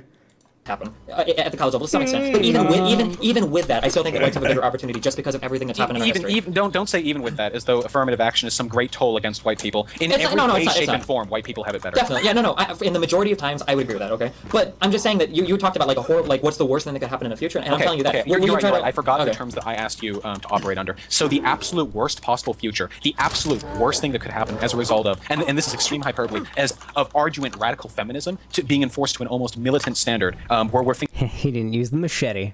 Things are flipped around and that's the worst thing that could happen. And all that is you're worried that white people will be treated the same way that minorities have been treated. No. I'm not even worried about it. Please, just give me a moment. Please just give me a moment. What I'm saying is the worst thing that could happen is to whites is the same thing that happens to everybody else already. Now I don't want that to happen. But it's not the same thing that happens already. It's the same thing that happened 200 years ago. What's happening now is a result of the effects of institutionalized bullshit. But what you're talking about is institutionalized bullshit. It's not. We still have institutionalized bullshit. No, we don't.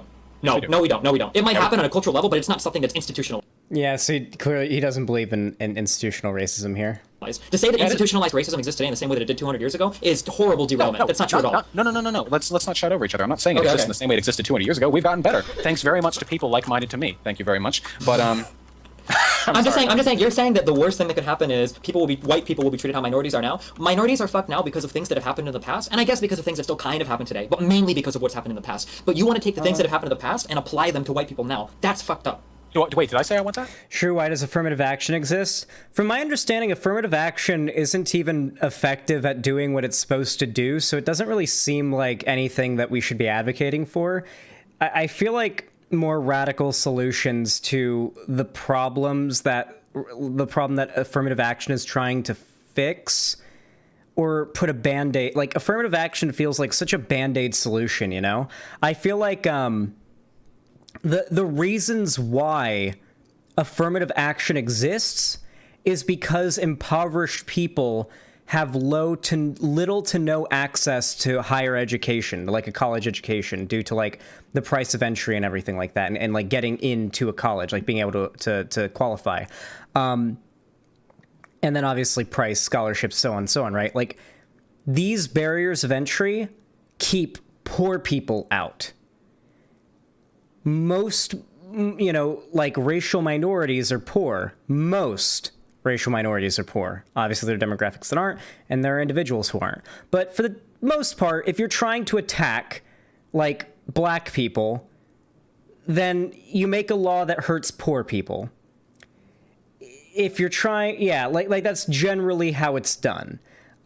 Because most black people in America are poor, but most poor people aren't black.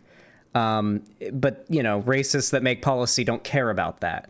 So, I feel like better solutions would be like making college more affordable or available in general to people with lower income. Like solving that problem, I feel like on its own solves the thing that affirmative action is a band-aid solution to, right? Obviously it doesn't fix the fact that like local schools funded by property tax aren't going to be as well funded due to the fact that the families that live in that area don't have as much income, or the fact that like A lot of black families in America don't own homes because they, up until like just a few decades ago, in many parts of the country, black people literally couldn't buy a home or get a loan.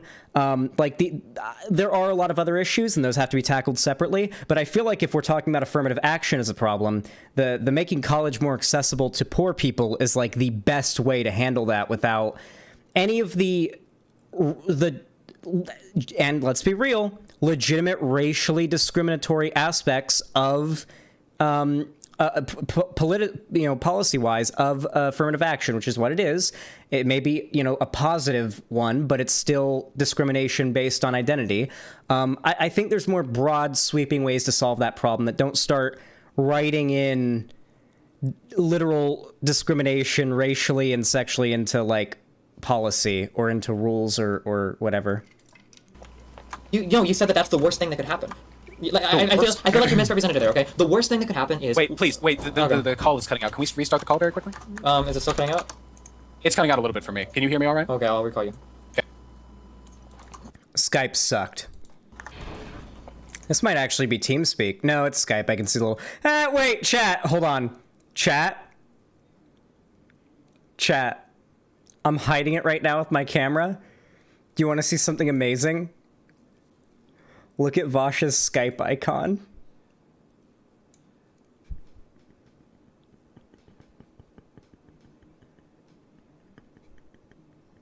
It's just like a close-up of his face looking like... no beard.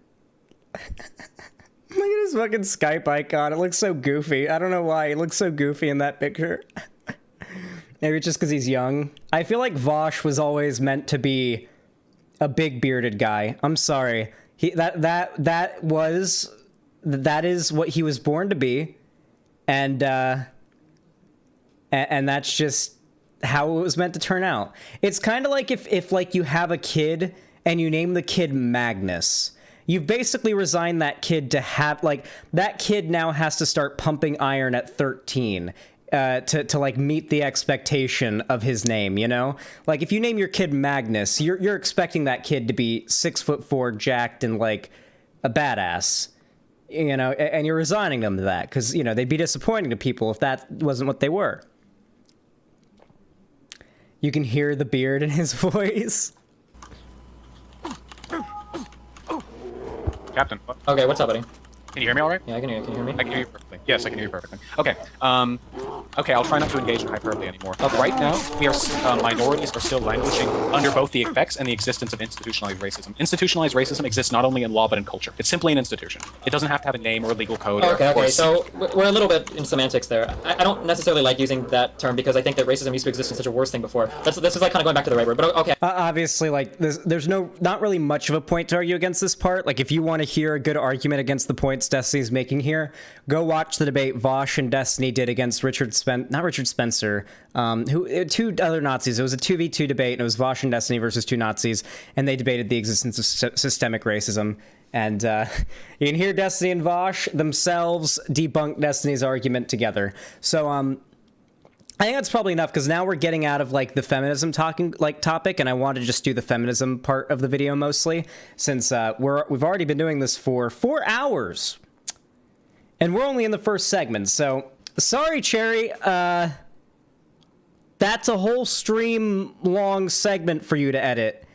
There goes the Vaush content drought, though. The new Vaush content for most of you guys. Most of you guys haven't even seen this debate. Anyway, if by any chance you enjoyed this segment, please consider leaving a like, both on the stream and on the video itself. Consider following my social medias linked down below. And if you want to see more from me on YouTube, subscribe and ring the bell icon. Of course, also consider joining my fan Discord through the link down below, as I said again, where I'm building an army. I am building an army in the game Rust. It's a game available on Steam. It is a fantastic game. I love it. And I am gathering as many of my fans, as many people as possible, to build as big of an army in this game as I can to absolutely dominate a server. We need as many people as possible, so go to my Discord, go to Rust Recruitment or Rust Apply. Those are two different text channels in my server, and say, I want to play Rust, and I will add you. With all that said, thank you so much for watching. Thank you for your support, and I will see all of you guys later. Nice. Okay. Jimmy the Kid, thank you for the tier 1 sub. Says, women want me, fish fear me. True. True, Jimmy. True. True. Thank you. IMO, thank you for the tier 2 sub. I really appreciate that. Didn't say anything. Kazane. Sorry, Kazane. Oh, I'm not ending stream. I was just ending the segment. Sorry. Good night, Sean Head. I don't know if you're leaving stream or if you thought I was ending stream. Kazane, thank you for the tier 1 sub. Says, get in the shadow onesie. Unfortunately, not quite there yet. Not quite there yet. We're only $45 out of 300 in. I don't know why, but my viewership's been higher than usual, but stream donations have been down compared to like when my viewership would be really low and I'd make more from it. It's weird. I don't know why. I make more money when I have less viewers than when I have more viewers. It's really, really odd. Regardless, though, either way, it kind of balances out. Having more people here makes me... honestly, it makes me happier than making a lot of money from a stream. I feel more... I'm in a better mood after a stream if I had a higher viewer count than if I had a low viewer count but made a lot of money. Not like, oh, I feel better about the stream, but like I'm in a better mood. I feel like I had more fun. And like my time was more valuable, maybe. I don't know. Oh, Liberium, thank you for the $10. I appreciate that. Says, what's 2 plus 2? 5. Thank you for the $10. Kazane, thank you for the tier 1 subs. Is getting that shadow onesie? Hopefully I will be able to tonight. And Sasha Star, thank you for the tier 2 subs. Is am DGGer, Vaush bad. He fucked my mom and dad at the same time. He has sent my life into a spiral. I lost everything because he's a Giga Chad. Yeah, many such cases. Thank you for the tier 2 sub. All right, this is I can't speak. God, I really can't wait to get on ADHD medication. It is going to be fucking baller. Get me on that methamphetamine. I mean, medication. Welcome to capitalism. Medication. Am I right? Am I right, boy? Am I right, boys? Yeah, let's go. No, in all seriousness, I do need to get on ADHD stuff. Burry, thank you for the $5 super chat. Says better mood. Did you mean weed? I do get to buy weed, and that does help. Guess what, guys? We have 317 viewers right now and 505 likes. I'm curious. Can we push that like count to 550? I'm curious how many new people who haven't liked the stream are here and can push the like count to 550 before we move on to the Ezra Miller segment.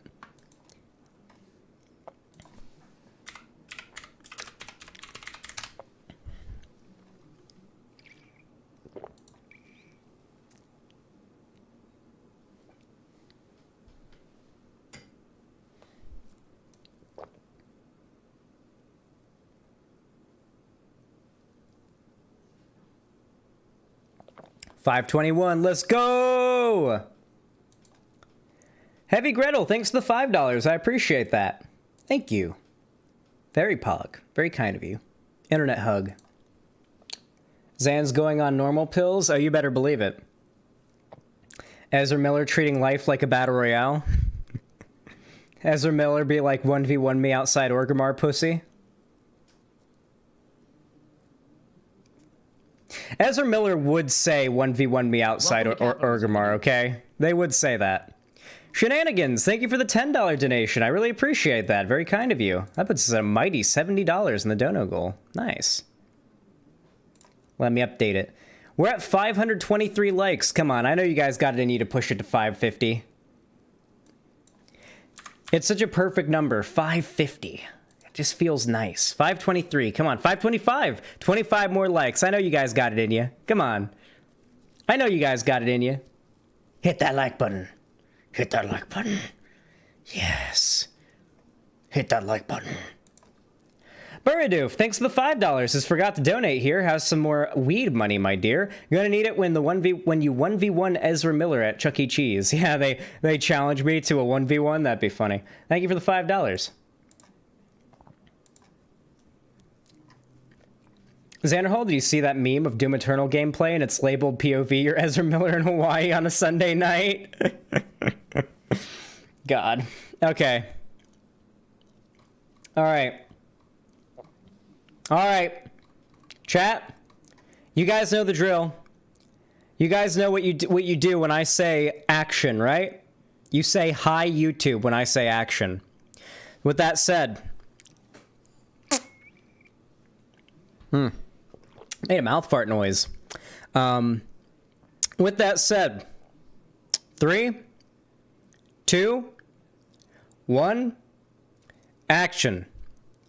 So, prior to a couple days ago, I had absolutely no fucking clue who Ezra Miller was. Funnily enough, though, when I found out who they were, I actually found out I was familiar with them, and at least some of their work. They played, correct me if I'm wrong, but they played the Flash in the Justice League Snyder Cut, right? I watched the Justice League Snyder Cut like a year ago when it came out, like the night it came out, and I'm pretty sure they played the Flash in that. Yeah. So that is literally my only prior knowledge of this person before all of this news headline bullshit happened. Now, before finding out what Ezra Miller had done to, end up in the news in such a negative fashion, I remember seeing a picture of them and thinking, what a handsome young individual. What could this person have possibly done to make the internet hate them this much? You can't be that good looking and do something like that's not even that big of a problem and the internet hate you. That's not how the internet works. If you're good looking, the internet will find any reason to make excuses for you and defend you. So definitely had to be something bad. So I figured together to find out what is going on with all of this drama and why you, me, and everybody else watching this video ought to even give a fuck about it. We're going to have to read this article from BuzzFeed of all places. Listen, Shu, I know you're in the chat. Calm down, all right? It's going to be okay. I don't like it either, but it's all we got. It's the most comprehensive breakdown of the situation I could find. Don't worry, it's BuzzFeed News, not BuzzFeed Pink or whatever the fuck. All right. Here's everything you need to know about Ezra Miller's history of arrests, threats, and concerning encounters with fans. What is it about Hawaii and making celebrities like lose their shit and go wild? Didn't the guy who plays Homelander in The Boys also like lose his mind and assault somebody or something in Hawaii recently?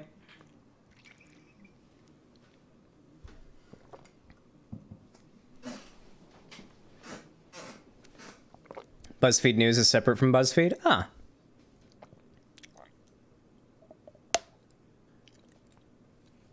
He's just he's just a method actor. A lot of sex workers in Hawaii. From my understanding, like if you're, well, no, you would do that if you were a little bit less wealthy. Never mind. Anyway, in 2011, Ezra Miller won critical acclaim when they burst into the scene with their breakout role in the thriller We Need to Talk About Kevin. At the age of 19, the actor, who identifies as non-binary, that will become relevant later on, unfortunately, and uses they-them pronouns, had already starred in several indie movies, including After School and City Island. But it was their unsettling role as serial killer Kevin, that really put Ezra's name on the map.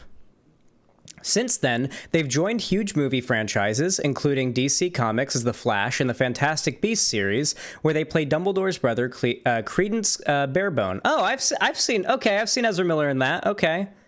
All right, I see it. But as their movie career has gone from strength to strength, Ezra has also been exhibiting extremely concerning behavior off camera. In as many months, 29-year-old Ezra has been arrested 2 times while in Hawaii and has also been the subject of a restraining order in a separate incident.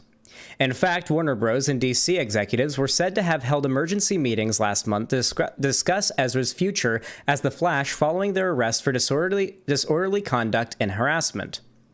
But Ezra's history of concerning behavior with co-stars, fans, and other members of the public actually dates back to 2017. Here's everything you need to know. According to Rolling Stone, Ezra had frequent meltdowns during production of their character's standalone movie, The Flash, last year. An insider stressed to the publication that Ezra was never violent, but described them as losing it after getting a thought in their head and losing confidence in what they were doing. And Ezra's arrest on March 28th reportedly led to the execs hitting pause on future projects with them for the time being. The police report states that Ezra became agitated by a group of patrons in a Hawaii bar who were singing karaoke. Oh, I understand that. The actor allegedly shouted obscenities at the group and snatched the microphone from a 23-year-old woman while she was singing. Was she white? Ezra is also accused of lunging at a man who was playing darts and was arrested and charged on both counts before being released on his $500 bail. I think they might be able to pay that off. On March 29th, a local couple filed a temporary restraining order against Ezra, alleging that after the arrest at the bar, Ezra burst into their bedroom and threatened them. Damn. Going hard. Yeah, BPD moment. In the police report, Ezra is accused of telling the man, "I will bury you and your slut wife." It also claims that Ezra stole the man's wallet, which contained his bank card, social security card, and driver's license, and the woman's passport. Damn. Ezra Miller took a bunch of ketamine and thought they were the Flash. Most recently, Ezra was arrested and taken into custody on Tuesday for second-degree assault, also in Hawaii. This time, they were accused of throwing a chair at a 26-year-old woman. White, right? A white woman? We need to know this. Which struck her on the forehead and left a half-inch cut. Jesus Christ. Police said that officers were called to a private residence at around 1:10 a.m. in response to a report that Ezra had become irate after being asked to leave the gathering. Yeah, same. Ezra was arrested after being found during a traffic stop 20 minutes later. They were released from custody just after 4 a.m., and police said this is an active investigation. Alongside these incidents, Ezra also has a history of making unsettling comments, previously admitting that they got validation and gratification when they were approached with fear after playing high school killer Kevin. I do get a certain kind of validation and gratification from the way people will sort of approach me tentatively with a little bit of fear after they see the film, they told Vogue at the time. I had a close friend see it, and we went out to some party afterwards, Ezra continued. I thought we were having a fine time, and my friend was like, "Listen, man, I gotta go. It's nothing personal. I love you, but I'm just having a really hard time being around you." And in 2018, okay, future serial killer shit. This sounds like the thoughts and behavior of an extremely egotistical person who loves any kind of attention whatsoever. And if that kind of attention is people being afraid of them when they enter the room, then that's attention enough. And in 2018, Ezra revealed that they'd held onto Kevin's crossbow murder weapon from the movie, asking a journalist during their cover interview with The Hollywood Reporter, "You want to see the real bow and arrow from Kevin, man? Because I got it right here. I really do." I mean, there's nothing wrong with keeping that. I mean, people usually don't want to see it when I ask them. They usually say, "No, I prefer to not see that bow and arrow." And I say, "Okay, it's up to you," Ezra added. The actor is also a supporter of gun rights, and in the same interview said that they didn't have a problem with people owning semi-automatic weapons. I mean, that's fine. I'm cool with that. Ezra argued people need to protect themselves. And after the Hawaii incidents earlier this year, Ezra appeared to threaten to shoot members of the KKK in Bellevue, North Carolina.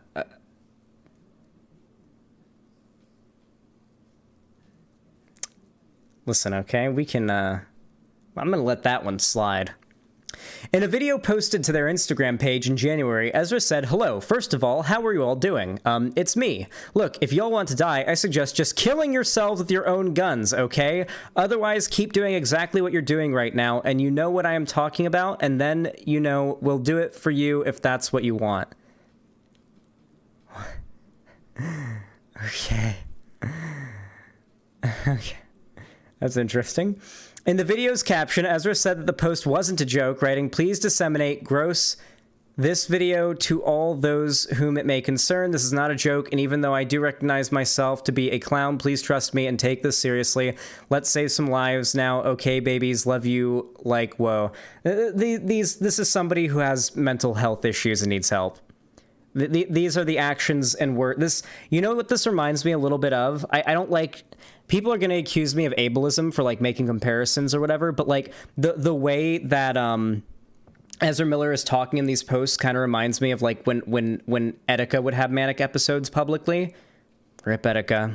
Trust me, I don't like thinking about it. Trust me.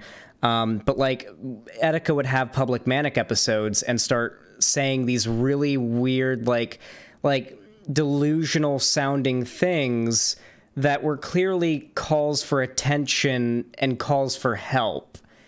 And that's what this feels like to me. Does anyone remember that? Does anybody remember when Etika would be tweeting about like how he is God and all that? Like, I feel, yeah, it reminds me of that, and it worries me. Not that I have too much of an investment in Ezra Miller's, personal well-being. I don't know them, but like, I do think that there's somebody who needs help, and I don't know if they're going to get it. That is a manic episode, definitely. Yeah, 100%. I don't think that there's any speculation from me there. That's cut and dry like a manic episode. Manic episodes aren't like a particular mental illness distinct diagnosis. A manic episode is something that can be a symptom or result of plenty of things, but yeah. Ezra has also faced backlash for some of their interactions with fans over the years, with the star accused of choking one woman and kissing a man seemingly without consent. Oh, that's not good. In a video from San Diego Comic-Con in 2017, a fan can be seen asking Ezra if they are drunk, but the actor joked in response that the Flash can't get drunk because his metabolism is so fast. Okay. The fan then asked if they could smell Ezra's breath as proof, and it was at this point that they kissed the man on the lips before continuing to kiss his face. Ezra then asked, "How'd it smell?" and walked away. Okay, all right, listen. On that one, on the kiss one, that's Chad as fuck, okay? If somebody asks, "Can I smell your breath?" Yeah, they've broken your boundaries and acted creepy enough that I think they'd be warranting in a firm smack to the face. Like if somebody walked up to me and asked me, "Can I smell your breath?" Like they were completely in their right to smack that person in the face as far as I'm concerned. Misgendered, I apologize. They were completely in their right to smack that person in the face as far as I'm concerned. Wait, no, I didn't misgender Ezra Miller. I was talking about the guy that they kissed. Yeah, like I don't know. That feels like a cheeky, like, well, if you want me to, if you're going to invade my privacy and consent enough to come up to me and ask to inhale my breath, then, yeah, I'm gonna fuck with you, yeah.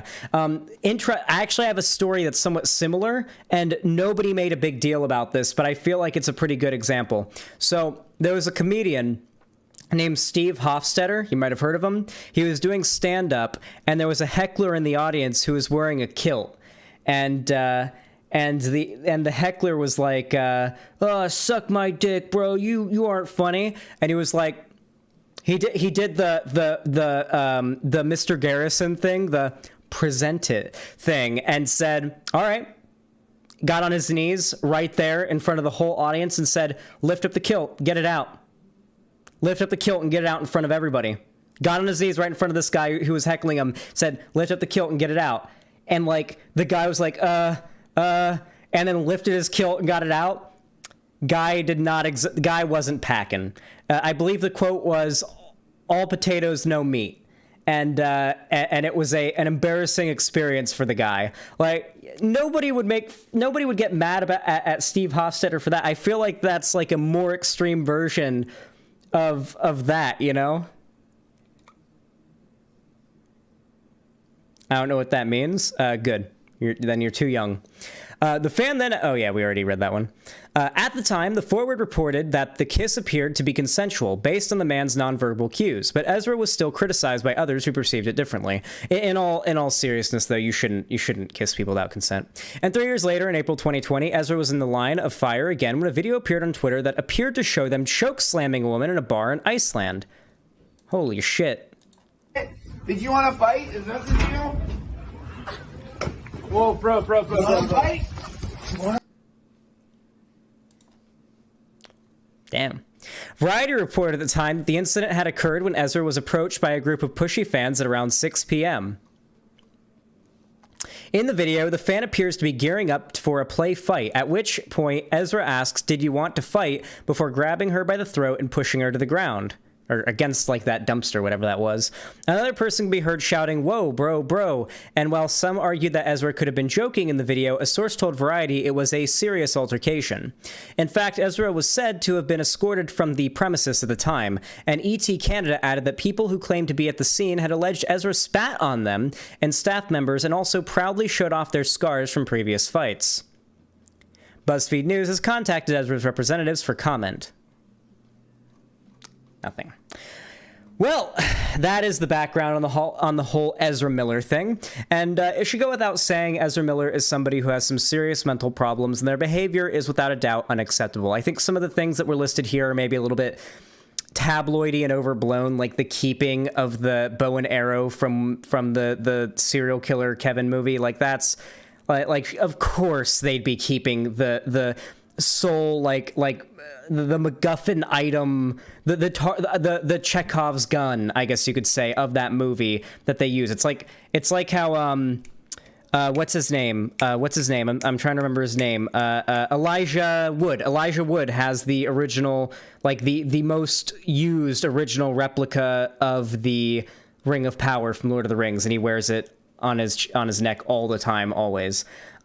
Which is based as fuck, by the way. Yeah, that's like nothing crazy, but like the other stuff, the assaults, the mood swings and the behavioral issues are clearly indicative of yeah, of course Ian McKellen has glamdring.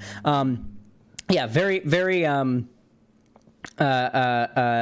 inappropriate behavior. But why should we care? Why should we care about this dumb celebrity drama? Well, as mentioned before, and as repeatedly you've probably noticed, Ezra Miller is non-binary. Ezra Miller goes by they them pronouns. Ezra Miller is an extraordinarily large public figure.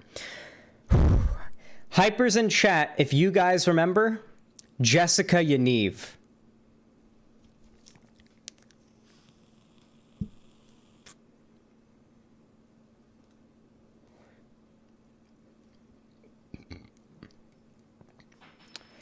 So, for those of you guys that don't know, Jessica Yaniv is a trans woman who was the subject of a lot of media attention, particularly from the right, due to the fact that she is a creep, almost certainly a pedophile, just a creeper and a half. Okay, imagine like the worst, most insulting, most offensive stereotype that a Nazi or a transphobe or a TERF, more notably, would make of a trans woman.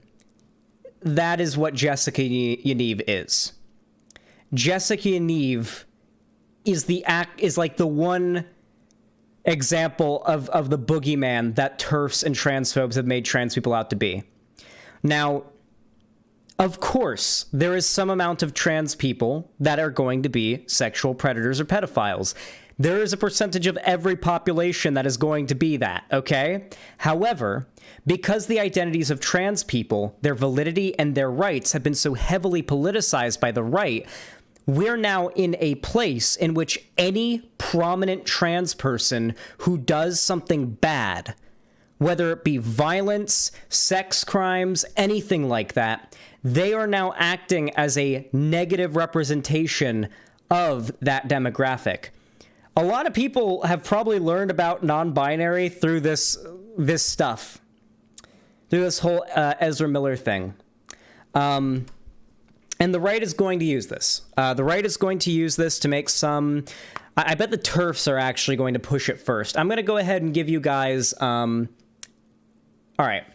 I'm not here to suggest that we ought to consider Ezra Miller not really trans or some bullshit like that. I am here to warn you about what the right is going to argue in the coming days or weeks that this whole Ezra Miller thing is relevant. The TERFs are going to argue that non-binary gender identities are simply a shield that aggressive, abusive men are using to separate themselves from the negative connotations of the male gender identity, that it is not real, and that Ezra Miller is just one example of millions of men who are pretending to not be men and using that as an excuse to assault and harm women. That will absolutely 1,000,000,000% be a talking point that TERFs are going to use about this, if they are not already. I have not seen them using it yet, but I will let you guys clip this take here, and you can tell me if I'm wrong in the future, okay? they be erasing non-binary women so much for feminism. So non-binary, like femme non-binary people, as far as TERFs are concerned, are usually in the same way trans men are, sort of framed as these wayward women who have been ruined by toxic masculinity and have been brainwashed into forgoing their womanhood. That is typically what they say about like FTNB, I guess is what you could say, non-binary people, like female to non-binary. AFAB NBs, yeah, that's a better one to say. Yeah, like that's a very common one. You'll hear about trans men and AFAB NBs from TERFs. I think the right is going to use very similar talking points. Like your Tucker Carlson types are probably going to repeatedly do the virtue signal of how non-binary people are also a threat to women. There's a lot of crossover in TERFs and far-right talking points. If they can unite on attacking transgender people and gender identity minorities, they will do so. We will need to prepare for these arguments. It's only going to get more common. The more representation we see of non-binary and trans, like binary trans people and so on, the more representation we see, some amount of the people doing that representing are going to do bad things, and they're going to get a lot of attention for doing those bad things, and bad people are going to try to use those examples as a foundation to push bigoted propaganda. And it's something that needs to be prepared for. So that's why you should care about this. That's why you should care about this seemingly innocuous, dumb celebrity drama TMZ tier nonsense. With all that said, if you enjoyed this video and this segment or the stream, please consider leaving a like, subscribe and ring the bell icon if you want to see more from me here on YouTube. YouTube doesn't tell you when I go live or upload a new video unless you ring that bell icon and turn on all notifications. And of course, feel free to follow my social medias, all linked down below, including my Instagram, Twitter, TikTok, and my fan Discord, where I am building an army of Rust players to dominate a big official server in Rust. So join my Discord server, go to the Rust applications, or sorry, the Rust recruitment or Rust apply text chats, say you want to play Rust, and I will add you. And of course, if you want to support me financially, you can do so by donating, subscribing, or gifting a sub on my website, xanderhal.com/live, or supporting me on YouTube, Twitch, Streamlabs, Stream Elements, or even through Patreon. But with all that said, thank you so much for watching, and have a good one. Oh, I forgot to record that segment. I'm sorry, Cherry. You're gonna have to yoink that segment from the VOD. Speaking of which, by the way, it has been 4.5 hours, and I don't have much energy left in me. And as much as I'd like to do the J.K. Rowling segment, I feel like it's about time for me to wrap up stream, and I think we can cover that on my next one. Zan, go to bed. I do want to play, like, I want to relax for a little bit and play some Rust with the fans tonight. I haven't done it in a few days, and that makes me feel bad. The biggest reason why I'm doing the Rust with fans thing, really, is because I grew up watching a lot of YouTubers, and I really loved watching their content and and you know, hearing what they had to say and everything. And naturally I developed a parasocial relationship with these figures, but looking back at it, it was so depressing that these figures were so unobtainable for me as a fan of their content. If it weren't for me becoming a YouTuber, and getting to the point I am now, do you think I would have ever spoken to half of the people that you know, I looked up to, that I watched when I was younger, that, you know, are huge content creators, you know? I don't know if I ever would have gotten to talk to somebody like Seanhead if I wasn't as big as I am now, if I hadn't gotten to become a content creator. And well, Seanhead's a bad example. She has a Discord and the group chat, and she's active on Twitter, but, a content creator of equal size, I don't know if I would have been able to talk to somebody like Mudahar from Some Ordinary Gamers, or Turkey Tom, or who else have I talked to that's really big? Mr. Beard. I talked to Mr. Beard recently. You know what?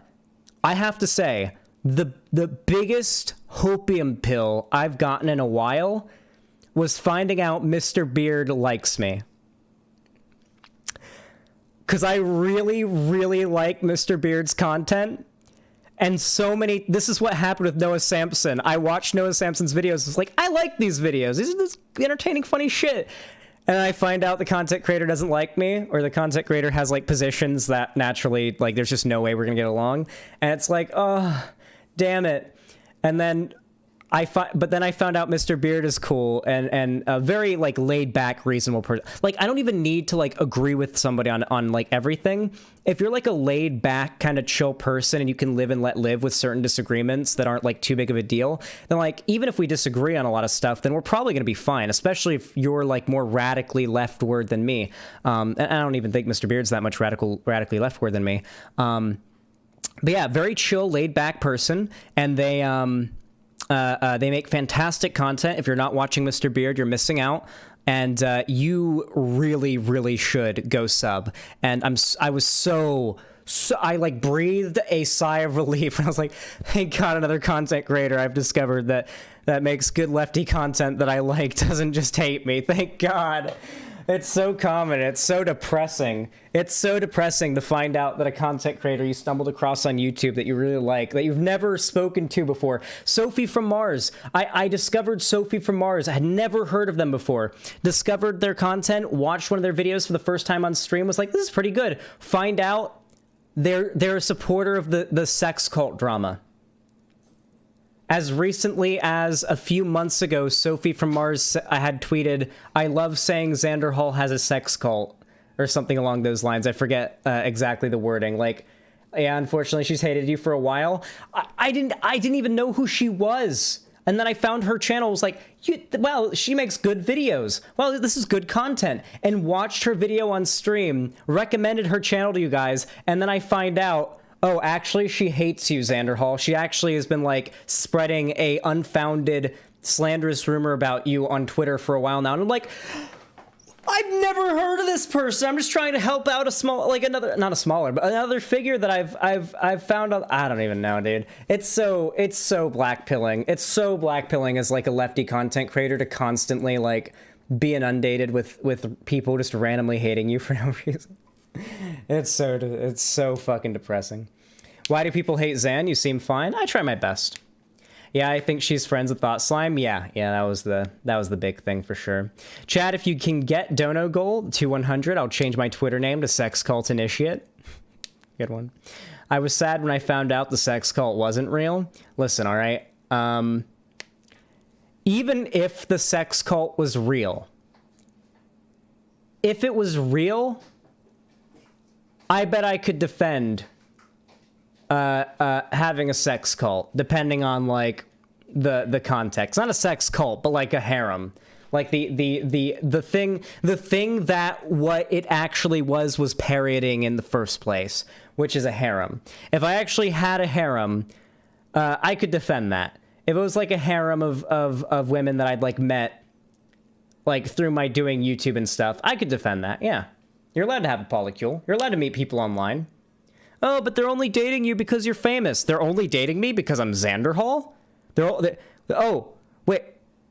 They're only dating you because you're you. Yeah, I am me. Yeah, that's fine. Yeah, okay. Sure. Yeah. They're dating me because I'm me. That's usually what you want in somebody who wants to be with you or fuck you or whatever. Like, yeah, I don't know. I think that people have sort of maybe put a little bit too much like stigma on the idea of like a content creator like fucking like somebody who found them through their content. Like, depending on the context, I feel like it can be fine. There are obviously like issues where it like happens, but like clearly it's not in and of itself like a problem, you know? It's morally neutral, so to say. The onus is on you to prove that it's wrong. Goddamn, 325 viewers. I love you guys. There's power dynamics and everything. True. I have more Twitter followers than Lonnie. Explain that.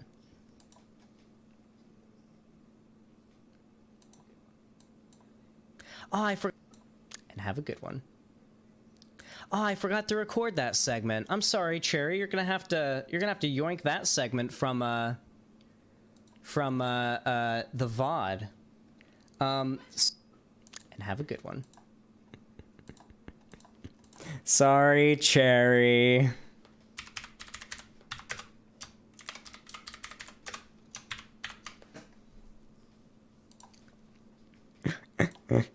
That's really funny.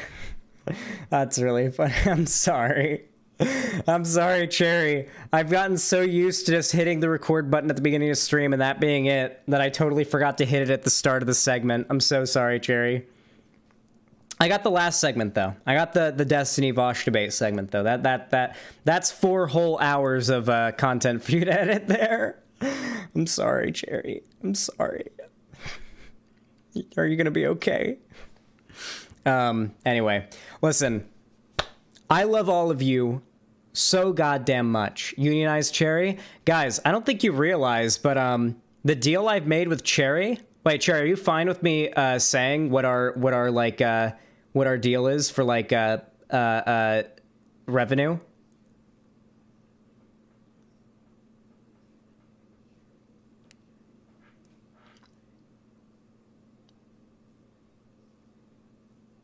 I'm waiting for Cherry to respond.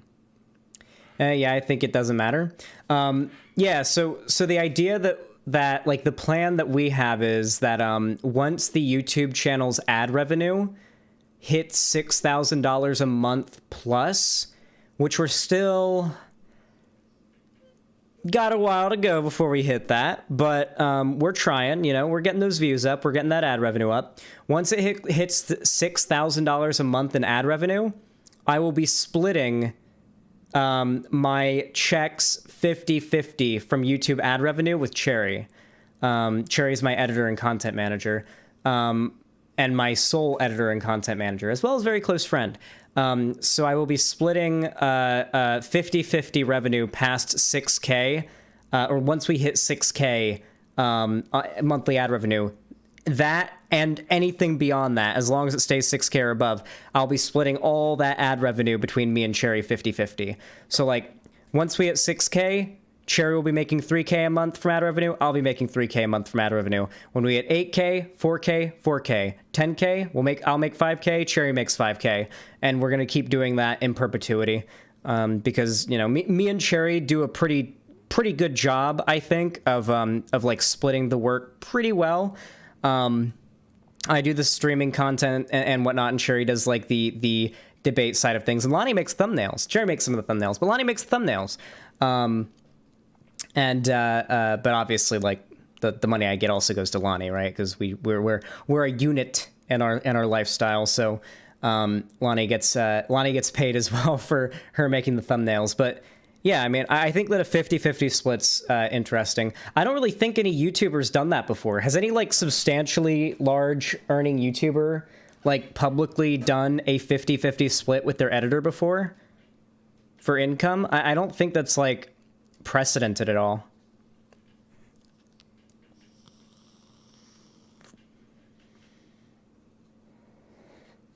We're getting closer to 6K, actually. Channel has been growing hard, gaining a more grounded viewer base. Thank you for all your support, everyone. As Cherry said, thank you all for your support. We're trying to push. Once we start getting double uploads out, I think that's when we can really push it to 6K ad revenue per month. And that's when me and Cherry can start splitting it 50-50. And at that point, like, Cherry getting 3K a month is gonna be nice for them. Okay, like, I'm excited for them to be getting 3K a month. Like that's what, like, I'm excited to be able to give Cherry their first like $3,000 payment. That's a day I'm excited for.